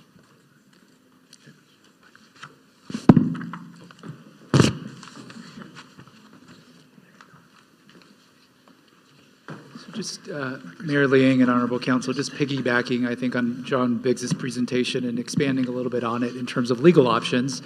I will say that this presentation is short, but it's meant to give you a wide overview of legal options. I will identify those that I think are high risk, which I would not recommend that the council undertake, but there are options here that are essentially green lighted if you're so inclined to give that direction tonight. So I wanted to put this slide up because I think, the residents have been here at numerous council meetings, and I don't want them to think that their efforts have gone unheard. I know the council has definitely heard those concerns, and I put these concerns up in terms of what we've heard from the residents so that they understand that they are being heard. And I think the purpose of tonight, per council direction, is to really address the issues that we have been hearing from the residents.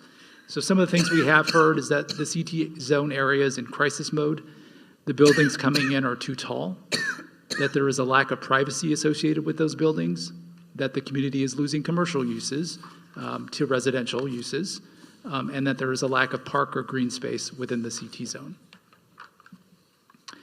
So the options I'll cover tonight, one is a moratorium. Another option is obviously tapping into what the mayor questioned, which is the specific plan, and I think we've heard that from the residents. But within that, I think if you look for a specific plan, it may also necessitate some change in your planning documents, both your CT zone allowed uses, as well as potentially looking at other sites in the city if the CT zone is not the sites that we want to rely on for housing element compliance. And then also finally, conditions of approval, which are a little bit more immediate and can be looked at with specific projects that do come before you as a council. So obviously moratorium is built into the government code and state planning and zoning law. It's government code section 65858. What it basically does is stops or prohibits any uses in conflict with something that's being studied from a planning or land use perspective. It does have limited duration. It's usually a year duration, or it can be extended out for up to 2 years. It does require 4/5 of you to approve that. So it would require 4 out of the 5 of you to exercise that option. Now, I put a big but there because there is some concern, I think, with this option. It is, if I could make this slide red, I probably would, because my concern and my task as city attorney is to make sure that taxpayer funding is protected, to make sure that the city is protected. And I think if you exercise this option, we'd be looking at litigation. A moratorium would essentially be inconsistent with our housing element. We have laid out within the CT zone specific sites that we've identified for affordable housing and high density development. So if we say we're going to stop all that development for a time period, there's a fair argument that adoption of a moratorium would be fully inconsistent with your housing element, such that HCD or anybody who wanted to challenge that could do so. We do have a letter that John Biggs did mention from HCD in 2017, where they do mention that to exercise any kind of option of limiting development in the CT zone could be looked at unfavorably by HCD. The package of housing bills that came into effect of January 1st of 2018 does give HCD some enforcement authority. They can refer violations of housing laws to the state attorney general's office for potential action. And then I do want to note, our city manager did provide to myself as well as our planning director, there is a pending bill in Sacramento right now, SB 330, which would essentially prohibit moratoriums for housing element kind of sites within a city. Now, I think we've heard from the residents a desire for a specific plan. It is a planning tool that could be used by the city to look at the CT zone a little bit more closely. One of the things with a specific plan is it does need to be consistent with the general plan, which would include our housing element. So even if we went down the path of a specific plan, unless you're attacking the underlying housing element of findings and factors, as well as the general plan, the specific plan is not going to have much utility at the end of the day. So in order to address that, you would be looking, if you wanted to go down this path, I think a change to how we have fundamentally set up both the housing element, our CT zone, and it would be looking at additional sites somewhere else in the city that could accommodate this high-density affordable housing that we've identified for the CT zone. Finally, I just wanted to touch on conditions of approval because this is something a little bit more immediate that I think the council could exercise options on. I think the immediate stuff that we've heard that could be addressed through conditions of approval is the concerns about privacy, concerns about green space. For any condition of approval, whether it be an affordable housing specific project or general market rate project, you need to have nexus and rough proportionality. And what that means is that the condition needs to be related to the development, and the condition, what it imposes, needs to be roughly proportional to the impact that the development is having on the community that necessitates that condition. And there's an established line of case law in this area that clearly lays all of these requirements out. But I think whatever we wanted to do as a city in terms of imposing a condition, we'd want to keep those factors, nexus and rough proportionality in mind. Under the Affordable Housing Accountability Act, rather, that Heather Lee touched on, if we are to impose a condition on a project that meets the Housing Accountability Act, we can't impose a condition that would essentially make the project infeasible if it contains that kind of housing need. So we would need to look at any condition closely that the council wanted to introduce to make sure that it's not triggering that mandate within state law. And then examples of what we could do, I think, with conditions of approval is looking at potentially taller trees for privacy on the rear aspect of where the CT zone abuts single-family residential zone.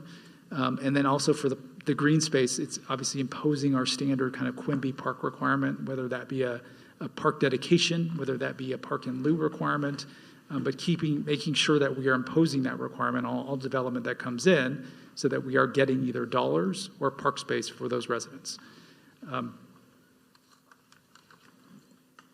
But those are kind of the factors that we've thought about, at least initially, in terms of what the concerns have been raised by the residents. And I wanted to at least provide that overview for the council as well as the public so that they have an understanding of what those options are. Okay, at this time, I'd like to refrain from asking questions and comments.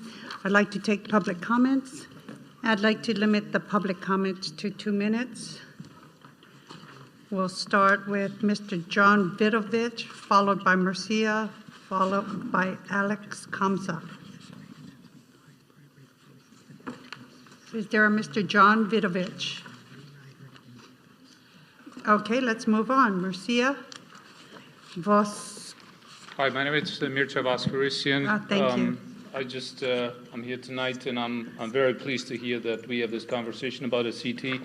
I also would like to ask also the city attorney to confirm tonight, based on the ACD letter, on page 3, it says the city off-menu process appears inconsistent with the SDBL.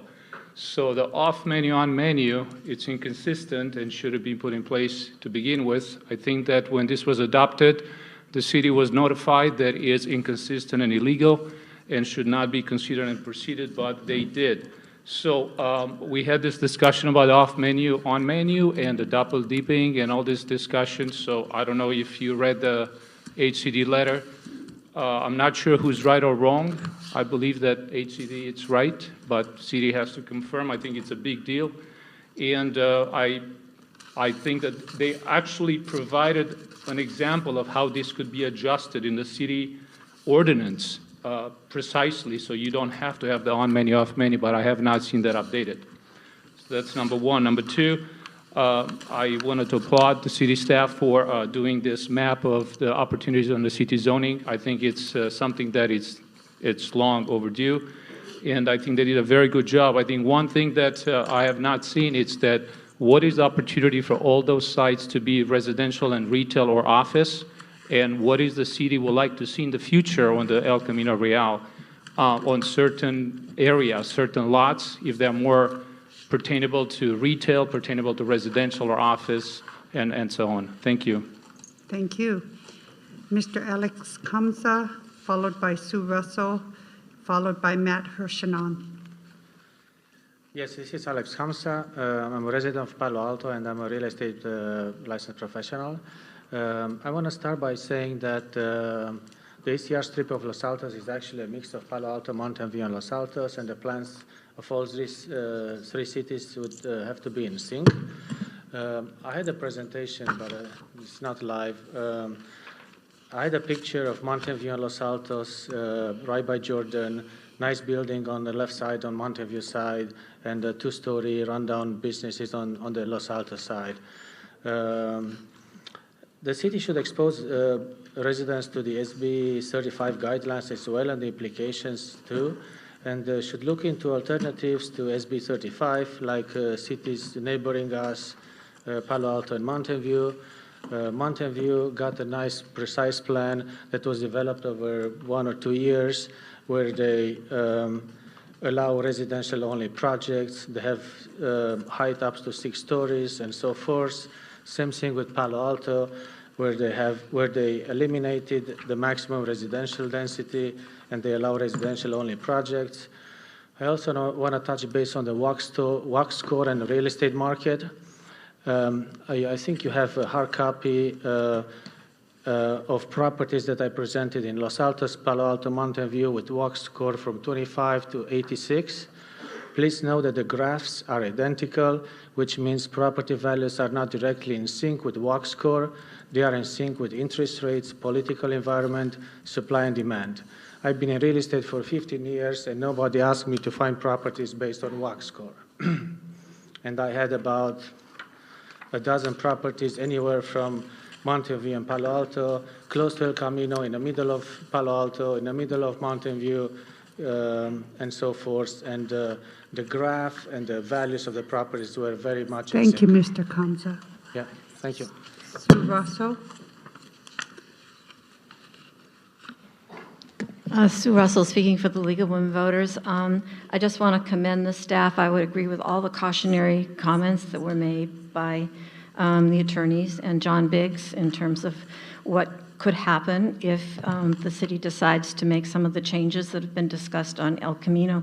I also wanted to mention that in Mountain View, I think you can tell by going in Mountain View that they are allowing very high buildings on El Camino Real, and in exchange, they're getting community benefits, they're getting affordable housing, they do allow all residential, and they do have a precise plan, but it's very different from the kind of precise plan that you seem to be envisioning. I would like to hope that you would ensure that residential uses are permitted uses as envisioned in the housing element. This is important because as has been said by staff, many of the potential sites for multifamily development in Los Altos, as listed in the housing element inventory of sites, are in the El Camino corridor. If Los Altos is to encourage development of affordable housing, it is important that this zoning is continued. As with the inclusionary zoning we have there, we should see a number of below market rates units being built, and that seems to be all we're doing with affordable housing. Thank you. Mr. Matt Hirschon. I'm going to keep on showing up until you learn to pronounce it. I'm just kidding about that. So I think that it was encouraging to see that in downtown you think a 60-foot tall building is maybe out of character. That doesn't even look in anybody's backyard. And what we're talking about is structures that are nearly as imposing, but that will look over many, many people's backyard. And as you can see from the map, residential R1 zoning backs right up to that El Camino corridor. So I don't think that this is a question of being anti-development per se. It's just that, in Los Altos, I don't think anybody thought that they would move in next to a skyscraper. And for these buildings to be as tall as they are and as close as they are, if it's out of character on First Street, Main Street, 40 Main Street, where it isn't overlooking somebody's yard, it seems like it's inconceivable that it can be in character with the neighborhood when it backs into many people's yards. So I don't know the exact mechanism for doing it, and I don't think that anybody's trying to prevent the appropriate development of some residential property and below market rate and those sorts of things. It's not opposed to that in general. It's just a balance with the privacy and the character of the neighborhood, and I think that it's essential that something be done in accordance with the law, in accordance with judicious development, but in a way that doesn't make it so that if you happen to live in the areas bordering that it feels like you're sort of being overrun by these imposing structures. So thanks for taking up the cause and preserving the character of the neighborhood by trying to find a way to prevent these developments from being so huge, so close, and just sort of towering over the homes right there. Right. Thanks. Thank you so much. Lily Najimi, followed by Fan Trong, followed by Mr. Eric Steinley. Hi, Lily Najimi, resident of North Los Altos. Thank you, Council, for taking the cause. Thank you, the staff, for doing the work. We are very grateful for after 2 years we have been listened to, and we hope that it will take some action. There are a lot of people who live behind the El Camino City Zone. A couple of developers mentioned Palo Alto and Mountain View. If you go and look at their specific plan, they are very respectful of the residents who live behind the city zone on El Camino. And they have a specific plan which has a low density in Mountain View, that the lowest density regarding when it's behind the single-family home residential. So what we are asking for is a specific plan that distinguishes what's behind the city zone El Camino plan, whether it's commercial, you can build as high as you can, and if it's residential, to value and respect those people who live there. The same as you value the other residents of Los Altos, the same as other cities like Mountain View, Palo Alto, and Sunnyvale have respected the residents who live behind the city zone and have a specific plan for them.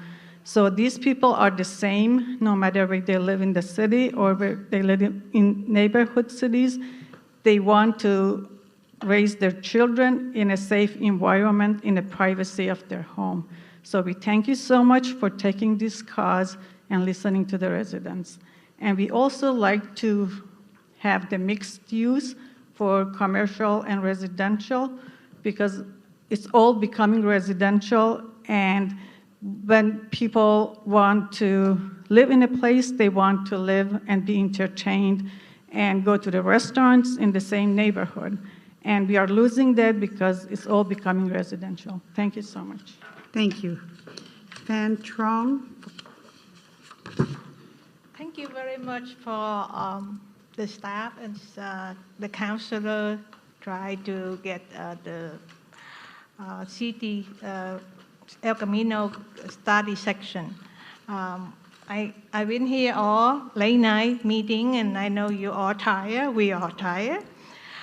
So it got in the agenda to study, but I would like go one more step forward, become agenda to get the work done. I don't again to build low housing, okay? I just request for the transition between R1 and the city condo. You concerned about the downtown 60 feet high tall building, but you don't concern El Camino rear in R1 and just not too far from 65 feet look down on our bedroom and our yard. So that's what I worry about it, and I just say, okay, you can develop the housing there, but if it's R1, what rule you give to the developer, how high you can do or step up the height. So we don't have to so massive invasive right on our backyard. That's all we add. So either specific plan will be great because everybody, Sunnyvale, Mountain View, Palo Alto, I cannot find it, but I send you the email or the link there. You can click it in and you can see it. They have different area. We don't have area 5, but they have different area. If you have R1 in the back, they have medium build. So those building in the El Camino rear will be medium build, not high rise. So we can do that too. We don't have to be sky high everywhere on El Camino rear to finish housing. And I don't think you can put all the housing in El Camino rear to fulfill our whatever the state requests. We have to balance out on our city. Oh, thank you. Thank Ms. you. Trump. Mr. Eric Steinley. It's still Tuesday. I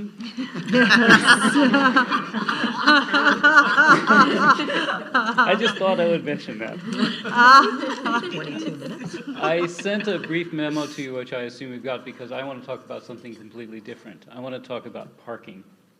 I grew up in Berkeley, where for decades they have had a simple system in neighborhoods, because many neighborhoods, the houses simply don't have garages for whatever reason. Parking is only on the street. So they have a simple system of stickers. If you live in the neighborhood, you get a certain number of stickers, and if you have the sticker, you can park there, and if you don't have the sticker, you can't park there. What we're hearing a lot from everybody about this is there is a matter of perception, and that's really the problem here. We have people in high-rises or potentially in high-rises and people in R1 housing, and the perception is that the people in the high-rise will look down on the people in the R1 housing, and I don't know. I'm not going to pursue that thought. One of the ways to control the perception here is to make sure that, since we also do not have large amounts of parking in these high-rises, that we keep the people who live there from going and parking in front of the houses of the people in the R1 sections. And I think the sticker system, and I know you've talked about this, I know you've been over this, I know you went through a whole bunch of Michigas about a year ago. I'm proposing a very simple thing, which is just that particular neighborhoods, perhaps those behind the CT zone, have benefit of a parking sticker system so that in the evenings at least, there's the possibility that they will not feel that they have been invaded by the people who live in the CT zone. I don't have that problem. I park underground in the CT zone already. But for the others, okay, I think this might go a long way towards relieving some of the stress that might be produced by this. So that's something I'd like to see you consider along with all these other things. Thank you, Mr. Starney. Chi-Ling Chow, followed by Sophia Huang, followed by Scott O'Brien. Oh, okay. Thank you. Sophia Huang. Okay. Scott O'Brien. Good evening. I'm Scott O'Brien. I'm a commercial real estate broker here in Los Altos. I'm also a resident of Los Altos. I'm here this evening. I was asked to do an analysis of commercial space along the El Camino corridor for the 4898 El Camino project, which was part of the packet for tonight's meeting. So I just wanted to come up and bring some attention to that. There's been some mention about the loss of commercial spaces and things with some of these projects coming in. There is some loss of retail in certain situations, but what we're seeing out there is that it's very hard to lease the retail space that's there. There's a significant amount of retail vacancy along the El Camino in older spaces. Some of those spaces are taking upwards of 3 years to lease. In the specific one I'm talking about is the new development at 4750 El Camino. Cuba Cafe finally just moved in, but there's still 4,000 square feet of vacant retail space there. So what we're seeing is that it's making it that harder. So bringing in retail into some of these developments, you have higher parking ratios that you would require, but they're also not true retail destinations. You've got the Village at San Antonio, the San Antonio Shopping Center, which are all very close in walking distance along that El Camino corridor. And then also with regards to office, there's a lot of office space up and down El Camino. I think right now, if you go from just the Los Altos border all the way down, there's about an 18% vacancy rate right now with a couple of large buildings that are vacant. So losing some of that office space, there's still a considerable amount of office space out there. If you guys have any questions about that report there, I'm happy to answer any questions. Thanks. Thank you, Mr. O'Brien. Carolyn Bedard, followed by Mr. Pierre Bedard, followed by Fred Hobbinsett. Thanks for including this study session of the El Camino corridor on the agenda tonight, finally. I just want to say, my first ask was on menu density bonus, double dipping, so thanks. You're working on it. Second, we need measures to protect R1 and R3 neighbors from loss of privacy. How many homeowners downtown were protected from having a 2-story community center near their houses? Okay, it's downtown. It's not near El Camino. Downtown is sacred. We're only going to have 1-story buildings for civic buildings. We're only going to have low-density buildings in downtown. We're going to keep that village feel, that rural community. Okay, but I live in Los Altos, and I live in a house that was built in 1958, and I'm going to look out my windows at 745 Distal Avenue, towering over my neighbor, Marianne Hawks. I'm going to look at 5150, towering over everybody on Casita Way. That's not really right. I think we have a right to be protected from loss of privacy. We have a right to have not village character, because I think that's going to go way downtown. It's just going to take longer. Maybe you'll have to wait longer before you can start doing high density downtown to include multi-story buildings downtown. But we need to have protections for our houses. There's more consideration, there's more attention given to downtown. We matter too. I understand that we're not going to have more parking at 5150 or the other buildings because that's decided by the state.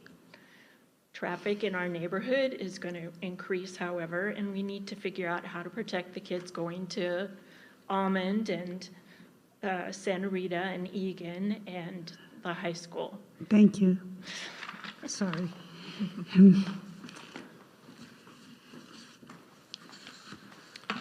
Hi, my name is Pierre Bedard. I'm not speaking in my role as member of the Library Commission. I'm speaking as a private citizen. I'm a resident of 721 Casita Way. I've been in Los Altos since 1999. Thank you for having this meeting. I have only one bone to pick with your characterization of the residents, and that is that we don't want development. We do want development. We know it's happening. It's going to go down. It's great to see the map of Los Altos actually with the city looking at what we're doing, because up until this time, I just wasn't sure. I mean, everything was haphazard, everything was plopped in. My only complaint and my biggest point is that we do need to take care of the R1. Right now, I would be at a better advantage being in Mountain View, because in Mountain View, I'd have a 2-story house going into a 1-story house. Currently, 5150 is 5 and 3. I can tell you, anecdotally, if it was 4 and 2, people would probably be a lot happier. We'd probably have a lot more privacy, and we'd probably be able to put trees and things like that it would actually protect us. But overall, I think the R1 issue is a big deal. I put in comments to the housing element with some very pointed questions as to how we're dealing with some of the zoning issues, especially OA, which made reference to a property over on Foothill, but OA has already been used with Marianne Hawks. The Dutchins developers have come in and started saying, wouldn't it be so great if we went OA to CT to residential so we could build it up? It'd just be so much more profitable. And this is before it's even been before planning. So this is what we face. Thank you. Mr. Bedard. Mr. Fred Hobinsack. Well, council members, thank you for the time. I'm Fred Hobinsack, and I want to just again thank you. I know everyone's been very thankful for the session. We've been waiting for a while, so this is much appreciated. I just want to communicate, I think, what we're trying to say in our ask, we think we're being very reasonable. These are minor things in our mind.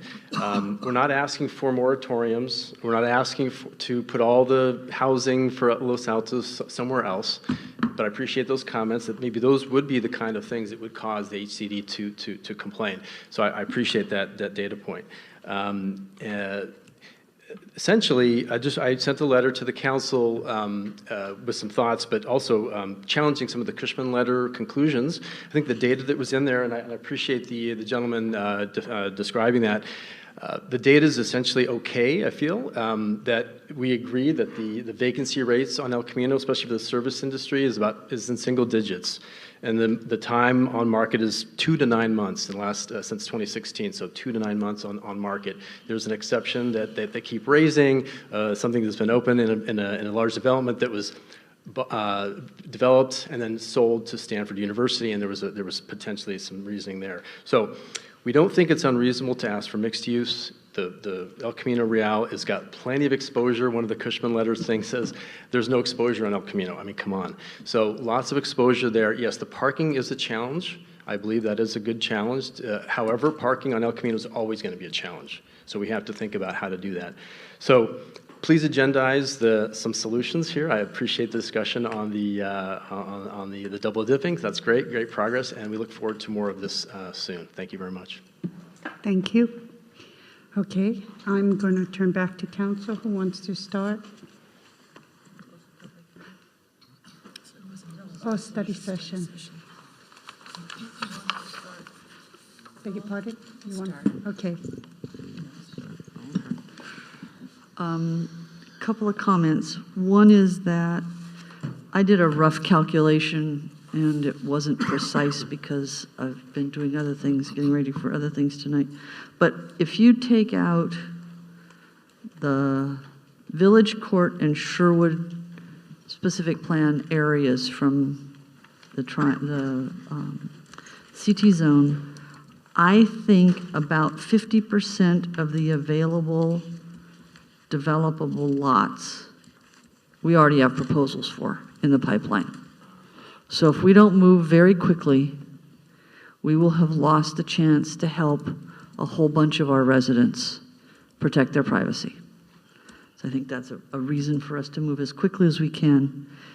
It also indicates that in our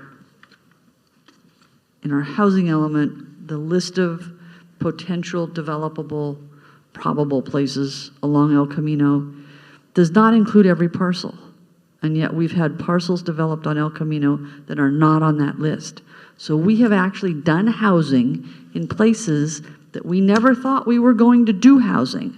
That ought to mean that we're already ahead of the game in terms of what housing we've developed compared to what we told the state we were going to do. And I don't want us to lose sight of that.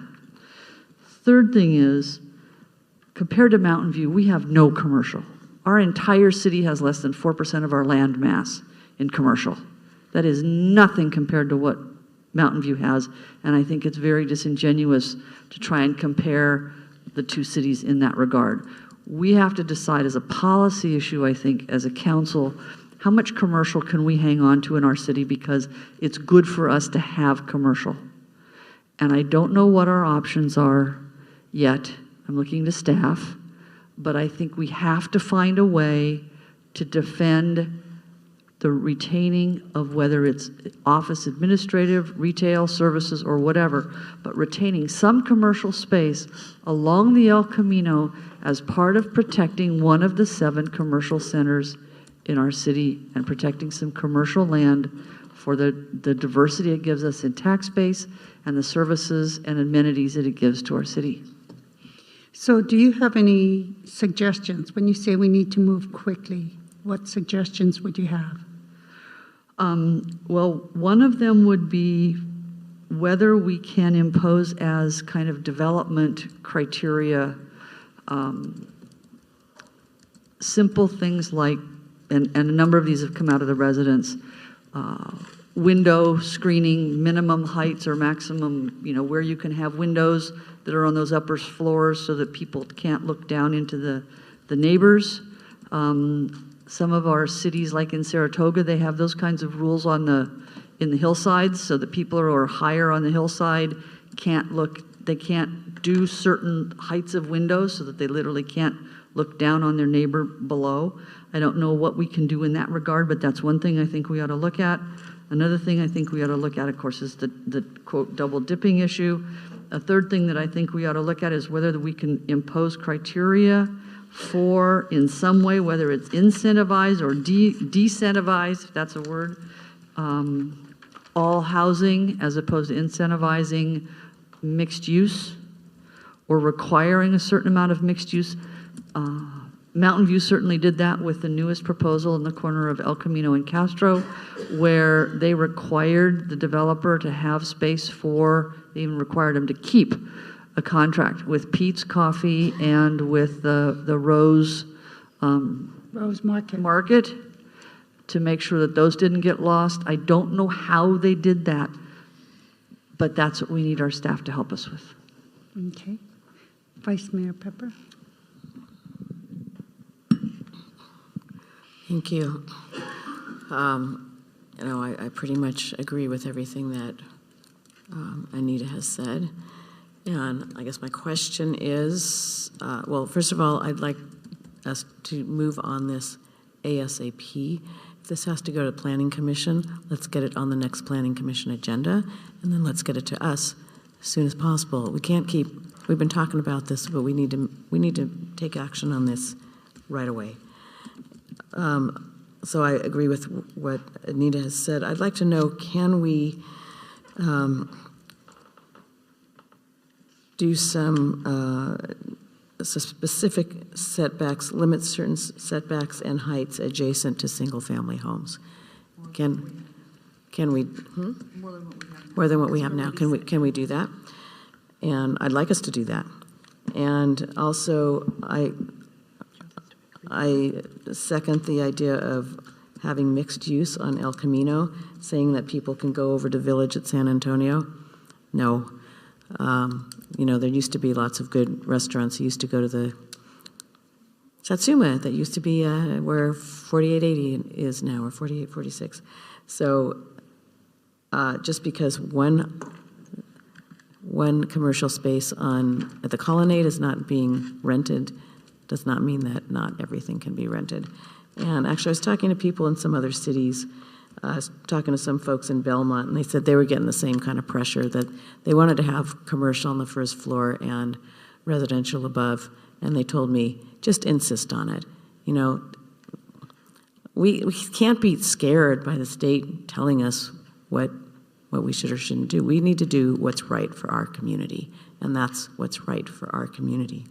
So let's not be afraid. Let's stand up for ourselves. And then also the double dipping, as we talked about earlier. And I know I've talked about this before. With the heights, we've talked about affordable by design, and I'm still super frustrated that we're not getting very much affordable housing. Seems to me that's what HCD wants us to do, is get affordable housing. And if we can keep the height low and you have the density high, then aren't those units going to be smaller? And aren't they therefore going to be more affordable? That's what we're trying to do. And I don't see why they would be against us doing that.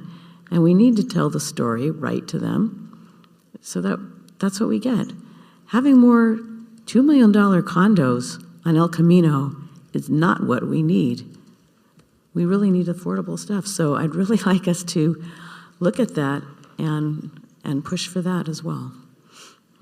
So I'd like some answers tonight on what the timing can be. How soon will this get to the Planning Commission? How soon can this get back to us? Thank you. And thank you for all the work on this. I don't mean to be critical or anything. I'm sick. I really want to go to bed. but I appreciate all the work. Just to answer some of the immediate questions, at least on the double dipping, that is something that could easily be done and quickly, at least in the process. On the potential, change to height, setbacks, stuff of that nature, that starts impacting our housing element. So we're going back to HCD, and that process can be done. It's just going to take time. And so I want the council to at least understand that. So just to clarify on that question, when she asked about the setback, earlier you said, well, we can really look at utilizing the Quimby Act. So if we utilize the Quimby Act and apply the Quimby Act and say we don't want the money, but we want the parkland, and we put it in the back, that's something we can decide to do, right? Because that's utilizing the Quimby Act as well as utilizing open space in the back But our zoning code and our housing element, and John can correct me based on what's in the documents, but we've laid out a parameter of what we are allowing on those sites. So specific setbacks, specific height, and if you change that, then we're going back to HCD. And I'm not saying that that's anything that can't be done, it's just, it's going to be a time-intensive project. But isn't part of it also being more skilled in making developers justify the request for some of these incentives and waivers? I think that's something that definitely we've heard clear from council tonight, to have some sort of sheet or questions or asks so that we get clear information to you as the decision makers when you're looking at those. And is there some kind of health and safety argument that we can make for projects that are right next to R1 or R3 housing, so that I don't know if it impinges on the health or safety of the people who live there, if the people in the condos or apartments nearby are looking right into their units? It seems to me that that's a bit of a safety issue, that you can have people peeking in your windows. So I don't know. I'm just trying to be a little creative here. I'm asking you guys, be a little creative. Let's think outside the box and make this work. You know what we want. Make this work for us. Thank you. Okay. Who wants to go first? Councilmember Flygore? I'll be quick. It's late. So definitely thank you, staff, for putting these different presentations together. You clearly heard us that we wanted to do a study session on this topic because we're hearing from residents that they're being impacted, and we want to figure out what, if anything, we could do. So I'm going to go through the different items that we've discussed, starting with the double dipping. I think the direction is for this to go to the Planning Commission, and then it will come back to Council. So I'm open to seeing what we get back from the Planning Commission and ensuring that we're still in compliance with applicable laws, and we're doing what we're permitted to do without running the risk of violating the state housing laws, and then also, taking action that I think supports affordable housing without imposing on our residents. So I am supportive of having the Planning Commission look at this and then come back to us with a proposal. And as part of that proposal, I do want to understand the pros and cons and the risks associated with if we move forward with changing our codes. On the conditions of approval, I just want to again thank the city attorney for putting this together, because this is very helpful. My question all along has been, when can we ask for these conditions to be imposed on our developers? And we'll look to staff to guide us during that process. But I think these are very important because I think this is one way or one tool we can use to really offset the impact and mitigate the impact on our residents. I do think it's a big issue where, right now we don't have the privacy buffers. And also when we think about the traffic impact, what else do I have? The lack of parks and open space in that area. I do want us to figure out a way to work with our developers and within our codes to get these things in the CT zone, because I do think they're important. So on this list, Chris Diaz, for conditions of approval, one that I thought was missing, and a couple of members of the public addressed it, was the traffic improvements that we can require and what that would look like.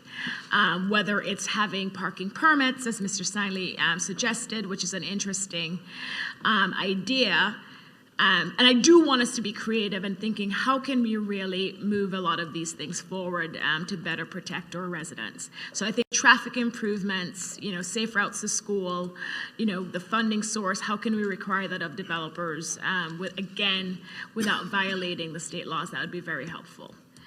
The mixed use requirement, I don't know, I guess staff could address this, but what that would really look like from a requirement perspective. So I can understand, we can always work with the developers to see if they would, if it's not part of their initial proposal, let's say they do want to do 100% residential. and they were to, they're going through the whole process, staff, planning commission, back and forth before they come to us, at what point would we really ask them to change their proposal and to consider making it mixed use? And who is doing the analysis of whether or not mixed use in that location is actually appropriate? Because, it comes down, I'm sure, for the developer, whether or not they're going to be able to lease it out and other considerations. So, what would that look like if council wanted, and again, I don't think this should be a code change. I think it should be a, ad hoc, where it's case by case, where a project comes to us and we figure out, is this something we want to require of the developer, or work with the developer to see if they would and could consider making that mixed use.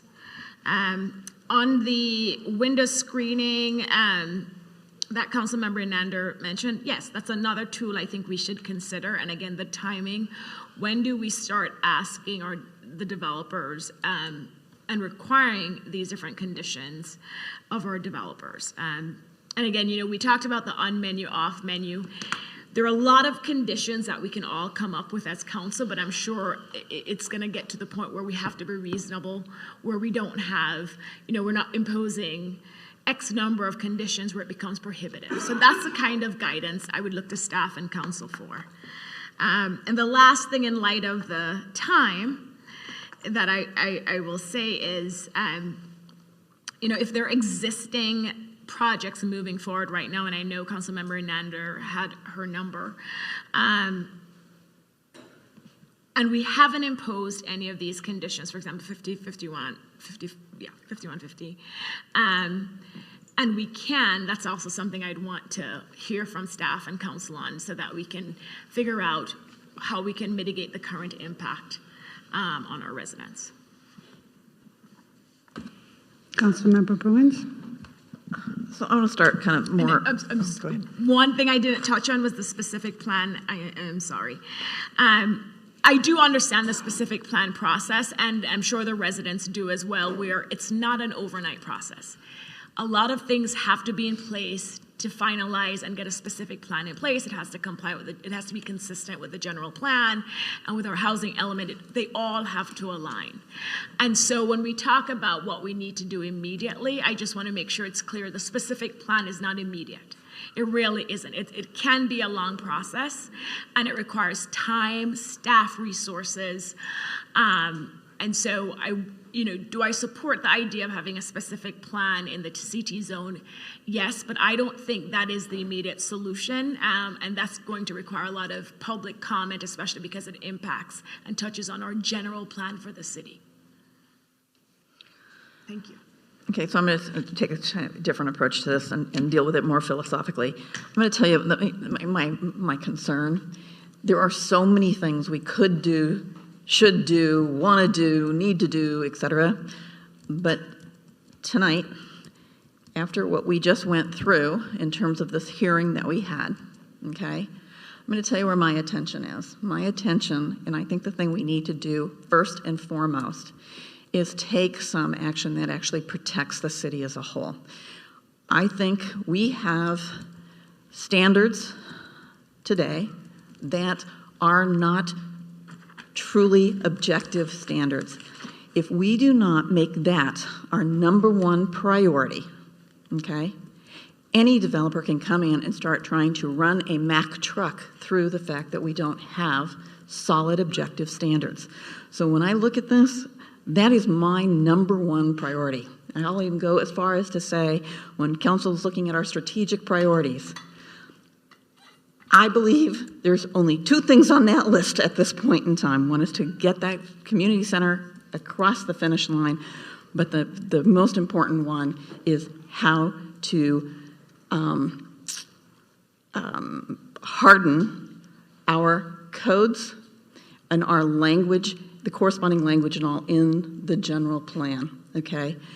So all these other things, and I know the residents, you don't want to hear me say this, but just now imagine if we had somebody coming in claiming that they have a SB 35 project and it's not that 5-story building, it's a 10-story building, okay? So it can get, bottom line is it can get worse than what we have. We have stuff in the pipe, and as Anita says, our ability to turn that ship, that kind of, for those, the ship has sailed, okay? So it's whatever, it's zoning codes and such that are in place when their application is deemed complete. So I hear you guys. If we want to move forward on a couple of these things where it really is from a staff attention is pop in and pop out, such as the double dipping, I'm for that. If we're going to be talking about stuff that's going to require a lot of analysis and what does this mean and blah, blah, blah, blah, I'm sorry, I want to get rid of these big gaping holes. I want us to focus in on the objective standards first and foremost. Let's get the energy in that. Let's make that happen. Then once we have that done, let's look at all these other things, okay? So I'm willing to deal with the double dipping one as saying that's one of them that we definitely should be looking at. These other things I'm not so convinced at, as long as if they're getting anywhere close to being in conflict. I just don't want to spend the energy right now trying to figure that out and then to have it implode on us. So privacy, I hear the residents about privacy. I don't know how many of us go home from a long day of work and go and just stand at our window to go look at what our neighbors are doing. Okay? We don't have fences in our front yards. I'm sorry. I got a huge kitchen, I got a 9-foot kitchen window. Okay? I come home, I don't go and stand at that window so I can go see what all my neighbors are doing. I understand why psychologically we are concerned about privacy. Okay, I get that. But to put all this energy in this, again, this will be, no matter what we come up with, it won't meet the needs of our residents. So I'm going, like I said, I will start the double dipping, but after that, I would ask that we seriously think about what we just went through when we look at SB 35 and we look at the potential for more projects coming in if we don't harden our codes, our general plan, specifically for that purpose and make that our #1 priority. I think we are going to put more residents, more residents throughout the city in jeopardy, and I think we're going to make it even worse for our El Camino residents. So that's where I feel right now is our priority. Well, I'm pleased to hear that we have a majority, so it should be going to our Planning Commission at its next meeting on the double dipping. Double dipping. Correct. I can understand the request for the specific plan, and like Councilmember Bruin said, I think it's just going to take too long, and we can look at something that we can put in place to ensure that our residents are respected. With the shortage on cities, our staff, then that's going to delay the process longer. So nothing's going to happen. But we can do things. I think like she said, we need to revisit our objective standards. Some of those objective standards was mentioned by Vice Mayor Pepper, such as maybe we need to revisit our height. Maybe we need to prove that if we increase the percentage, we can get more housing and affordable housing and not go up. So if that's going to be a possible objective standard that we can revisit, I think we should look at that. And that is something that we can revisit, and that'll be a faster fix. I think that understanding traffic is very important. We have all these high-density projects coming up, and we have to understand that we need an accumulative traffic study because we have to understand the impact it's going to have on our neighboring residents, on how it affects safe routes to school, and how it's going to affect, the safety of our residents. I agree with everything my former council members talked about as we're incentivizing on how can we make sure we keep commercial space. I think that's important. The problem when someone said you had a hard time renting out commercial space, you said you had a hard time renting out older commercial space, but then now we have If you have new commercial space, that might be a different story. So I think we'd like to reconsider incentivizing and keeping mixed use.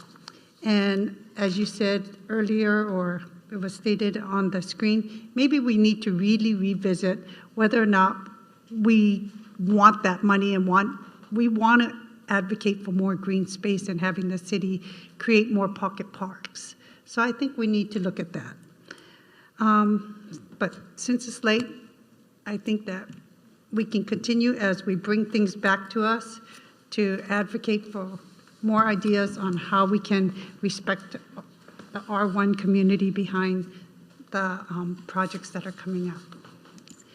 So once again, going to Planning Commission for the double dipping. Yeah, we'll get on that right away. It will not be the next Planning Commission meeting. Next Planning Commission meeting, I believe, is in early May. I believe they have an absolutely full agenda already. Plus, there's noticing requirements and everything else associated with these kinds of changes. Okay, June. But we'll get on it as quickly as we possibly can. Mayor, may I? Yeah. I'd like to thank the planning commissioners that are here. Yes, thank and you. hung out all the way through the evening or came later just for this wonderful part of our presentation. And please convey to Commissioner Bresic, who was here through most of the time. I think it was really great that you guys showed up to hear what's happened tonight. And I hope it will help us align better in what we're trying to do as policy and what we want from Planning Commission in terms of what's the best way to make those things happen as we go forward and try and solve these problems together. And thank you, staff, for the wonderful report. I have one more question.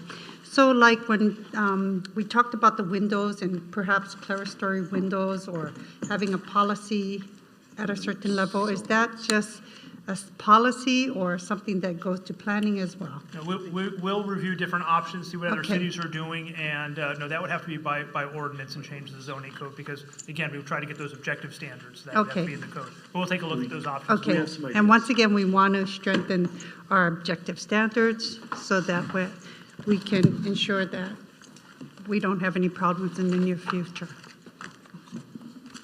Okay, thank you. I think we'll not do 5 because it's after. Yeah, we're not going to do 5, but continue 5 for next agenda.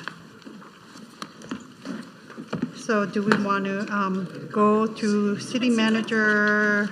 You want to do this one or that's an information item? We can continue that. Staff report, future agenda. Okay, staff report on future agenda items or? Unless there's something urgent. I have a lengthy speech, but I'll pass on it for now. Thank you so You're much. welcome. Okay. Just send it to us, we'll read it. My only comment is these chairs are brutal. Yeah, We thank Yeah. We gotta do something about them. Can we do quick fixes for next meeting? You gotta figure out something else. How about quick fixes for next meeting, like she wants the, Can we put a skirt? Can we? I was just gonna suggest, send us your comments about this setup, the good, the bad, the ugly, all that, and we'll see what we can do for the next meeting. This one to take care of. I had one idea, one thing I wanted to do on this agenda. okay, what is it? So I do have one request. I have one request. I'm going to say. Not yet. What? I'm going to make my comment, Jan. Okay. I am totally disheartened and alarmed by an email that was sent to us, that was forwarded to us, that a resident sent to a staff member, a contracted staff member, that I think was rather appalling. My ask is I would like to ask the mayor, work with the city manager to see how we might structure a frank conversation regarding this unhealthy political culture and the detriments of having this culture. I think there's something that we, as council members, as leaders in the community, I don't think we can bury our heads in the sand. So again, my ask is that the mayor work with the city manager and see how we can have a frank conversation amongst ourselves. I wouldn't overplay that one example constitutes a broad cultural issue. It is not one I don't mean to diminish the issues with the one person. It is more than one. Yeah, I think we would have to agendize that. Just have a conversation with the city manager is what I'm asking for at this stage. how can we have a discussion? Yeah, Okay, so where are we, Mayor? Meeting, No, could I just please request that for our next meeting, we have our priorities on that agenda, Mayor? oh, and City definitely, Manager? definitely. We need to establish our priorities. Come on. Definitely. Okay, meeting adjourned. Thank you. Thank you.